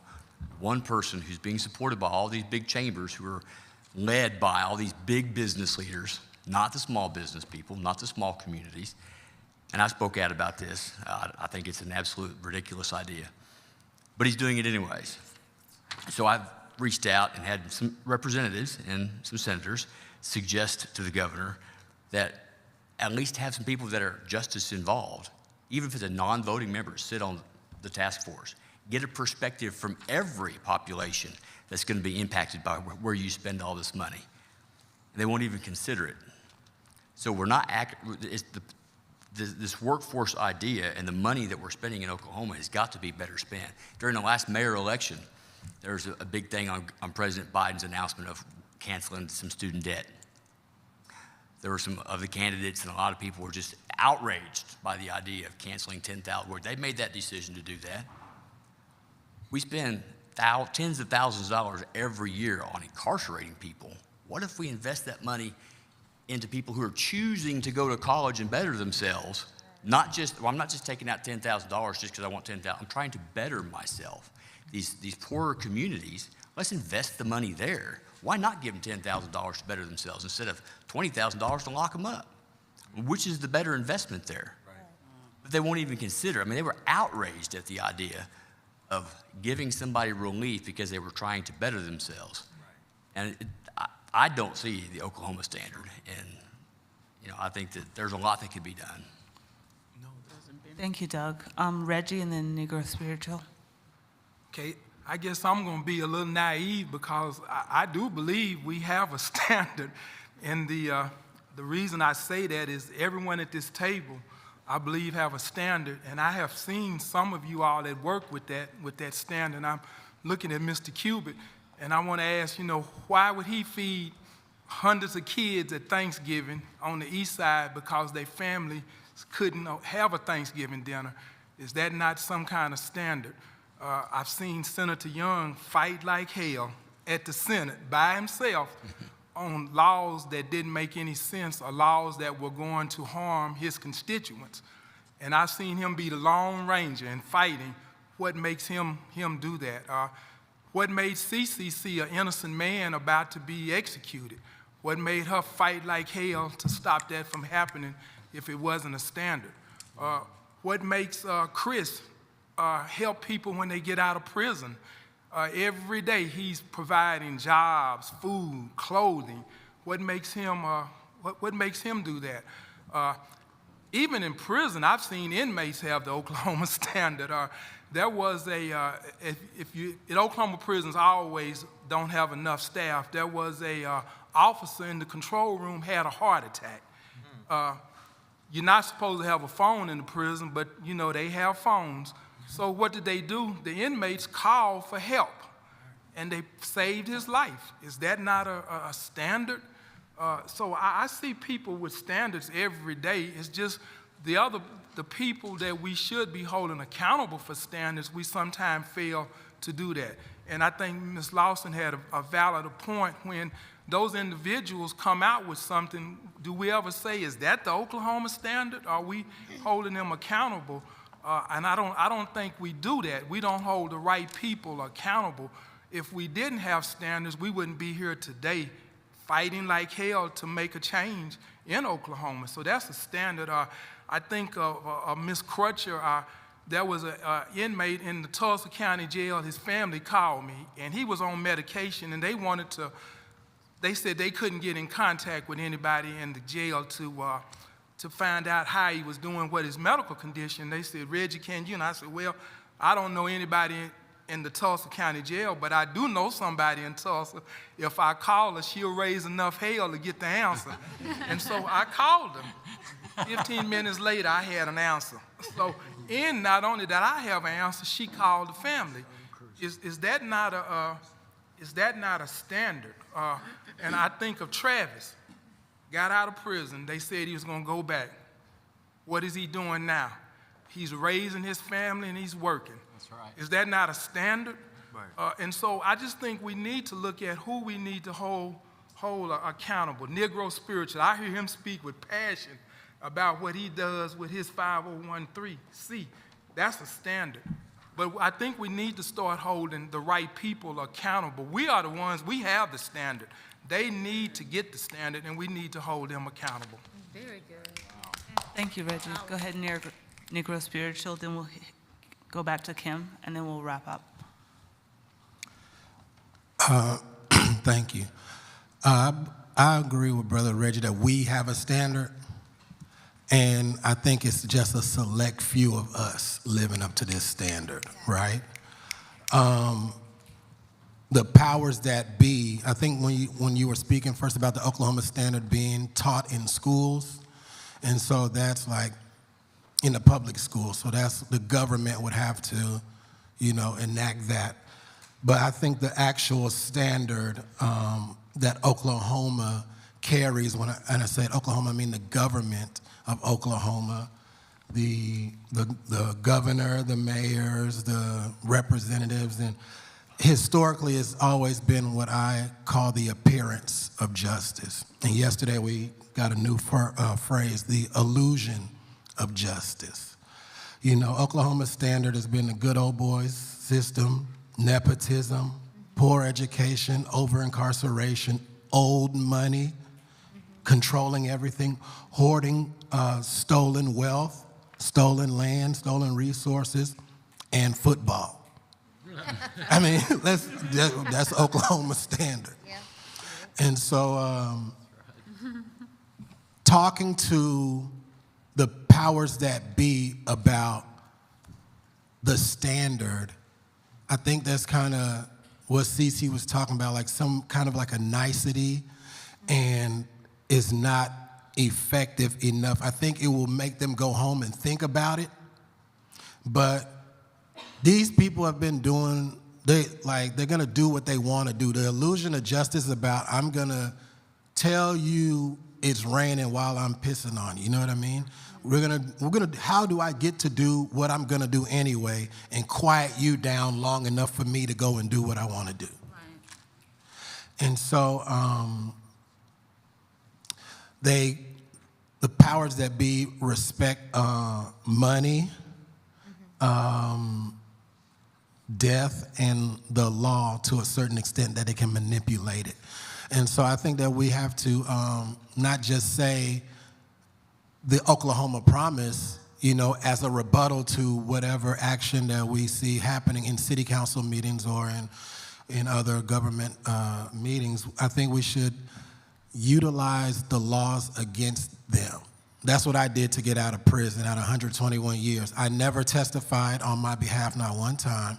I used Arizona versus Gant, New York versus Belton, Kelly versus State, Terry versus Ohio, Supreme Court case laws, and now Baxter versus State 2010 is the law. That's my real name, Baxter, but y'all call me Negro Spiritual, you know? And so, yeah, we gotta use the laws against them because they claim to be for law and order. They claim you gotta put their own words against them, but in a way that it's not just hitting them morally. You gotta hit them like with the law that something has to change, not just a moral, you know, should I do better? No, you have to do this because the law says X, Y, Z. Thank you for sharing that. I will throw out this when you talked about could the Oklahoma standard be taught in school? So I reached out to someone and asked a question on that. And actually there's a law that basically there's a curriculum, state-approved curriculum that can teach the Oklahoma standard. So it's at the discretion of the school.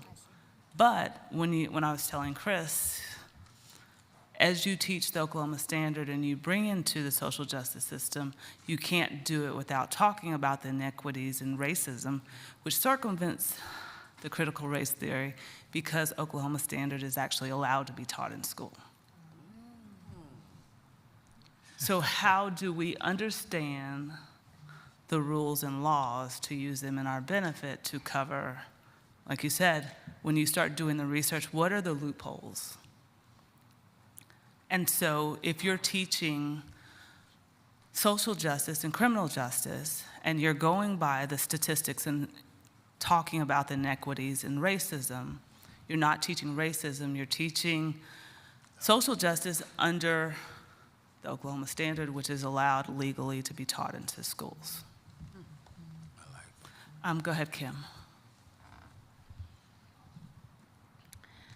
Thank you, Ayanna. I just wanted to just comment on Reggie's comment and just say, I agree with you. I was sitting here, I was raised in a household where we were taught about the golden rule and treating people the way we wanted to be treated. And I lived by that for most of my life. I tried to treat people, and I still do. I still try to treat people the way I want to be treated. But, you know, as an adult in the world, you know, I was treated a certain way and not a way that I wanted to be treated.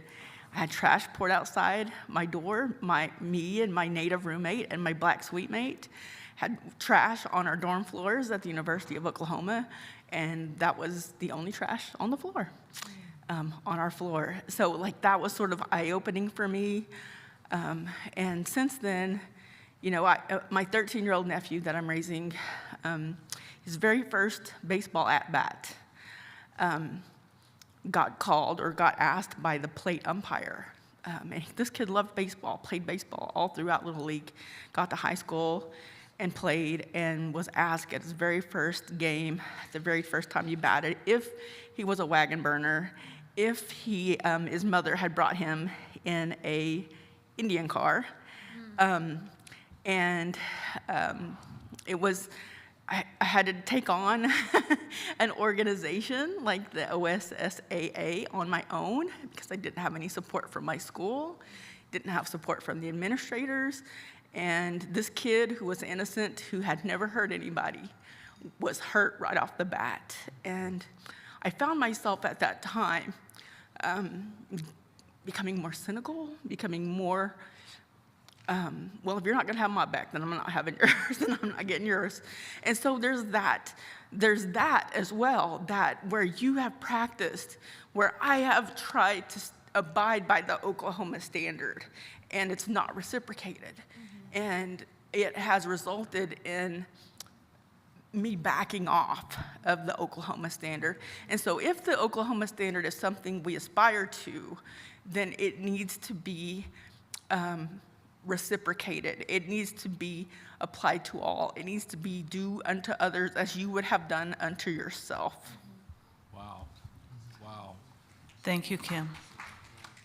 Before we wrap up, Antoinette, do you want to? Yes, so in response to you saying, should the Oklahoma standard be taught in education, I would first say that the true history of Oklahoma should be taught as well.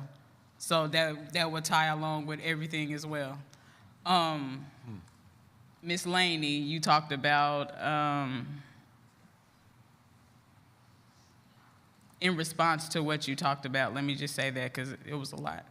But in response to what you were talking about, you would come from a place of first thinking of what would I need, what essential things would I need to help somebody else, right? Yeah. So you go from there. You go from what would I need essentially? Because they're all human beings. We all make mistakes. They just so happen to get caught up in the system. That's another thing that with the Oklahoma standard, as is being said, we have lawmakers that don't truly go by what Ms. Ayanna just stated. So it also goes along with Mr. Reggie said, holding them accountable. And I thought about that yesterday. We the people in the state of Oklahoma do not often, it's probably more than often, hold our Oklahoma leaders accountable. Yeah. Mm-hmm. And so that's something that I charge my community in the state of Oklahoma to be present at town hall meetings, to be present when they have council meetings, to back our Representative George Young when he calls for action within the community. It calls for amplifying when we need to be at community meetings. For instance, and I'm gonna shut it down real quick, but J.B. Williams and Jess Eddy did a community forum, a call to action so that we didn't have issues that we were having from Mr. Tyree Nichols being killed, murdered. So we had the community come up and talk to different police chiefs, which was important.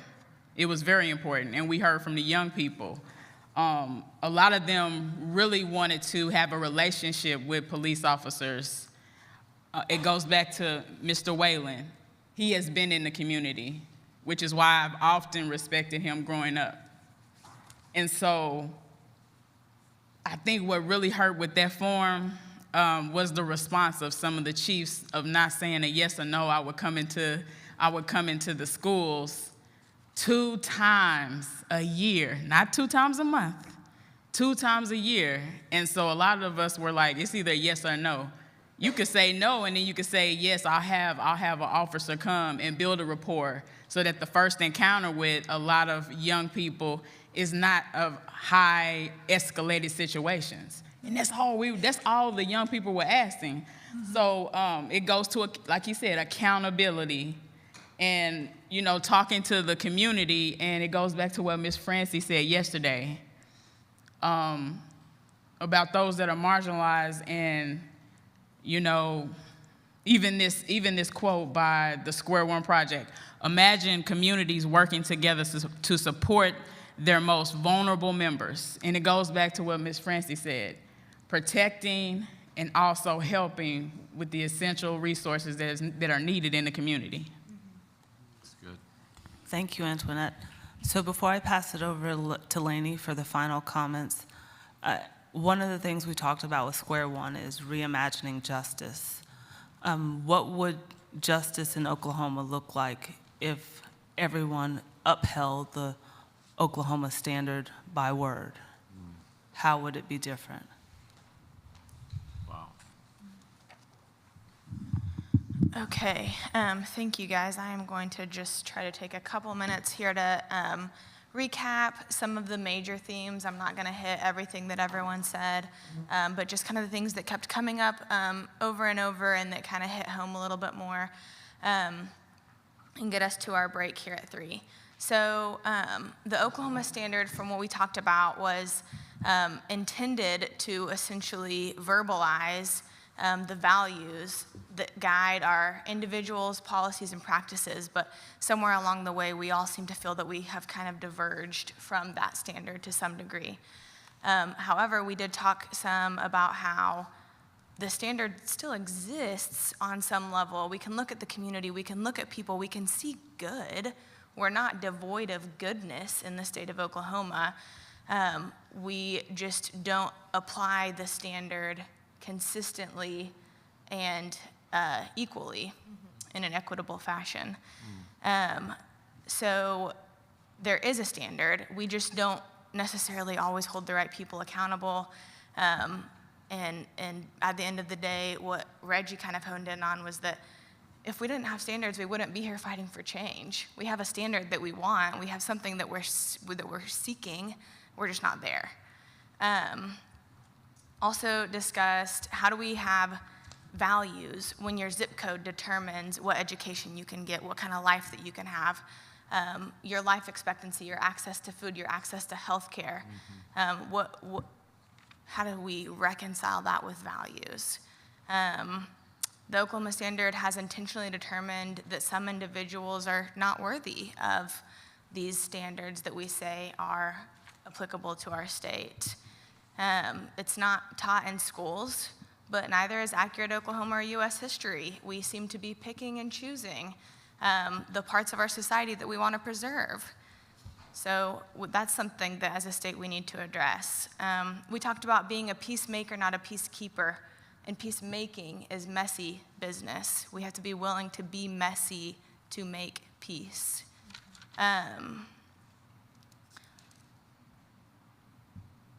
We talked about how the Oklahoma Standard has traditionally been proactive rather than reactive, or how we need to make it proactive rather than reactive. So far, it's been this crisis response. Something bad happens and we band together. And kind of what I heard you guys say in this moment is that the Oklahoma Standard really isn't unique to Oklahoma. It's a human standard. We see humans hurting and we want to jump in, but we don't get to pick and choose to do that only when it's convenient. People becoming taxidermy, that phrase really hit home with me, Francie. Having them in your office with the sentences that you were able to hand out to them like a trophy. That's a problem. This concept of grief pushing forth change. Do we feel grieved enough to create change as a state? The Oklahoma Standard as a microcosm of American exceptionalism. Oklahoma sees itself as the Jesus police of the country, and this standard is often rooted in whiteness and maleness and richness and these qualities that are not afforded to our underserved populations. And then the last thing that I just kind of want to touch on is that circle back to this idea that we're just not holding leaders accountable. Change happens at a local level first, in my estimation. I remember 10 years ago, I think I worked with Chris at TEEM, right after he had left the House, and he said that he left because he felt like he could affect more change from his seat at TEEM than his desk at the Capitol. And that is what we're doing here. It doesn't have to start with the governor or the president. It can start at a local level, and where can we start making changes there first? So yeah, thank you guys for a great discussion and for letting me be part of it. There you go. Great job. Fantastic. 8 o'clock exactly. Yeah. Amazing on timing. Please take a break, go to the Healing Center, have some snacks, and we'll see you at 3:15 for our last session.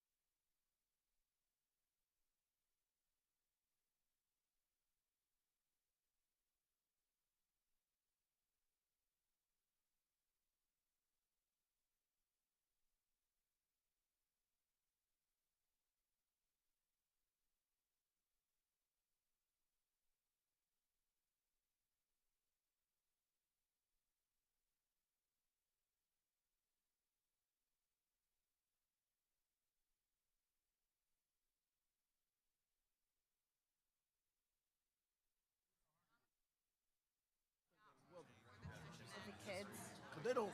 You're gonna miss the poetry show. I understand. They think law enforcement is sad. Can I give you a hug? I'm not tough enough. That's what they think. They haven't put enough folk in jail. They can't put together this idea of prison and what it does to the population. With women, they just can't.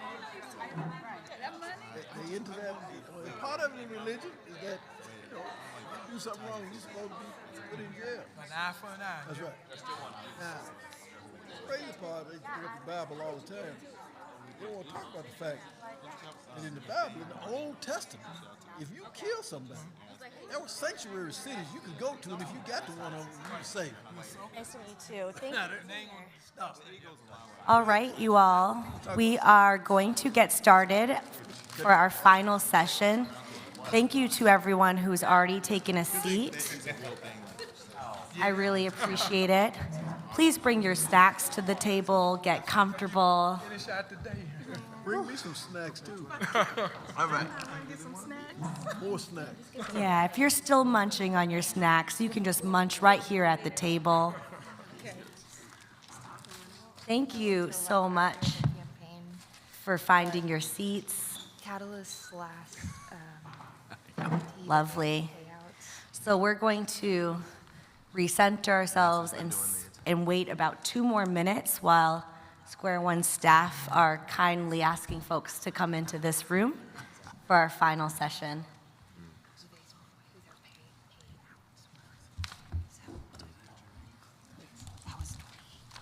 Okay.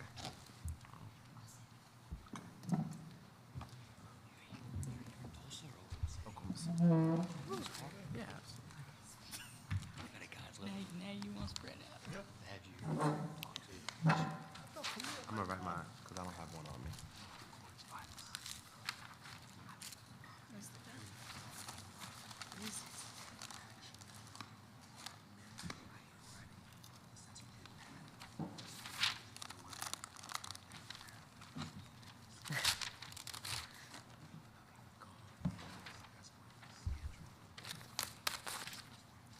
We don't want them to miss your welcome, Cece, so, and Mr. Hines. So I'm really giving it a minute or 2. Hello, Travis. Thank you so much. Oh, no. He's not. I mean, no, if you have to, of course. No, truly do. This is probably the best time to I mean, you choose. You choose.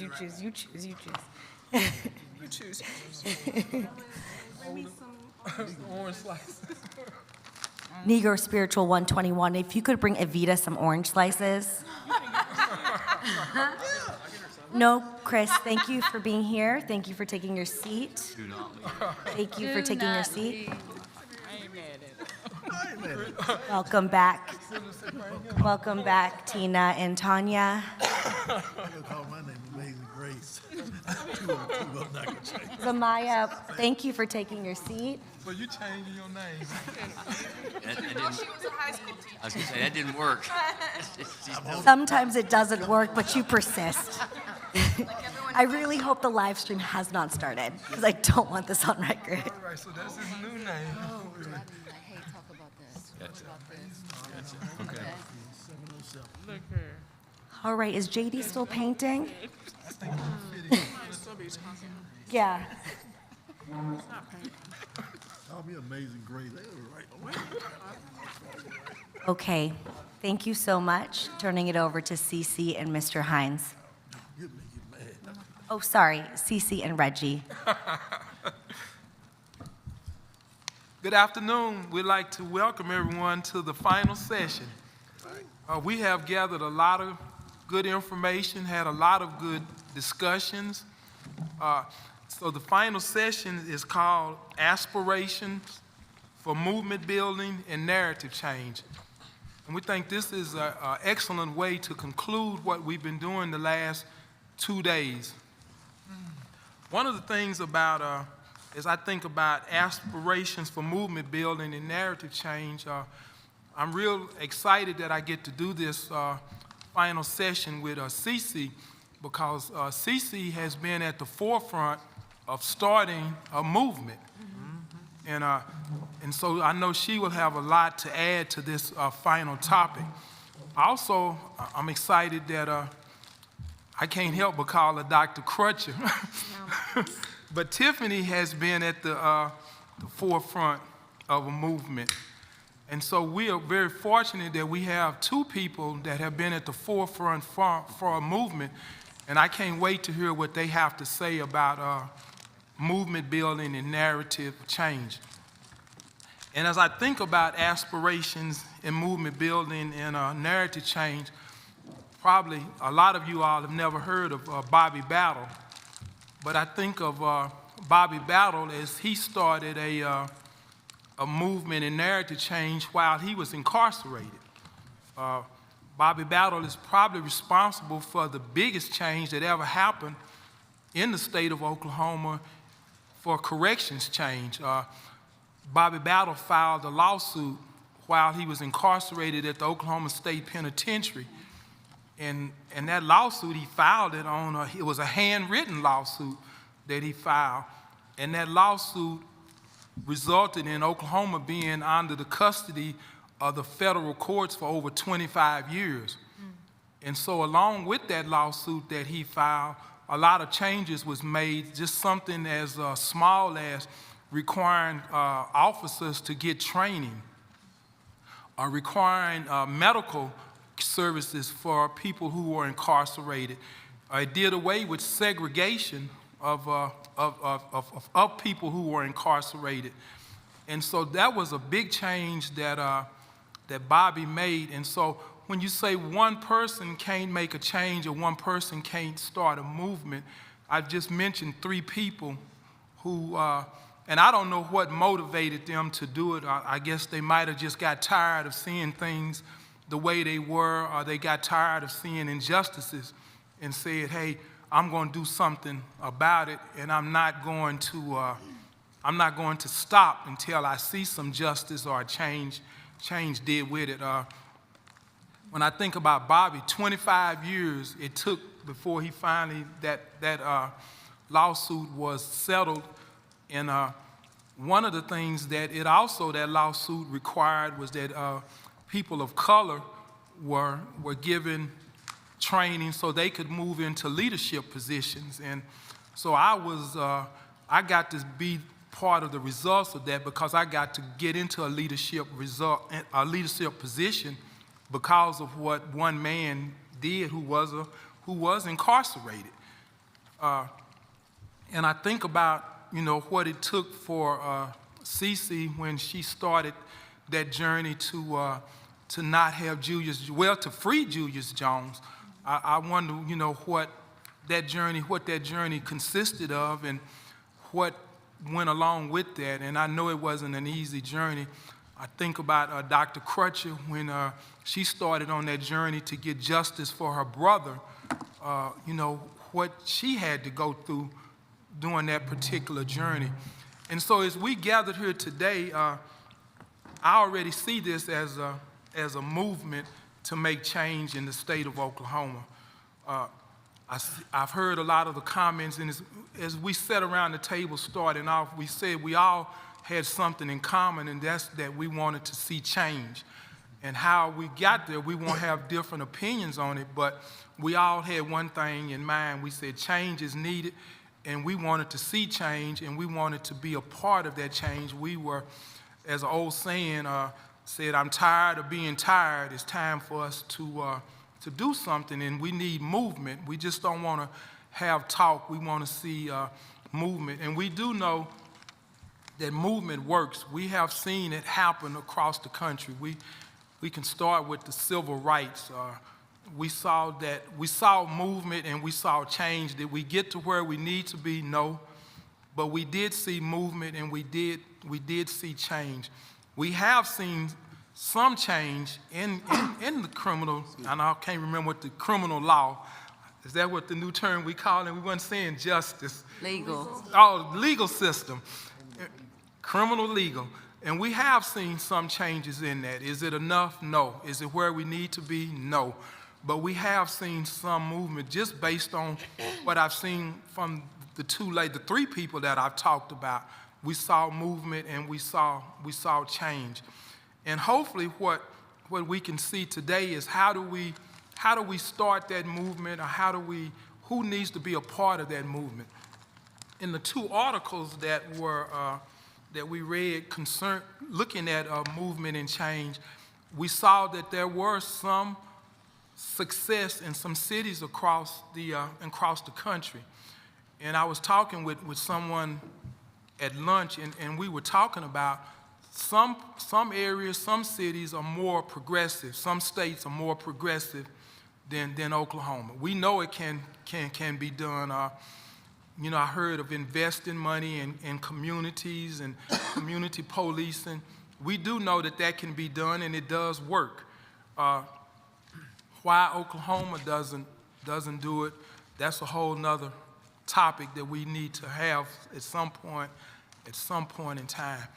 And as I look at movement, I hate for incidents to happen before we have to have movement. But a lot of times that's what occurs. There has to be an incident.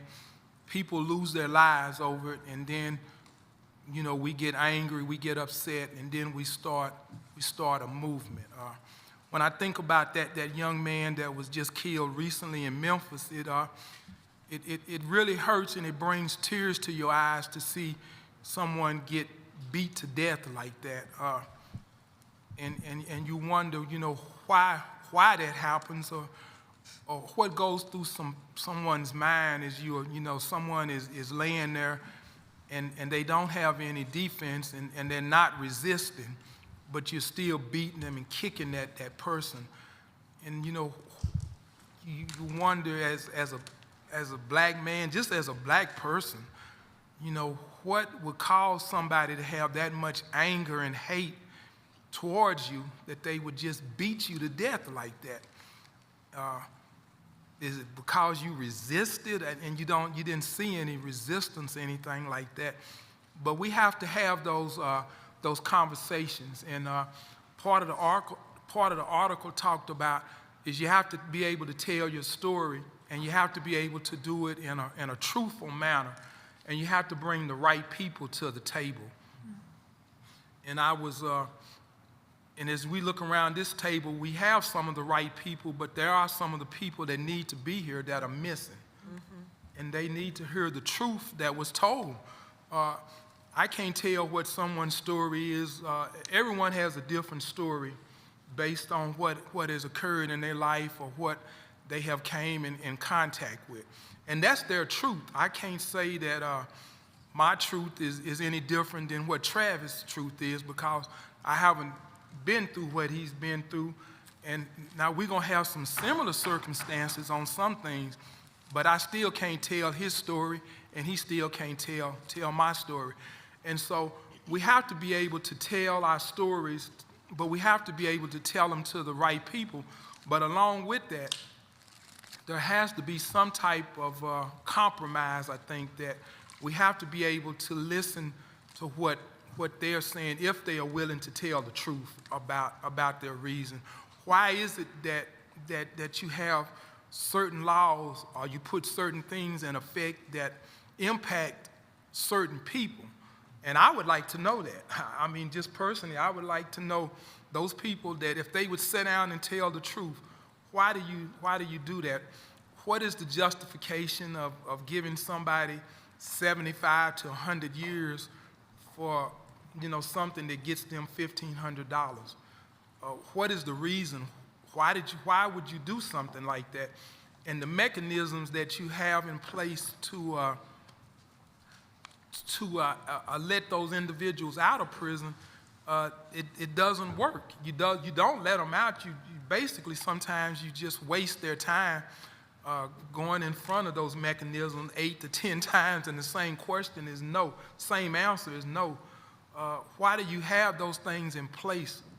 And I would like for them to be able to tell me that. Why is it when you put someone on those mechanisms, on those boards and things, and when they want to tell the truth, you remove them? Why is it? Well, just do away with them and be a dictatorship. Don't give us the impression that you have those things in place when you don't allow people to speak the truth about it. And so those are some questions about, we want this movement to take place. And with that, I'll turn it over to Cece. All right. Amen. Well, good afternoon, not evening. Good evening. Good afternoon, everybody. I am going to try really hard, since this is our last session and it's about aspirations, to keep my energy up and to stay in a good space. But I'm really, really honored and privileged to have an opportunity to share anything that may be helpful, that has come out of our learnings from what we have collectively walked through with Julius Jones. Let me first give a little bit of backdrop. Julius's family, Antoinette, his mother, his brother, his father, are the people who held on to Julius before any of the rest of us either knew Julius or cared anything about Julius Jones. Okay, so I want to kind of set that for us to understand that the man stayed alive for 18 years, buried alive in McAllister's prison on the basement level in solitary confinement, because he had people who loved him, people who prayed for him, people who stayed connected to him and gave him hope, okay? And people who fought for him, who, tried to get attorneys and tried to get community people together. But like we've been talking about these last 2 days, sometimes we're just not listened to. And so I really want to be honoring of all of the turmoil and work that these people did before any of us knew or cared about Julius Jones. So I will tell you kind of how I came to this story, understanding that I'm giving you my perspective, my experience, my reality. There have been many, many people. One of the readings is about critical connections. There have been many critical connections when it comes to Julius, and that is why he is at least still alive. Okay, so I want to be really honoring of that as well. I came to this story in 2018 when if I tell you the truth, let me just tell you the truth. The truth is, in June of 2018, I'm a person who believes that God speaks. Okay, so I'm going to situate it there. God spoke to me one day and said, we were about to move. My family was looking for a new location, figuring out where we wanted to go, etc. God spoke to me one day and he said, nope, you can't go. I have something for you to do. I asked two people that I know to help me pray about this, because I was very, very confused about what this could mean. And so a couple of weeks later, my husband came to me and said, well, let's just stay, like just out the blue, let's just stay. Right? I didn't have a conversation with him. I didn't tell him what I had heard. He just came out of the blue and said, so I was like, whew, great. So I said, God, I'm still here, so just let me know. It was maybe 3 weeks later that I was sitting in the bed and I saw The Last Offense. Many of you have watched The Last Offense. Antoinette and her family and Jimmy Lawson, the best friend, and so many people were on there, the attorneys, talking about this man, Julius Jones, in Oklahoma on death row, who could be executed really soon. And it just tore me up. It just tore me up. So the next morning, I Googled his attorneys who had been in the documentary. I found a number and I called and I said, listen, I live in Oklahoma. And, I don't know anybody here, and I don't know these people, but we just can't let a man just sit around here and die behind something that he did not do.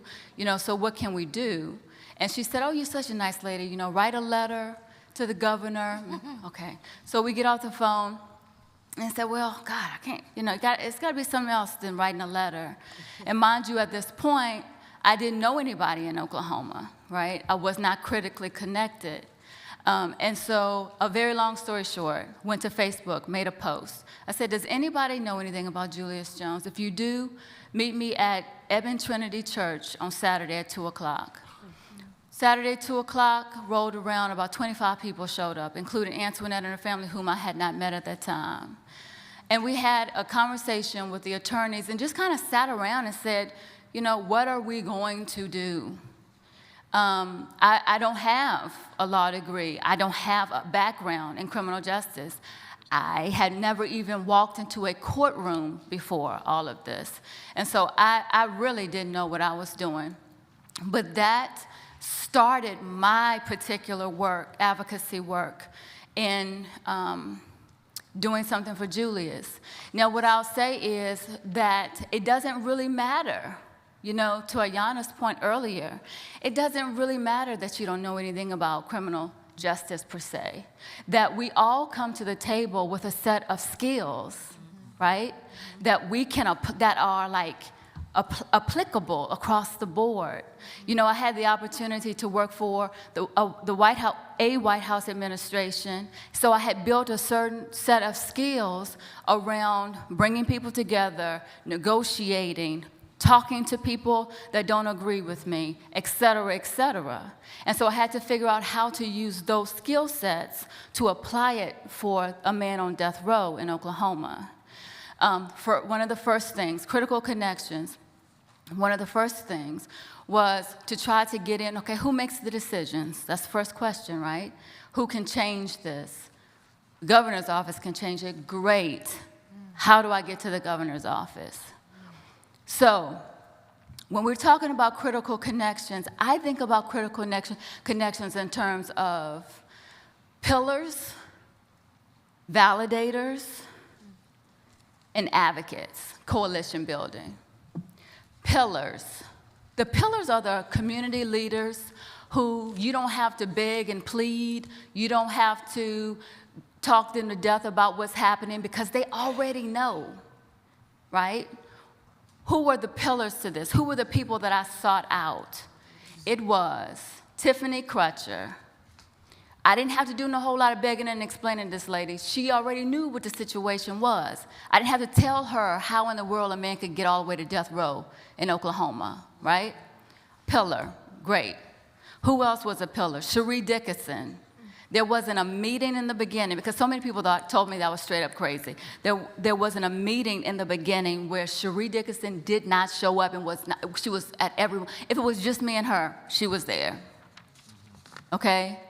So you have these pillars. When we're talking about movement building, from my experience, you figure out who are your anchors, who are the people you can depend on, who are the people you can rely on, who are the people you can call and tell, hey, we got a problem, what should I do about this, X, Y, Z. You need those pillars in any movement building, from my perspective.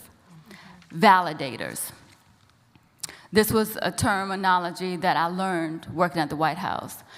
If you're trying to push any particular policy, you need validators, people who can attest to who you are, and they will have some level of trust enough to sit down and talk to you based upon the validator beside you. I'll give you some examples. This is, before I give you an example though, we've been talking some about white privilege. Y'all, this is where white privilege comes in, okay? Because as a black woman, not from Oklahoma, with two children, with a husband who works all the time so nobody sees me with a man, they make assumptions about me. At the time, I was a black woman with braids, 2 little children in a stroller. The first 2 weeks I get to Oklahoma, I've got my children in a stroller and CVS, and I'm followed around because of the assumptions that people make about black women who don't appear married. So, validators. I needed white privilege to open up doors for me. You have to power map. Who are the players? Who can do something about this? All right, you said the governor. Who can do something about this? The Pardon and Parole Board, okay? Who are they? What is every doggone thing I can learn about these people? And I had to take the time to connect with so many of you sitting around this table who told me what I did not know, right? Because I didn't know anything. But you told me what I did not know. But validators, Pastor John Middendorf was a major validator for me. I don't know why or how, but John trusted what I was telling him.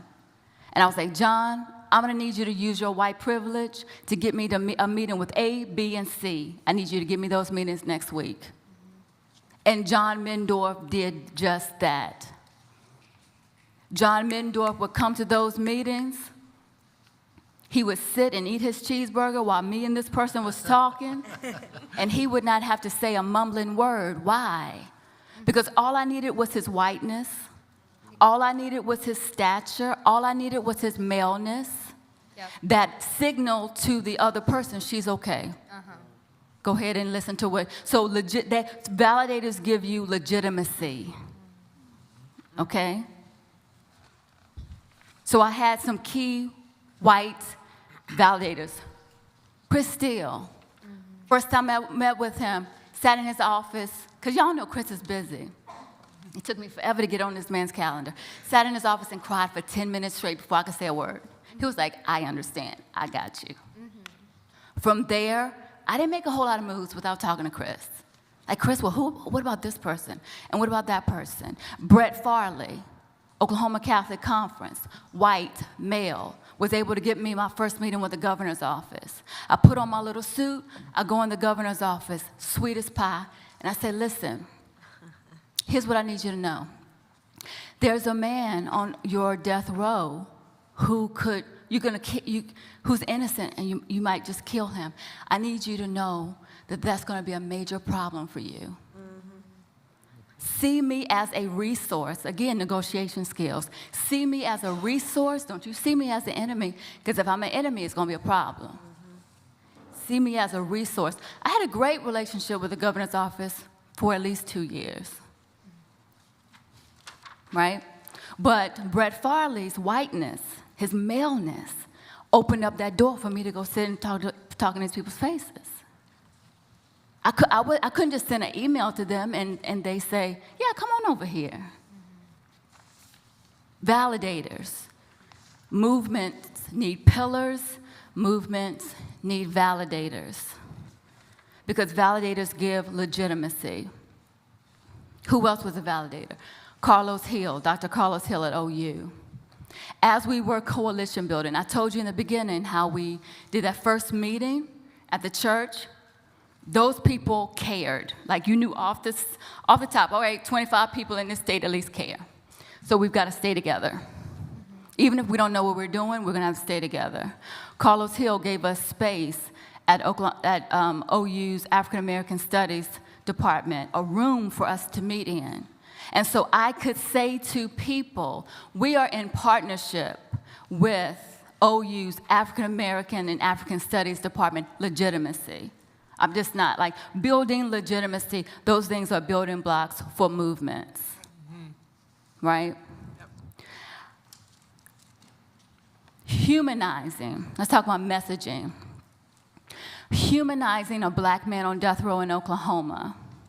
I cannot imagine a lot of other things being tougher than that.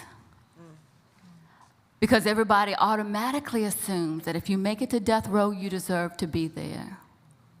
And you black, and you male, oh yeah, you definitely.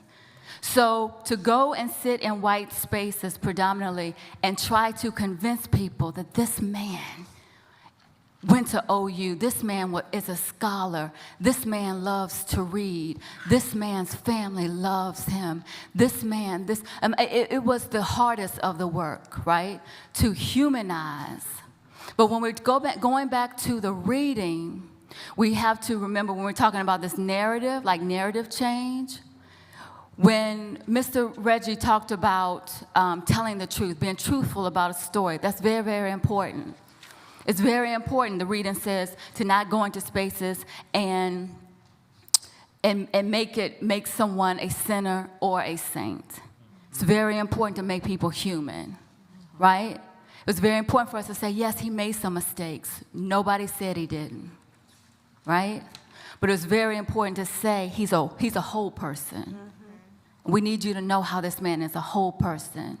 And so not trying to make him a saint and not trying to make him a sinner, just trying to make him a person, was the key messaging. What else about messaging? Every audience, you can't have the same, you have to have a variety. You got to be able to speak in tongues.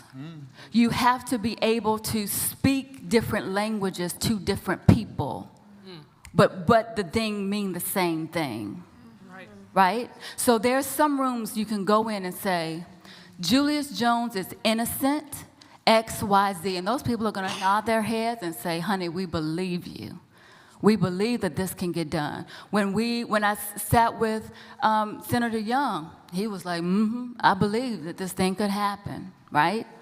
But there's some spaces, if you go in predominantly white spaces and say, Julius Jones is an innocent man, they're like, we done talking. And so you have to have a diversity of language to get a single point across in movement building. What was that for us? Some rooms, no matter how I felt about it, I had to go in and say, there is reason to believe that Julius Jones may be innocent. Did I want to do that? No. Did I have to do that? Absolutely. Because that is the way to keep a conversation going, right? So messaging, being able to diversify your messaging, but say the same thing, is really, really important, has been really, really important in our movement space. I'm going to say a couple of other things, and then we'll open it up for larger discussion. Different movements have different philosophical approaches. My particular philosophical approach was radical love. What is that? What did that mean? That meant everybody, always. Everybody, always. While this was a Black-led and has been a Black-led effort, this is about everybody, always. Because radical love requires radical inclusion. That's right. Come on. Okay? And so that is a principle that I live by. That's a principle I work by. That's something that I'm never going to move off of.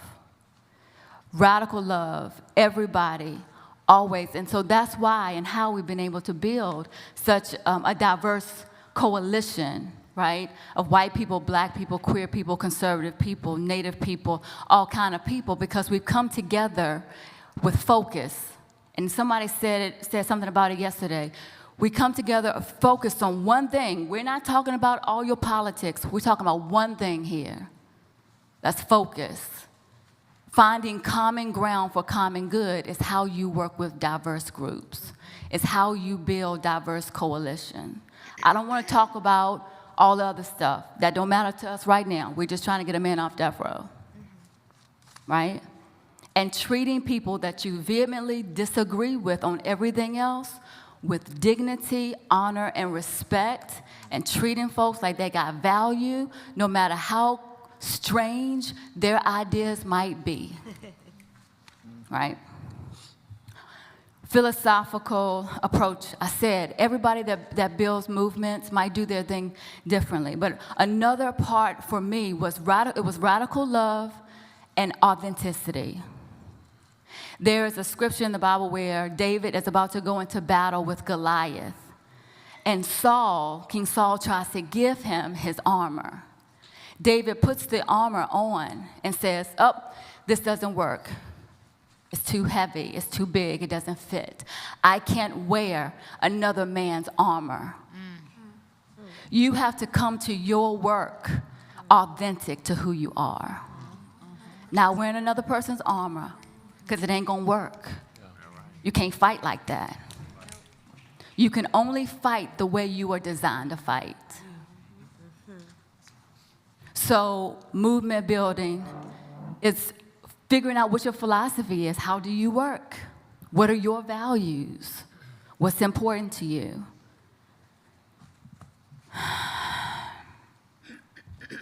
The last thing that I will say, And it's not necessarily, okay, so last thing I'll say is to talk about white supremacy. We have seen white supremacy on full display in the Julius Jones effort. Full display. But we have had to talk about, because I believe it's true, we've had to talk about white supremacy as a depravity.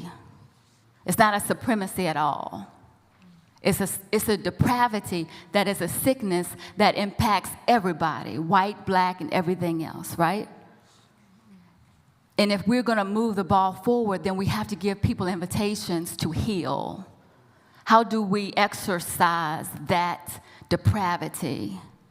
Well, you move away from the panel discussions around race and neighboring and going to lunch to doing the messy work of saving people's lives together. This is how we start to move away from the depravity of white supremacy. Doesn't matter anymore if you got a black friend. Who cares? You better know about who's dying out here in these streets and get busy doing something about it. That's right. So healing ourselves. Let me also say this is about white supremacy. That white supremacy is a construct. When we are going after white supremacy, we are trying to destroy a construct. We're trying to destroy a system, but we are not trying to destroy a person. That's very, very important. We're not out here trying to destroy people. This is about going after something that has made us all sick. Okay? So with that, I'm going to give it back over to Mr. Reggie. Thank you for those words, CC.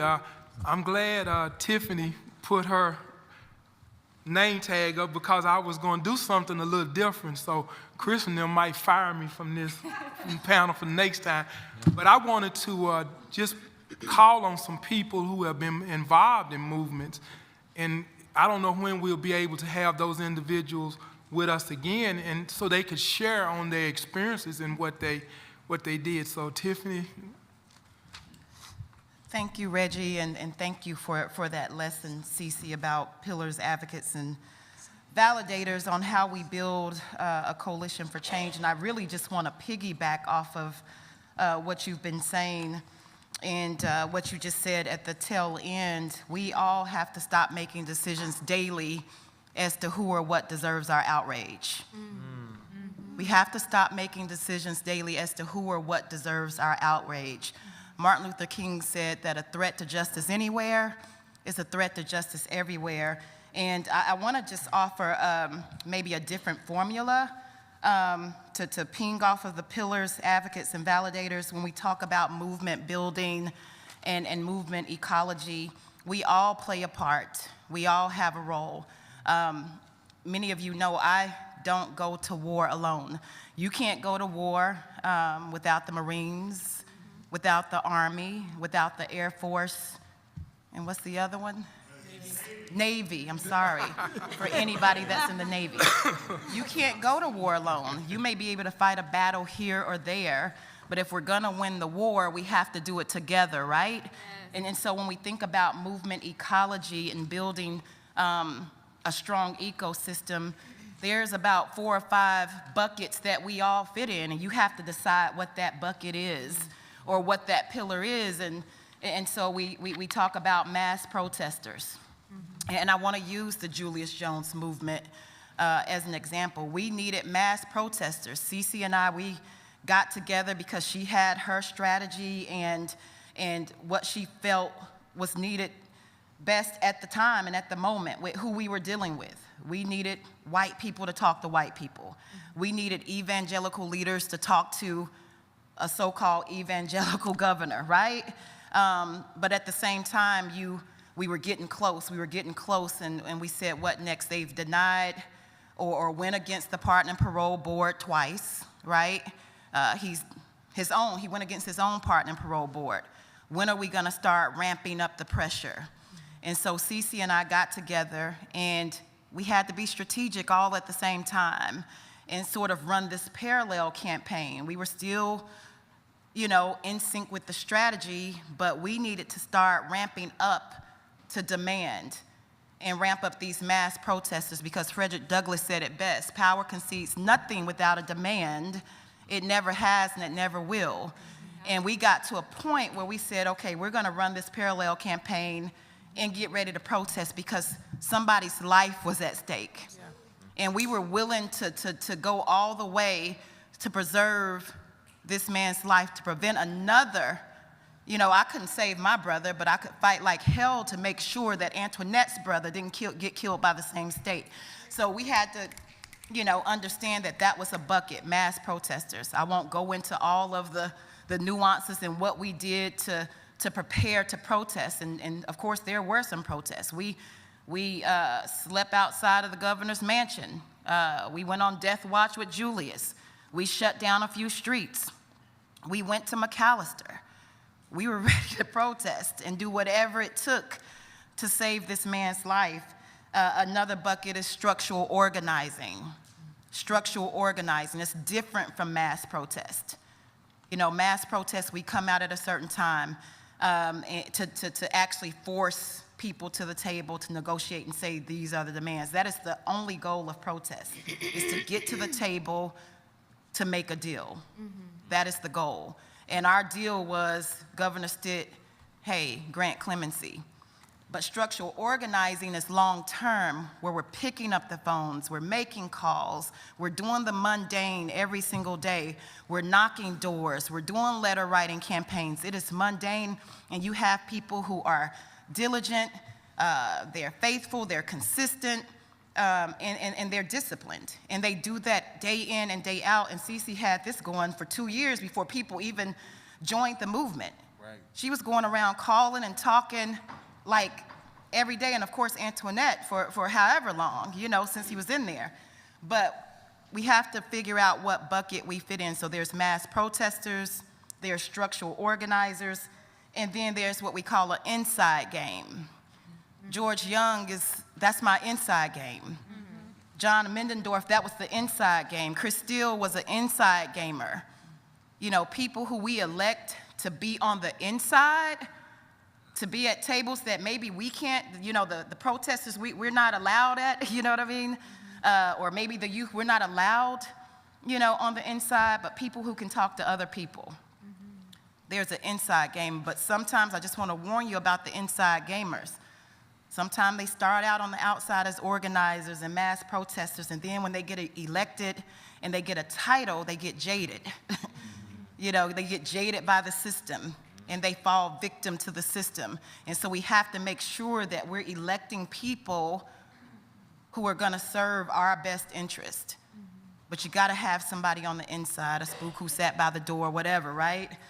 And then there's alternatives to this movement. What are we trying to do? So you heard Aurelius talk a lot today about restorative justice and transformative justice, alternatives to the system that's harming us. And there's a lot of different ways, but how do we start to amplify these alternatives where they become normal?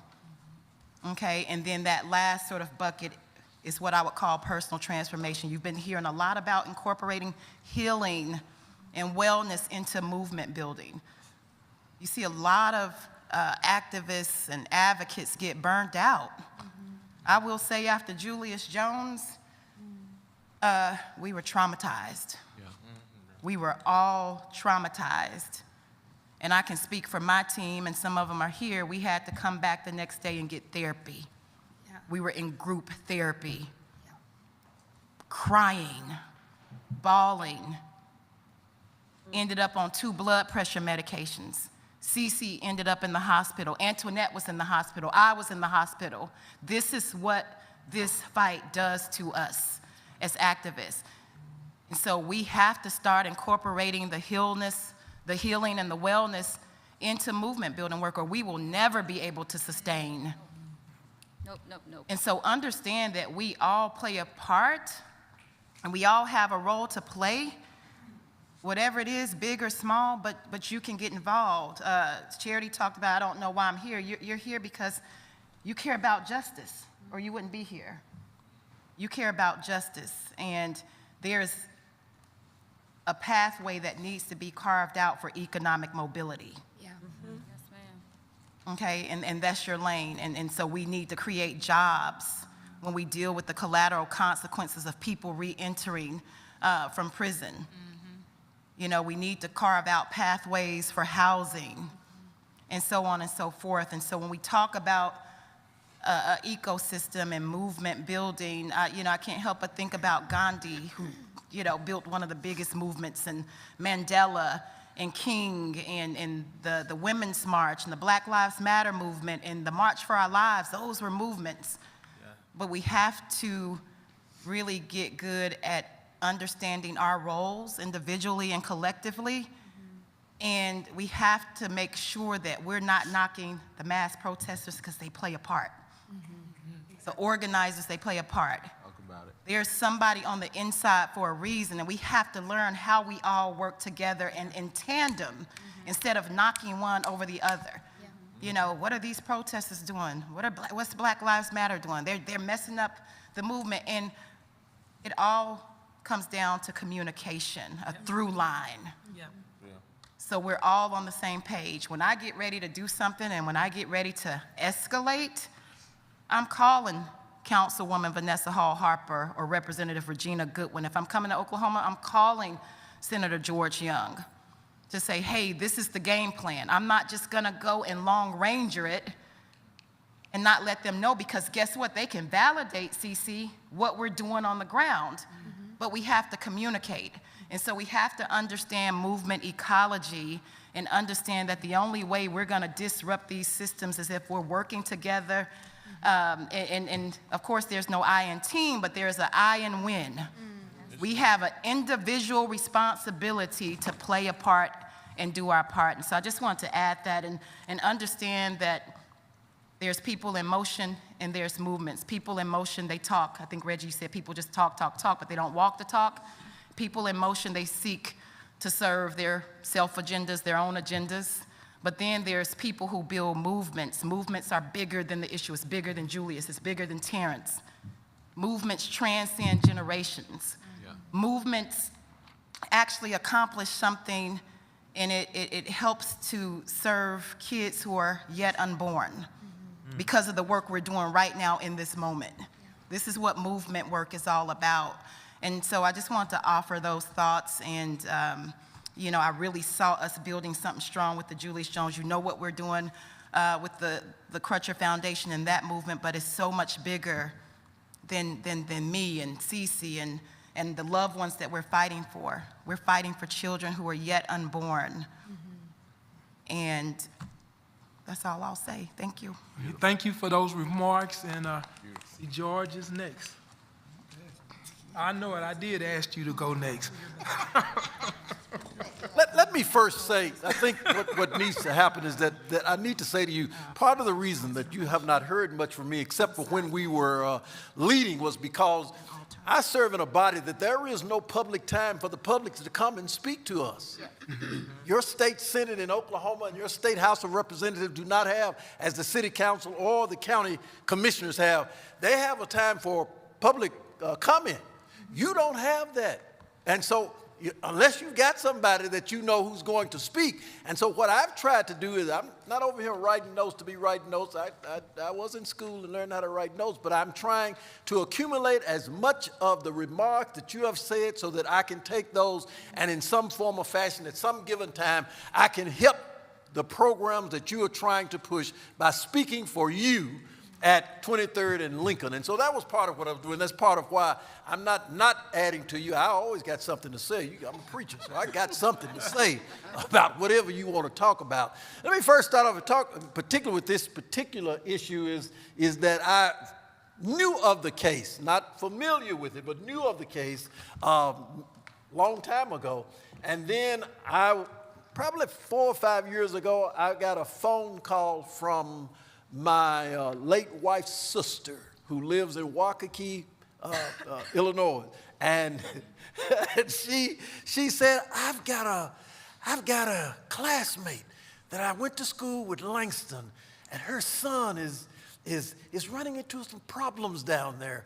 And I said, what's his name? She gave me his name and everything. And I said, okay. And I said, I'll check it out. And I had my executive assistant kind of started looking some things up. By that time, Reverend Christine Bird hosted a conference at her church, and it was the Jones family, and they were there. And I got there, I realized who it was. And then I looked at her, and I walked up to your mother and said to her, I think I know somebody you know. And she said, who is it? And I told her my sister-in-law's name. And from that moment on, I have been pulled into this thing. I said that because I need you to know that what I said yesterday, you don't have to make it personal. You have to not make it personal, to not get involved in the things that impact your life on the level that what we've been talking about the last few days impact your lives. And so it was at that point that I got deeply involved in it because, one, I didn't want to listen to my late wife then because she was living and she could talk and she was stronger than I am. And I didn't want to hear her telling me what I didn't do for her sister. They were a big family, and it was a family of women. So you know they were strong-willed, strong-minded. And so, yes, I got deeply involved in it. But the other thing is soon after that, I was at Cleves CME Church, which is right next to the last church I pastored before God sucked me back into ministry. And I was there for a phone call that Julius had made, and had a chance to get on the phone with him and introduce myself to him personally and tell him who I was and how I knew him. And from that point on, we were close. And jumping to the good parts, leave all the other stuff because some tough times in between, Cece asking me to write a letter and all of that, we were more than happy to do all of those things. But I'm going to tell you something that's life-changing once you get involved in these kind of things. We're talking about trying to organize, trying to come together, trying to aspire to be that which helps us to lift the whole body. I got a phone call from Julius's attorney. And his attorney said to me, I just left Julius, and he asked me to call you. And he asked me if you would come and visit him. Oh, well, I knew him. I was pastor, state senator. So, yeah, because I know his family. I got to go because I didn't want to go back home and tell my wife, Julius asked me to come, and your sister's friend, I didn't go do what she said. So I went down. I spent about 2.5 hours, me and Julius. The attorney was in there, but he sat in the corner, and Julius and I talked. It was a wonderful conversation. One thing that did not happen, he never tried to tell me about his guilt or innocence. He spoke for 2 hours and answered my questions about what has transpired in his life since he engaged in all of what he was in at that moment. Told me the things that had happened, how he had grown, how he had developed, who he had become. And then at the end of it, he simply asked me one thing. They're going to have my hearing.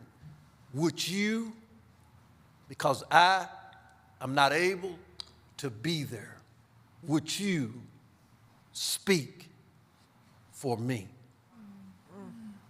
Now, there's a lot of things I've had in my life I wish I could tell you about. A lot of the things that have occurred in my life that are just wonderful things. 2 children were born, just great. I got 3 grandboys. I got, wonderful. Everybody loved their children. I love my children. I had a great mother and father and all of that. Let me tell you something. For this man who was on death row to say to me, we're having the hearing to determine before Adam Luck, who was here yesterday, before the parole board, I want you to speak for me because I'm unable to speak for myself at that particular hearing. It's difficult for me to describe because he had said to me, for whatever reason, I don't know where he got it from, I am entrusting you with the words to the people who have the ability to do something for me that no one else can do. I rate it up there with the birth of my children. I rate it up there with any success I've had in my life.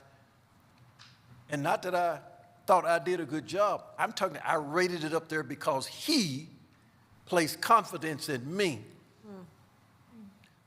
I tell you that because I need to remind you, don't make it personal. Don't make this struggle that we've been talking about the last few days personal to your life. Don't make it something that impacts you. Don't make it something that will trail you and will cover you. Don't make it something that's important to the folk around you, and it will make it personal for you. You'll quit going to your neighbors and knock on your door. You can put the alarm on at night, and it'll know what the alarm number's on, come in your house.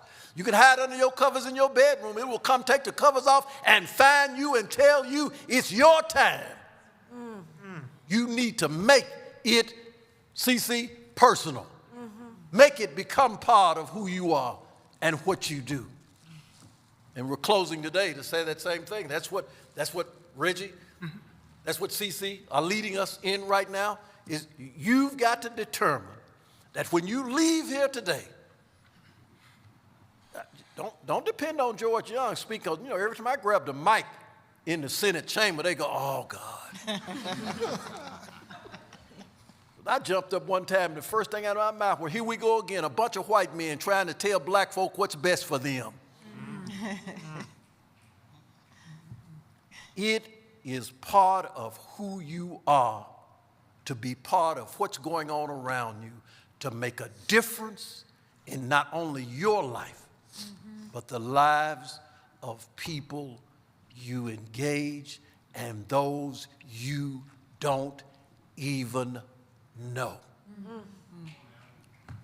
You are blessed to be here today, and you are blessed to be able to make a difference in the lives of people you encounter.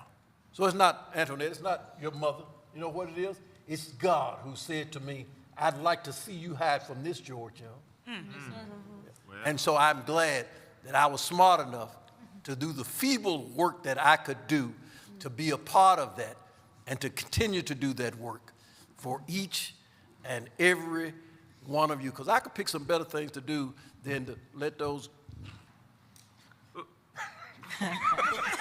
individuals at 23rd and Lincoln look at me crazy and not hear my bills and treat me real bad and still be able to go in there every day and do what I'm supposed to do. Thank you, Senator Young. I'm going to ask Travis, would you like to say something on this movement building? Let's see.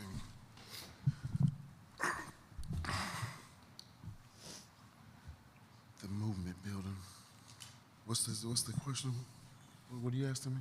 Now, I just want to hear your thoughts on movement building.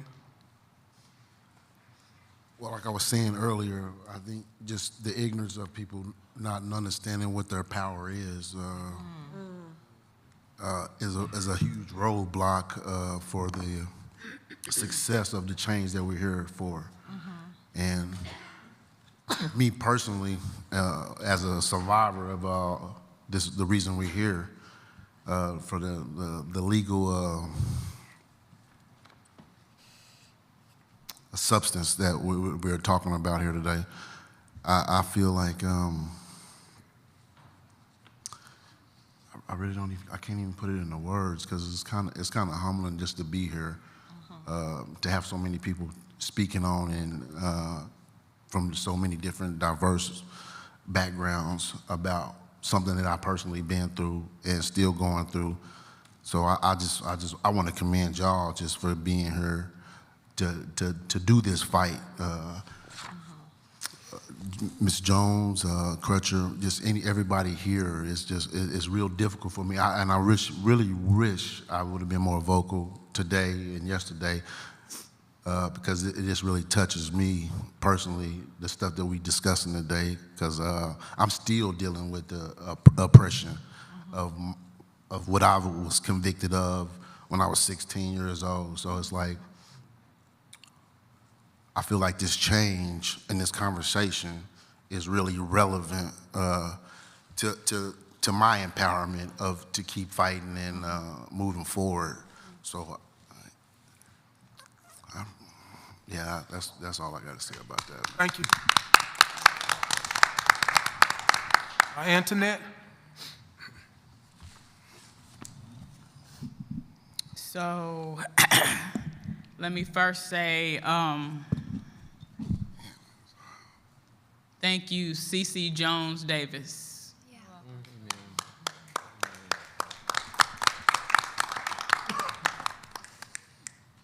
Thank you, Tiffany Crutcher. Okay. Thank you, Reginald Hines. Yes.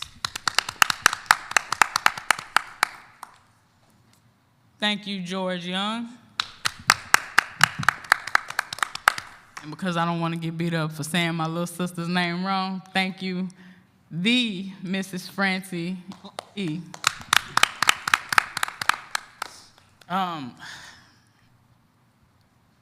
Thank you, Chris Steele. Yes. Thank you, J.D. Baker. Yes. I won't go down the list because we don't have all day, but thank you to each one of you that are representing, whether you are saved or not, whether you know God or not, you are representing a piece of God's heart. Because God loves us all. I come to this work, I come to any work that I come to through the very foundation of God, the Most High, the creator of creators. And before I start preaching, I just want to say that everybody in here is important. Every voice is important. When you are on platforms, when you are at tables, you represent, whether you want to or not, you represent your community, your religion, your culture. You represent regardless.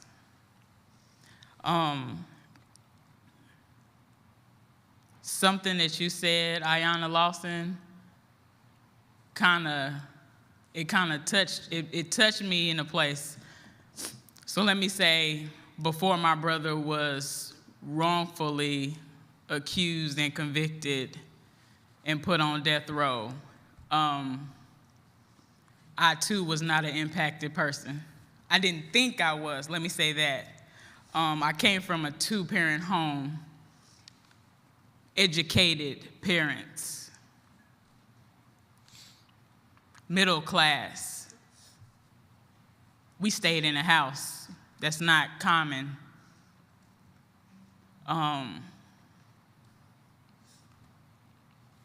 Two working parents, two brothers that attended the University of Oklahoma, one on a football scholarship after he walked on, and Julius on an academic scholarship, but he was also an athlete.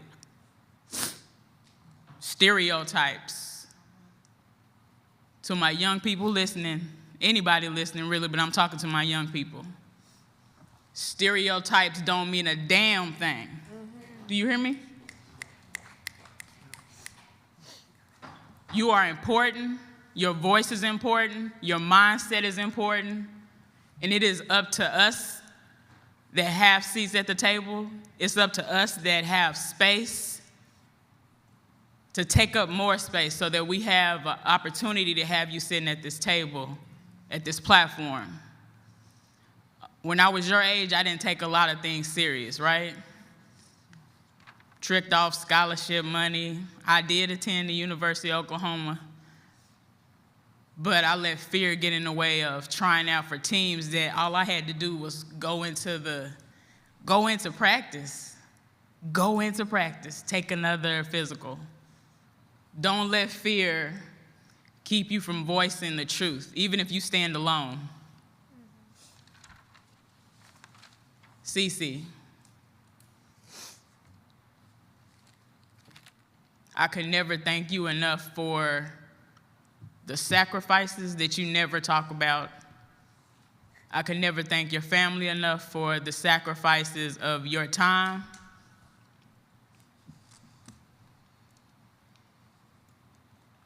But let me say this, God is intentional in everything that happens, whether you have a relationship with him or not. If he wants to use you, he will use you.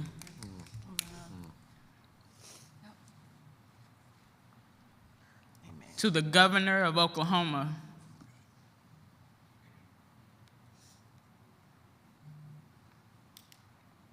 you shall be held accountable for your actions, for your inactions. Yet God still hasn't given me the heart to hate you, and I never will. It's not in me.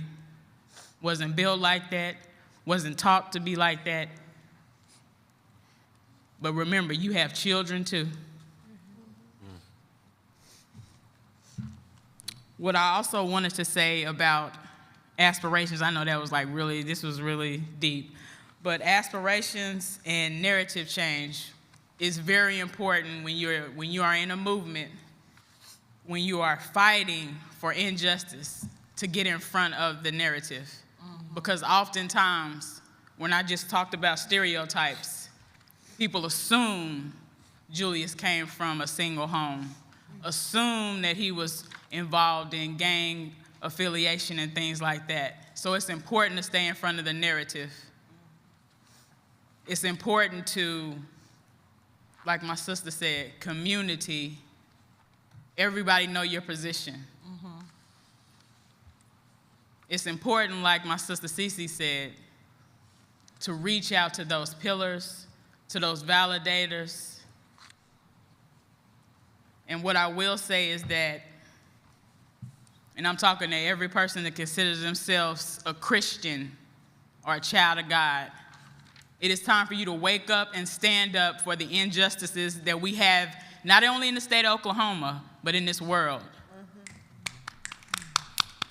And if you talk about the word, remember, God said if you are lukewarm, he would do what? And that's all I have. Gianna? I didn't know the verse, so. Okay. Spit you out. Gianna, you ready? Oh, no. Yes, no, my bad. I'll go next. Okay. For those who don't know the Bible, can we complete the verse? Would you? Oh, excuse me. Because I know there might be some people listening, there might be some people here, so.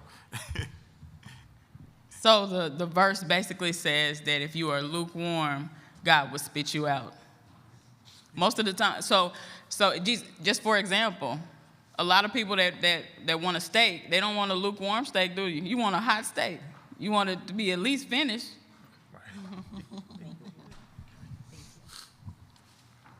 Gianna, you ready? Oh, I'm gonna pass it to my sister Zamaya, and I'm gonna go next. You'll go next. Zamaya, she says she's passing it to you, and she'll go after you.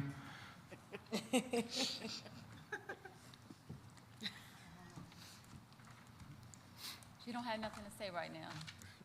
It's okay. I don't see any tents. Francis got a tent. Do you have something to say? Okay. You can go. Are you sure? I was just gonna review some of my notes and that will be regurgitated, so you could go. I just first want to acknowledge the space that we're in right now and just say to Antoinette, Cece, I love y'all, and Dr. Crutcher, love you. Acknowledge that they are amongst more, but they're the leaders of the Black women who led this charge. Mother Jones, who's not with us as well, and just acknowledge the superpowers of Black women, the superpowers of Black people, and the fact that Cece said it, and my pastor says this, so I have to give him credit, but your authenticity is your superpower.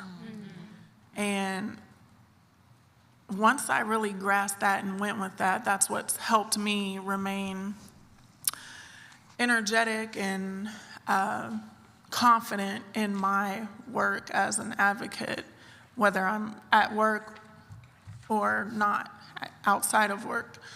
I first came to learn about Julius's case when I was within my first few months of working in the Oklahoma County Public Defender's Office, and cameras from several, I didn't know what station or what the cameras were coming in for. And then other public defenders told me, oh, this is about the Julius Jones case. And I said, well, what's the Julius Jones case? One of his attorneys who represented him in his initial trial is still a public defender in Oklahoma County and told me all about that. And then it was probably about 2 years later when CC came on a visit to TEEM and thankfully cornered me and told me she was on fire about it, wanted to know more. Who does she need to know? Where does she need to go? And I kept trying to connect her to Chris Steele, like she said, and we struggled with that for a long time to finally get Chris and Cece to talk. But I could feel the urgency in Cece, and I think that for movements like this to survive, there has to be an urgency. And Cece invited me to her home to help work on some of the clemency materials for Julius. And when I got there, it was just me, Cece, and Antoinette. And I had never met Antoinette. And she was sitting there, and Cece said, "Welcome to our war room." And I said, okay. And there were computers set up, there was snacks and water everywhere. And prior to that, I knew a war room to be where you pray. That's right. But we all know faith without works is dead. Cece and Antoinette were working in addition to their faith. And invited me to be a part of that work, and that was just an honor of its own. So moving forward from that, that was my first lesson in, like, if you want something big to happen, whether we're talking faith or not, you have to do something big to achieve it. A big response deserves big action. It requires big action. And later on down the line, JB would eventually send in a group text to Jess Eddy and myself, let's walk to McAllister from Oklahoma City. And we both kind of cocked our head, but immediately within 2 minutes, we both responded, I'm down. Because we knew it was a large, it was going to be a large feat that we had to do to get large response. 131 miles. And it was cold. We went through every single weather that Oklahoma can offer. We went through it. Y'all, we have to clap for that, seriously. Thank you. I'm getting more questions. Did I change shoes? I had 2 pair of shoes that were donated by a local shoe store in Oklahoma City. So this is me painting the picture. It takes so many more people and efforts than what you can see or hear at this table. But we had people donating shoes, food, clothing, hand warmers, you name it. We had it all donated. I had a biker gang approach me on the side of the highway as I was walking and was at first a little scared. This was a white person with a long beard, and I was a little bit scared. He popped up. He got off his bike, went to the back of his bike, came over with a thermos and a cup and said, "Do you want some hot chocolate?" And I said, "Yes, thank you." So, there were so many people across the state that contributed and joined in. We had the people of the Seminole tribe, as we walked through Seminole, escort us personally with the Seminole flags, and that was a beautiful outpouring of love and support from our Native and Indigenous supporters and family. But like I'm saying, it was such a big thing to take on, but it taught me so much just about myself, about love, as Cece talked about, radical love. Anamika asked me about my shoes. I lost 2 toenails along the way. And that goes back to sacrifice. Yes, sacrifice of toenails, that's nothing. I've lost more than that in life. But your time, your effort, we were away from our families. As Antoinette said, people take time away from their families, take time away from, this was New Year's Eve. We all could have, did a typical New Year's Eve celebration, but we said no, Julius is not free and not able to, have champagne and do whatever else people do on New Year's. We're going to be walking for his justice on New Year's. New Year, New Justice is what we called it. And in all of that, I had some opportunities to jump on the phone with Julius while he was calling Antoinette to check on us. And he was just spitting so much fire in terms of wisdom. I mean, Julius is one of the wisest people I've ever met, but almost like, he was almost, I don't even know how to take it from here. I'll tell you this. Julius became, he didn't have to do this, but became a brother to me too. He has family. He has people who had loved him all those years before anybody came to do his coalition work. But he adopted all of us in as family. And that was such a big, a meaningful thing to me, is like the fact that his heart was so open to everyone. I mean, it caused me to change a lot of the ways I am as a person. I think that that's important. Eventually, I would tell Julius, hey, I got this new job at the public defender's office. I'm so excited. It's the federal. Like, I'm going to eventually try to work in the death penalty unit and help people like you. And he said, I don't like it. I said, what? And he said, no, that's not what you need to be doing. One of the local state representatives, I don't remember his name, is supposed to be trying to bring a death penalty review board and trying to get that put into place. I want you to get on that. And I was like, oh. So, Julius telling me what to do, telling me he didn't like what I was doing. He's wise, he's smart, he's watching our laws, he's watching the ways our government is working and not working. And from his position, is sending us out to go do the work, and we just need to do it. It's gonna it's gonna require great, big effort, and I think we've already shown through the leadership of Antoinette, Cece, Dr. Crutcher, Mama Jones, everyone else involved, that we can do it. And I thank Square One for this, because this is a first big move of how we can address everything else we need to address in addition to Julius's situation. This is our big move. We've got a big room full of people who can accomplish this. It can be done with the principles CC just talked about. It really, truly can. And so that's my aspiration, Reggie, is that we take this 2 days and make it the start of our big move for Oklahoma. I just sincerely think that this is it. This is the answer and the solution, and we can do it. Thank you. Thank you. So next we have Aurelius, JD, and then Ayana. Thanks, Reggie. I want to say something real quick about Julius Jones, and then something more sort of abstract philosophically about movement building. I first heard about Julius's case. I was a student at OU. I was a student activist. 2018, Dr. Carlos Hill, who's one of the validators that CC talked about earlier, was one of my mentors at OU. And because I had sort of a position of leadership, student leadership, we organized a showing of The Last Defense at OU. And that was the first time I heard about Julius's story.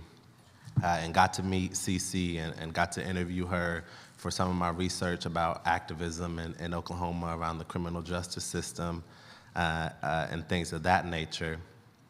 Fast forward, graduating in 2020, came to the Terrence Crutcher Foundation as a fellow. All of the steps in Julius's case up until 2021, continuing to push, continuing with all of the sort of rehearing, exhausting all of the sort of retrialing or trying to get the case to be reheard in front of the Pardon and Parole Board, things of that nature. And what I want to say about just movement building is, like, I wasn't playing a visible role in the movement, right? And I think so many people weren't, right? Antoinette, Mama Jones, CC, right, Dr. Crutcher, visible. and the Justice for Julius movement, right? Francie, JB, Jess, right? Like visible, but so many people, what Francie was just talking about, so many people behind the scenes enabled them to get through that hard walk, right? And that is what a movement is all of the people that it takes who aren't in the front, who aren't in the spotlight, who aren't talking to the media, whatever it is, who make it happen, right? And I also want to say, like, I went to graduate school at the University of Chicago in 2021. I had, plans to go get my PhD and just study and research and write books and do my thing or whatever. And it was Julius Jones who brought me back home, who brought me back to Oklahoma City because I felt so pulled to this brother who I never met, who I did not know. So pulled to this story, sort of like this full circle moment of my first sort of glimpses of being an activist as a student on OU's campus, right, with the Julius Jones case. Fast forward to 2021, I'm in Chicago, and I'm like, I gotta get back. Like, I gotta get back for these clemency hearings. I gotta get back to take action. I gotta get all my friends and homies out, right, to the Pardon and Parole Board for these actions. Call up Dr. Crutcher, who I'm still sort of doing a little something for, right? And I'm like, I gotta be back for this. Like, I have to witness this. I have to bear witness to the worst of our state, hopefully providing some form of delayed justice. And so on two different occasions, on the first clemency hearing and then again on the date that he was set to be executed, was back in Oklahoma, was a part of the sort of conversations about taking action in McAllister that day to try to prevent by any means necessary the state killing this man. And it was because of those actions, because of the sort of glimpses that I saw and the power of the people in the state of Oklahoma all sort of coming together to fight for this brother, Julius Jones, it was that like gave me the hope that we could do something here. That like, if enough people band together, despite the worst of our state, despite the worst of a governor, right? That if there's enough people that we really can do this. And so I just want to say that just on a personal note, because it really was his story, his case, your family's efforts, Antoinette, Cece, your leadership, that brought me back and motivated me that like, PhD is always gonna be there, but the movement needs me, right? The work needs me. And so I wanted to say that. I also just want to say something about leadership, movement leadership, and ego. There's this great quote, and we have it up in the Terrence Crutcher Foundation. I got to help with the sort of designing of the walls in there. And if you haven't been in, you should go check it out. But there's a quote from Huey Newton in there that says, "The task is to transform society. Only the people can do that. Not celebrities, not stars, not heroes. Yes. The task is to transform society. Only the people can do that. Not celebrities, not stars, not heroes." And I think that is what movement leadership demands of us, is to understand that we are one speck in a very large ecosystem that is a movement that creates massive change. And to understand that, like, ego is, I think, a natural human phenomena. Like, we want the spotlight, or we want to be recognized, or we want credit, or we want to feel like we're important, or we feel important, or we're doing something important. I think those feelings are natural. But I also see and have seen in my experiences here in Oklahoma and in Chicago, the ways that ego can get in the way. Can get in the way of the movement progressing, can get in the way of the North Star, can get in the way of the vision that we have for justice and for liberation. Because certain people are like, no, I want to be in front of the camera. No, I need to make the statement, right? Yep. Like, ego gets in the way. And so I think, like, as people in the movement, understanding the sort of principle of people power, is that it's gonna take all of us, which means like we have to resist a scarcity mindset and take up this idea that like it's gonna take all of us. It is like about people power, it's about the people, and it's not about me or you, right? But all of us collectively. What can we do as a community? What can we do as a movement? And I think that's crucial because it's led to so much conflict, so much splintering, so much like little beef, petty beef, right? That we still have in Oklahoma City, frankly, that gets in the way of us doing what we need to do to address the various injustices that we have and to bring about a better vision for the criminal legal system and beyond. So I want to say that. Thank you. Thank you. Thank you for those comments. JD? Just run my notes from Aurelius. Okay, I guess I'll get back to it. I appreciate everything everyone has said, and it's interesting. CC, it was at, you said Edmond Trinity Church of Christ?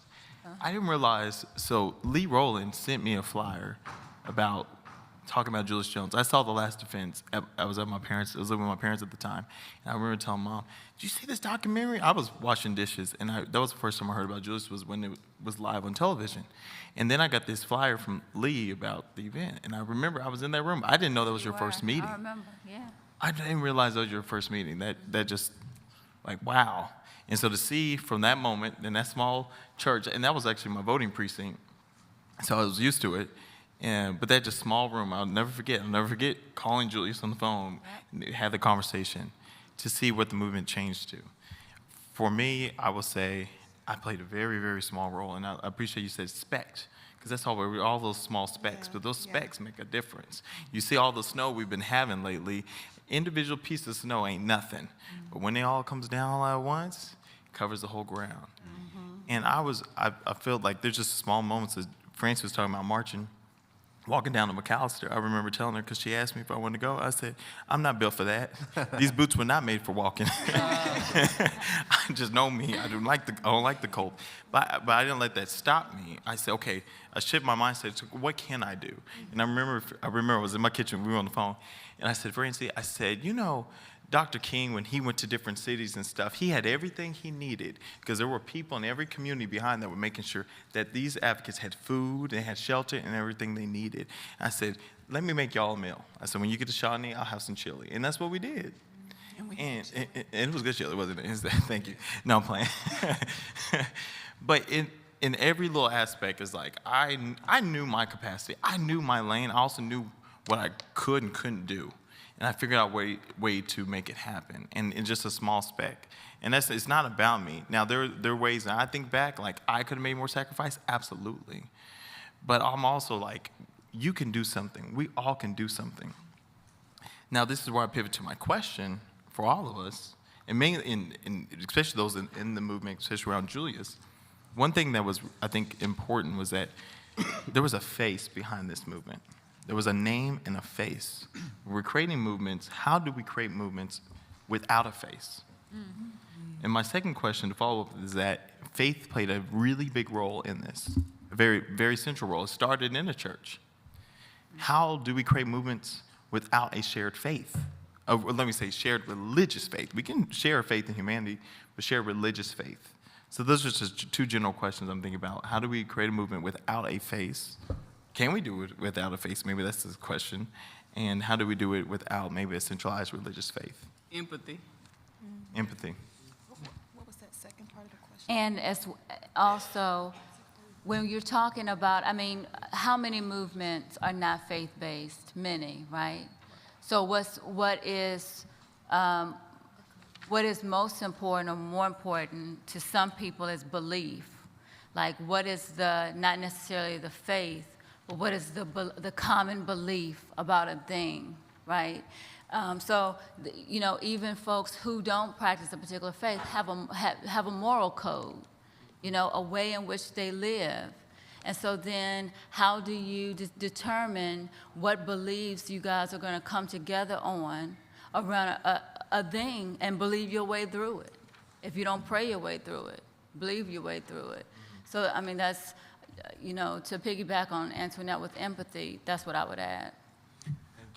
And if I could just add, you know, when Tyree Nichols was killed in Tulsa this past Sunday, we had an interfaith vigil. And there was someone from every faith. I mean, there was this beautiful mosaic. We had rabbis there, Catholics, Methodists, Baptist ministers, Muslims.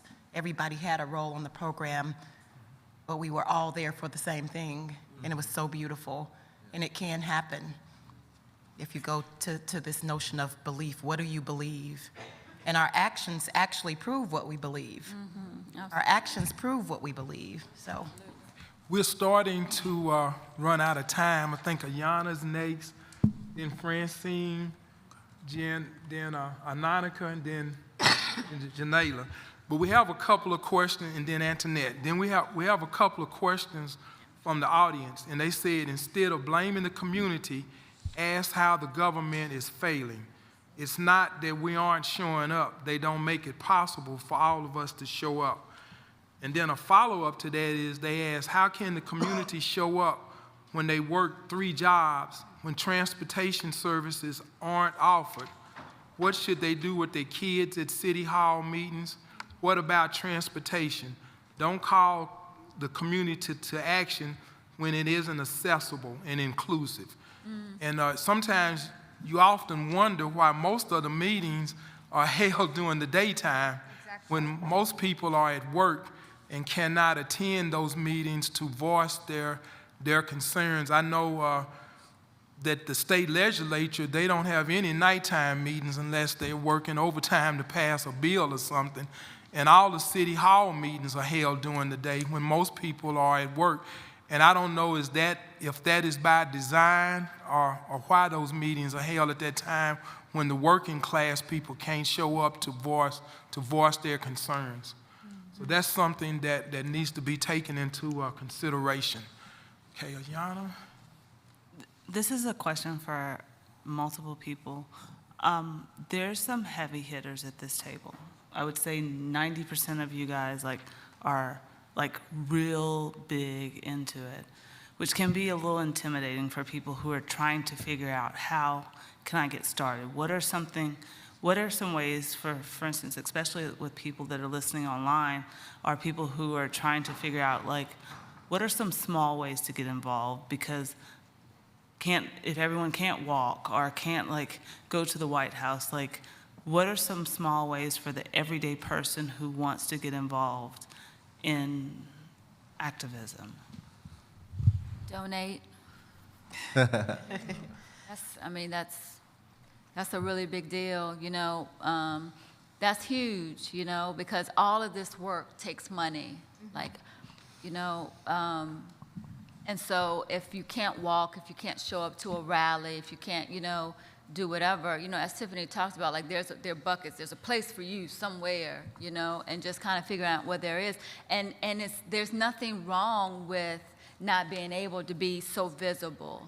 You know what I mean? There's nothing in the world wrong with that because there's so much other stuff that you can do other than, showing up to these particular things. So my number one would be press a button and donate on somebody's website toward a cause you believe in.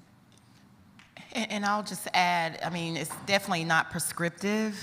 Our question at the foundation is, what do you care about?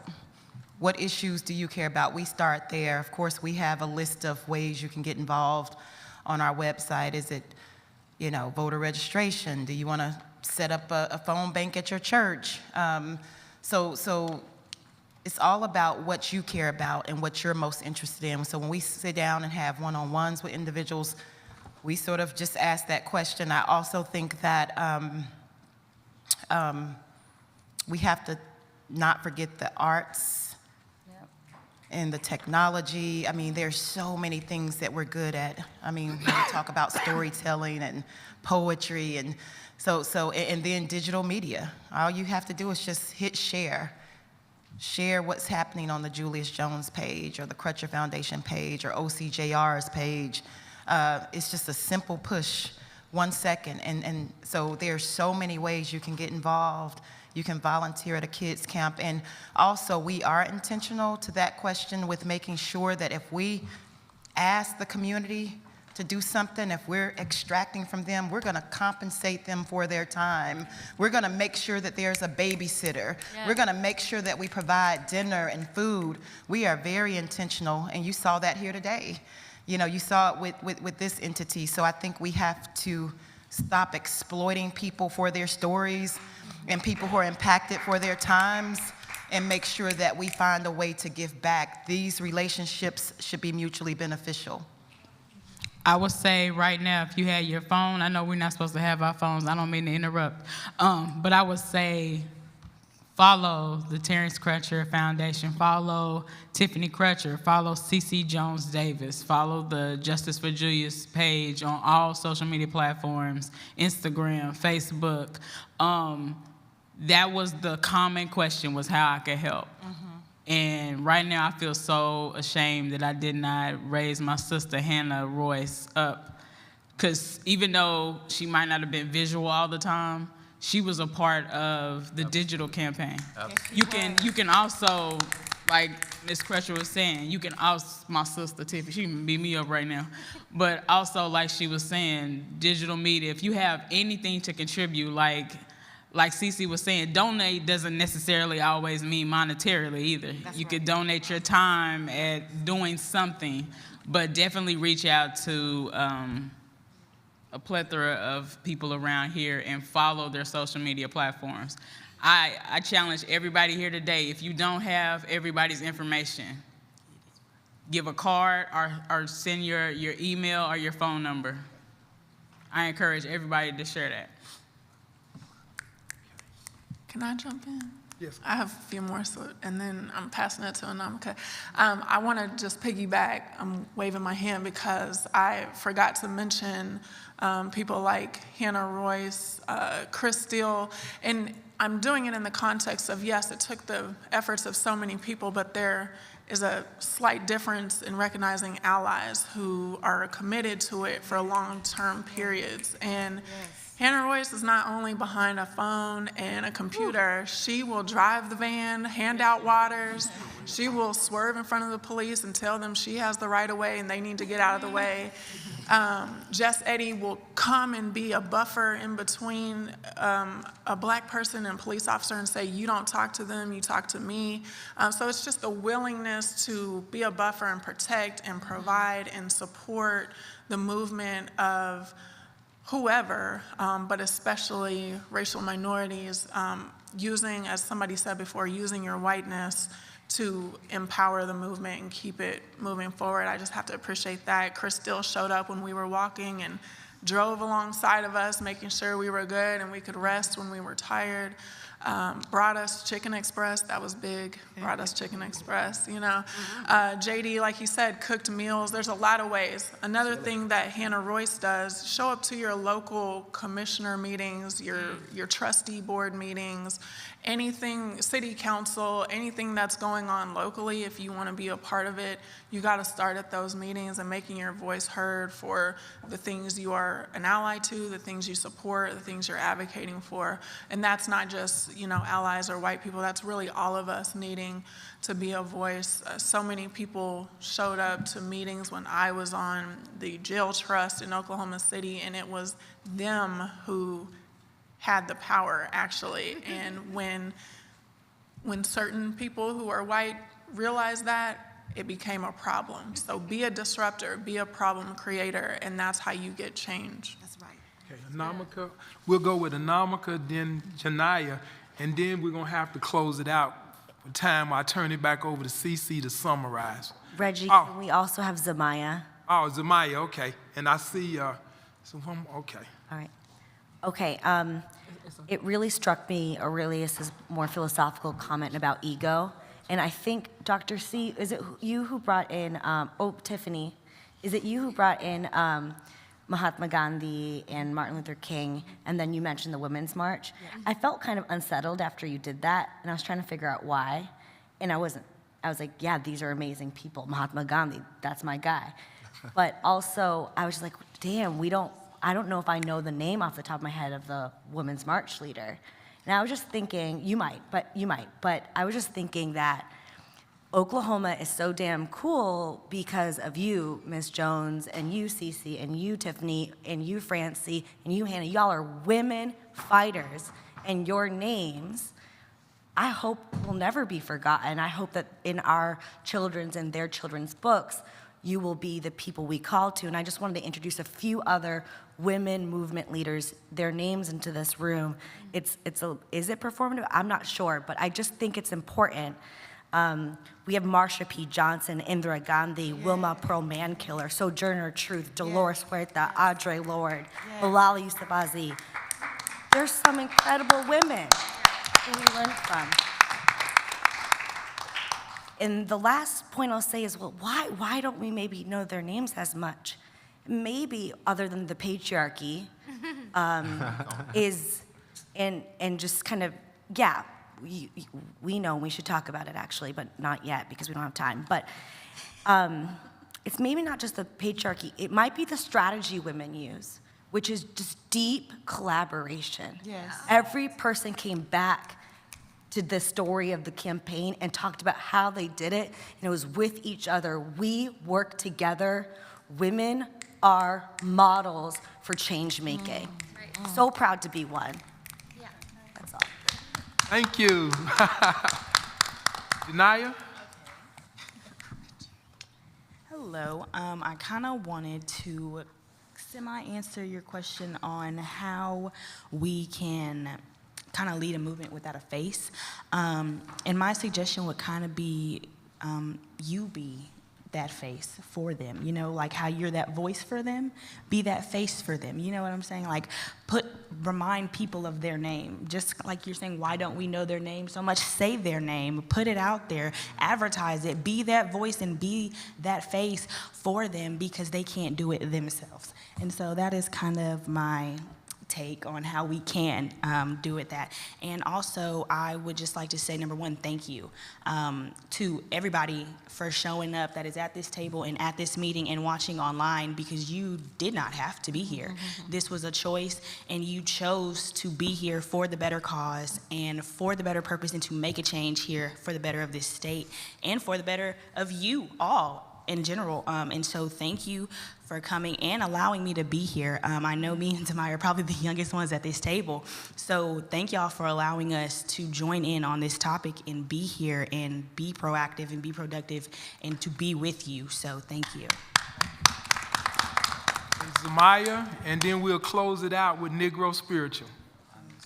Hello, everybody. I just wanted to start by saying that I appreciate the truth sharing that has been in this room. Everybody has came here and shared their truth, whatever it may be. And one of the questions states, what is the power of truth telling about difficult topics, including the racial disparities in the criminal justice system?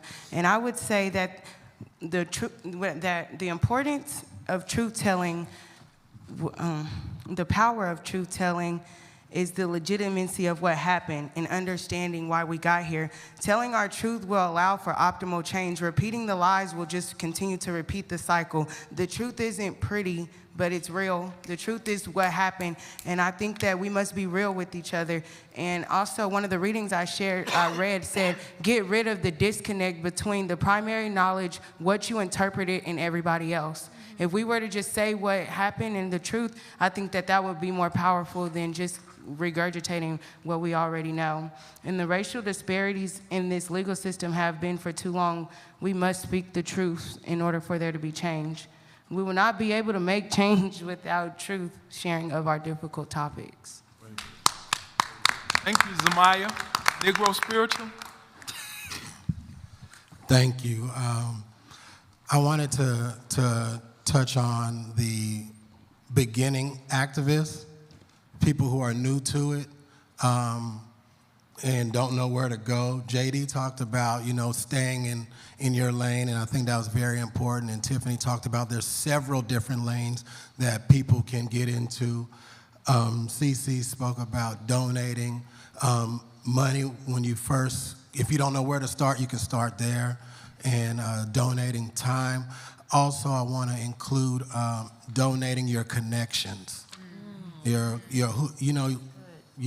helped me. It's helped me. People have donated their connections to me, and I've been able to have multiple doors open, multiple resources, brought into my organization and different things that really help. So you don't know where to start, those are the three places to start donating the time, donating the finances, and donating your connections. I also want to give my final thank yous to everybody for bearing with me and sitting through my long, drawn-out talks that I do when I do what I'm doing, like I'm doing right now. And I'm thankful that we're having this conversation. Change is going to be hard. It's going to be ugly. Change is friction, it's combustion. It's not we sit down, have great talks and everything, sunshine and roses when we walk outside. And so we have to know we're going to have to feel the flames and be ready to feel the flames if we really want to change. Thank you. Thank you for those comments, and I'll turn it over to CC to summarize for us. Can I insist it wave? To piggyback on what's been said, very grateful for each of you and for the women in this room who have, like I said, I turn back to Black feminists in knowing that, like, when Black trans women are safe and secure in their world, then we all will be. Okay. And so that is the world that I'm fighting for as a white queer woman. So to the question that was posed for where do I begin? I know that it's intimidating when you see a Jess and a Hannah out there, and that's okay. You don't have to be the Jesses and the Hannahs as white folks, but you're on your computer. You're on your telephone. And so if you need to hide out in your home that is not safe and send those emails because you can't go to city council, those things are on record. Those are still public record, okay? And if you can't go shaky voice up to the people that need to hear that shaky voice, there are people that are still gonna fulfill their role and go shout like the rowdy Royce that I am. We'll still do that, we'll still be there, but you need to step in and bring your skill set to the revolution. So thank you. CC, really quick, I swear mine is short. I haven't waved all day. I just want to say to Negro Spiritual's point and to what's already been said is connections. I myself am not someone who's going to be on the front lines. You will never see my face probably out there, but I am someone that I believe you can work behind the scenes. You don't have to be in the room for your voice to be heard. You guys heard me kind of plug Live Free earlier, right?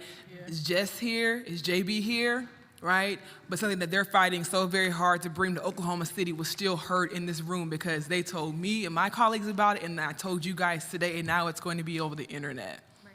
You know, there are things that, you know, the woman that I work for is a very powerful woman. She's in all kind of rooms, right? Mm-hmm. And there are things that I can say that I can work on to share with her to when she's there, she's sharing my ideas. So I'm still in the room even though I'm not in the room.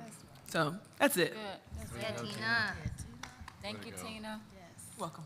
Okay, we've had such a great past 2.5 days, 2 days, because we missed one, the first half day. But just really want to thank all of you for your insights and your comments around this particular session, our last one. So here's what we have captured. Tiffany kicked us off by saying, we have to stop making decisions about who deserves our outrage. She talks about the movement ecology, which involves mass protesters, structural organizing, inside games, alternatives to systems, and personal transformations around healing and wellness. Did I capture that? Okay. Let's see, someone, and I apologize, I didn't catch your name, said people in motion. There are people in motion versus people building movements. That was you, okay. All right, that's why, okay, great. That was an awesome comment as well. Mr. Young said, take notes in order to speak to the group. He's taking notes in order to speak to his group at the Capitol. He admonishes us to keep making these issues personal. He says that we are blessed to be able to make a difference in the lives of people that we don't even know. Travis said, ignorance keeps people from not knowing their power. Thank you so much for that. Antoinette says, Antoinette takes time to thank the audience. She talks to the youth about their power, and she makes a very profound statement to Governor Stitt about his accountability, about his children, and about the fact that she could never hate him. Thank you for that witness, Antoinette. let's see what else we have. Francie says, Francie acknowledges the superpowers of Black women and Black people. She talks about how her pastor talks about authenticity as superpower. She gave us such a beautiful description of the New Year, New Justice effort where they walked 131 miles in the cold. It was absolutely incredible. Thank you all so much, Francie. Aurelius talks about the fact that it takes everybody, even when they're not visible, to make a movement happen. Seeing so many people coming together around a particular thing gives so much hope. He talks about movement, leadership, ego. This is the part of the quote that I captured. I think there's more. The task is to transform society. Only the people can do that. That was amazing. He says, ego gets in the way. We need to resist a scarcity mindset. It's about the people. Thank you so much for that. JD says, every speckle does matter. It's important to know what you can and cannot do. Ayana asked, what are some small ways to get involved in movements? And we talked about those small ways. And Negro Spiritual came back with that and said, you know, donate finances, donate connections, donate time. Zamaya said, that she's grateful for truth telling in the room. Telling the truth allows for optimal change. That was amazing. And then Hannah brings up the women who have not been named. Anamaka brings them up. Marsha P. Johnson, Sojourner Truth, and all the women warriors. She talks about women as deep collaborators. And then Hannah says, the fight for Black trans women is so important. Bring your skill set to the revolution. Tina, you said you don't have to be in a room to make your voice heard. Thank you all so much. Wow.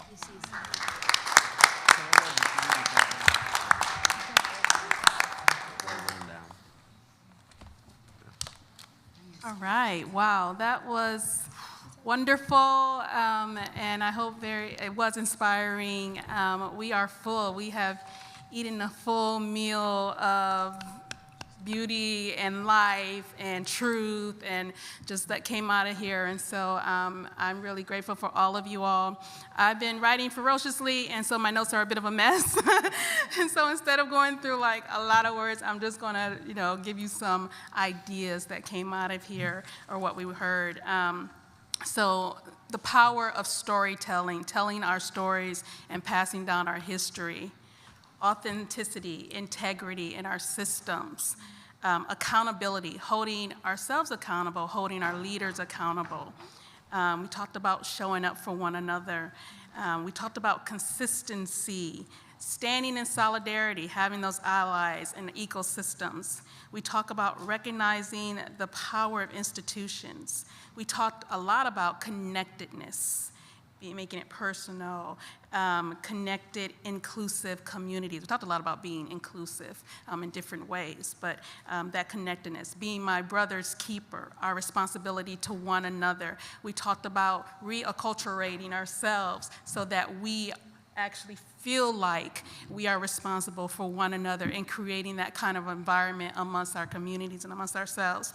We talked about diversity of language. I'm gonna speak to you in the way that you can understand me so I can get my message across, build a coalition, right? We talked about economics. So we talked about economic mobility for our brothers and sisters that are exiting prisons. We talked about economic mobility for our communities, and we talked about the economic reliance of our system on the backs of people, right, that are incarcerated. We also talked about, let me see, hold on, y'all. There's a lot in here. Transformational justice. So us being having community safety and having a transformational justice that reflects our culture, our ideals and values, right? And so we want to see ourselves reflected in the systems that govern our lives, right, and that protect our lives. And so there's a lot here. Chris, did I miss anything? Did you see anything? I think you did an amazing job wrapping that up. In the spirit of humanity, I discovered that yesterday was Tanya's birthday. So I just want to wish you a happy birthday. to the mic, y'all. So there you go. Happy birthday. I want to sing happy birthday to you. Happy birthday to you. Happy birthday. Round robin. Yeah. Happy birthday. You felt the spirit of it. All right, I'm going to pass it over to Chris then to close us out. And before the next thing. Yes, thank you, Evita. Amazing job, everyone. I just want to remind everybody that in just a few minutes we're going to have a reception. Poetry and Chill will be here to share and express truth through talent. There will be spoken word, there will be music, there will be dance, and we hope that you will stay and invite others to come if they're available to do that. This has been an incredible discussion. I just want to go back to yesterday and say that time and space matter.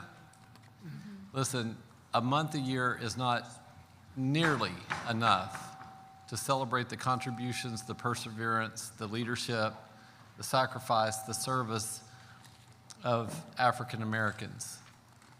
If we are going to have a time designated to celebrate those contributions, we might as well make it matter.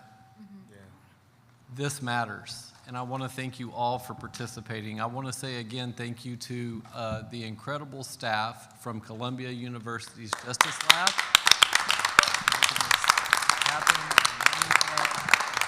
Our project leader, and all of the amazing staff. It's just beyond incredible. So many individuals and services have come together to also contribute and share their talents, including Imagine It Events, Saxum, the Raven Group, Blake's Audiovisual, Native Creative, Neek Films, CCD Catering, and Simply Delish, Greenwood Cultural Center, MacArthur Foundation, Safety and Justice Challenge. Lori, thank you. Inasmuch Foundation, Prosper OK, the George Kaiser Family Foundation, Oklahomans for Criminal Justice Reform, and TEEM. Thank you all for being here today.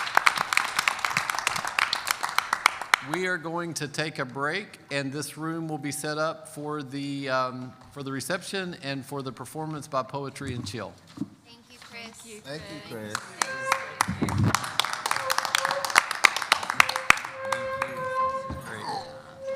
Chris, can I just ask one quick question? I know everybody. You may. I've just heard a lot of people ask, what are next steps?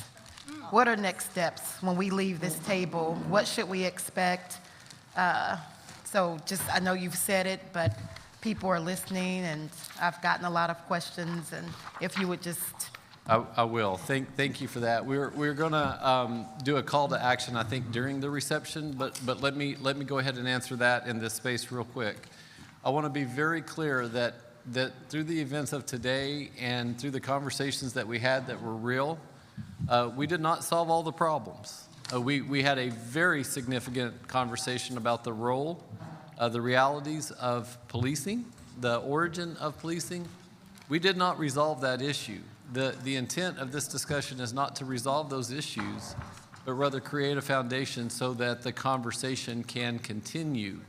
And so what we want to be able to do as we leave this space is continue this conversation within our own spheres of day-to-day life, and bringing in our own connections and our own networks and the people of Oklahoma into this space. We believe with all our heart that narrative change is possible, but it's only possible through education, understanding, and proximity. And so our goal and our challenge as we leave here today is to make sure that this conversation continues with more voices and more people being invited to join and participate directly in this conversation. Thank you.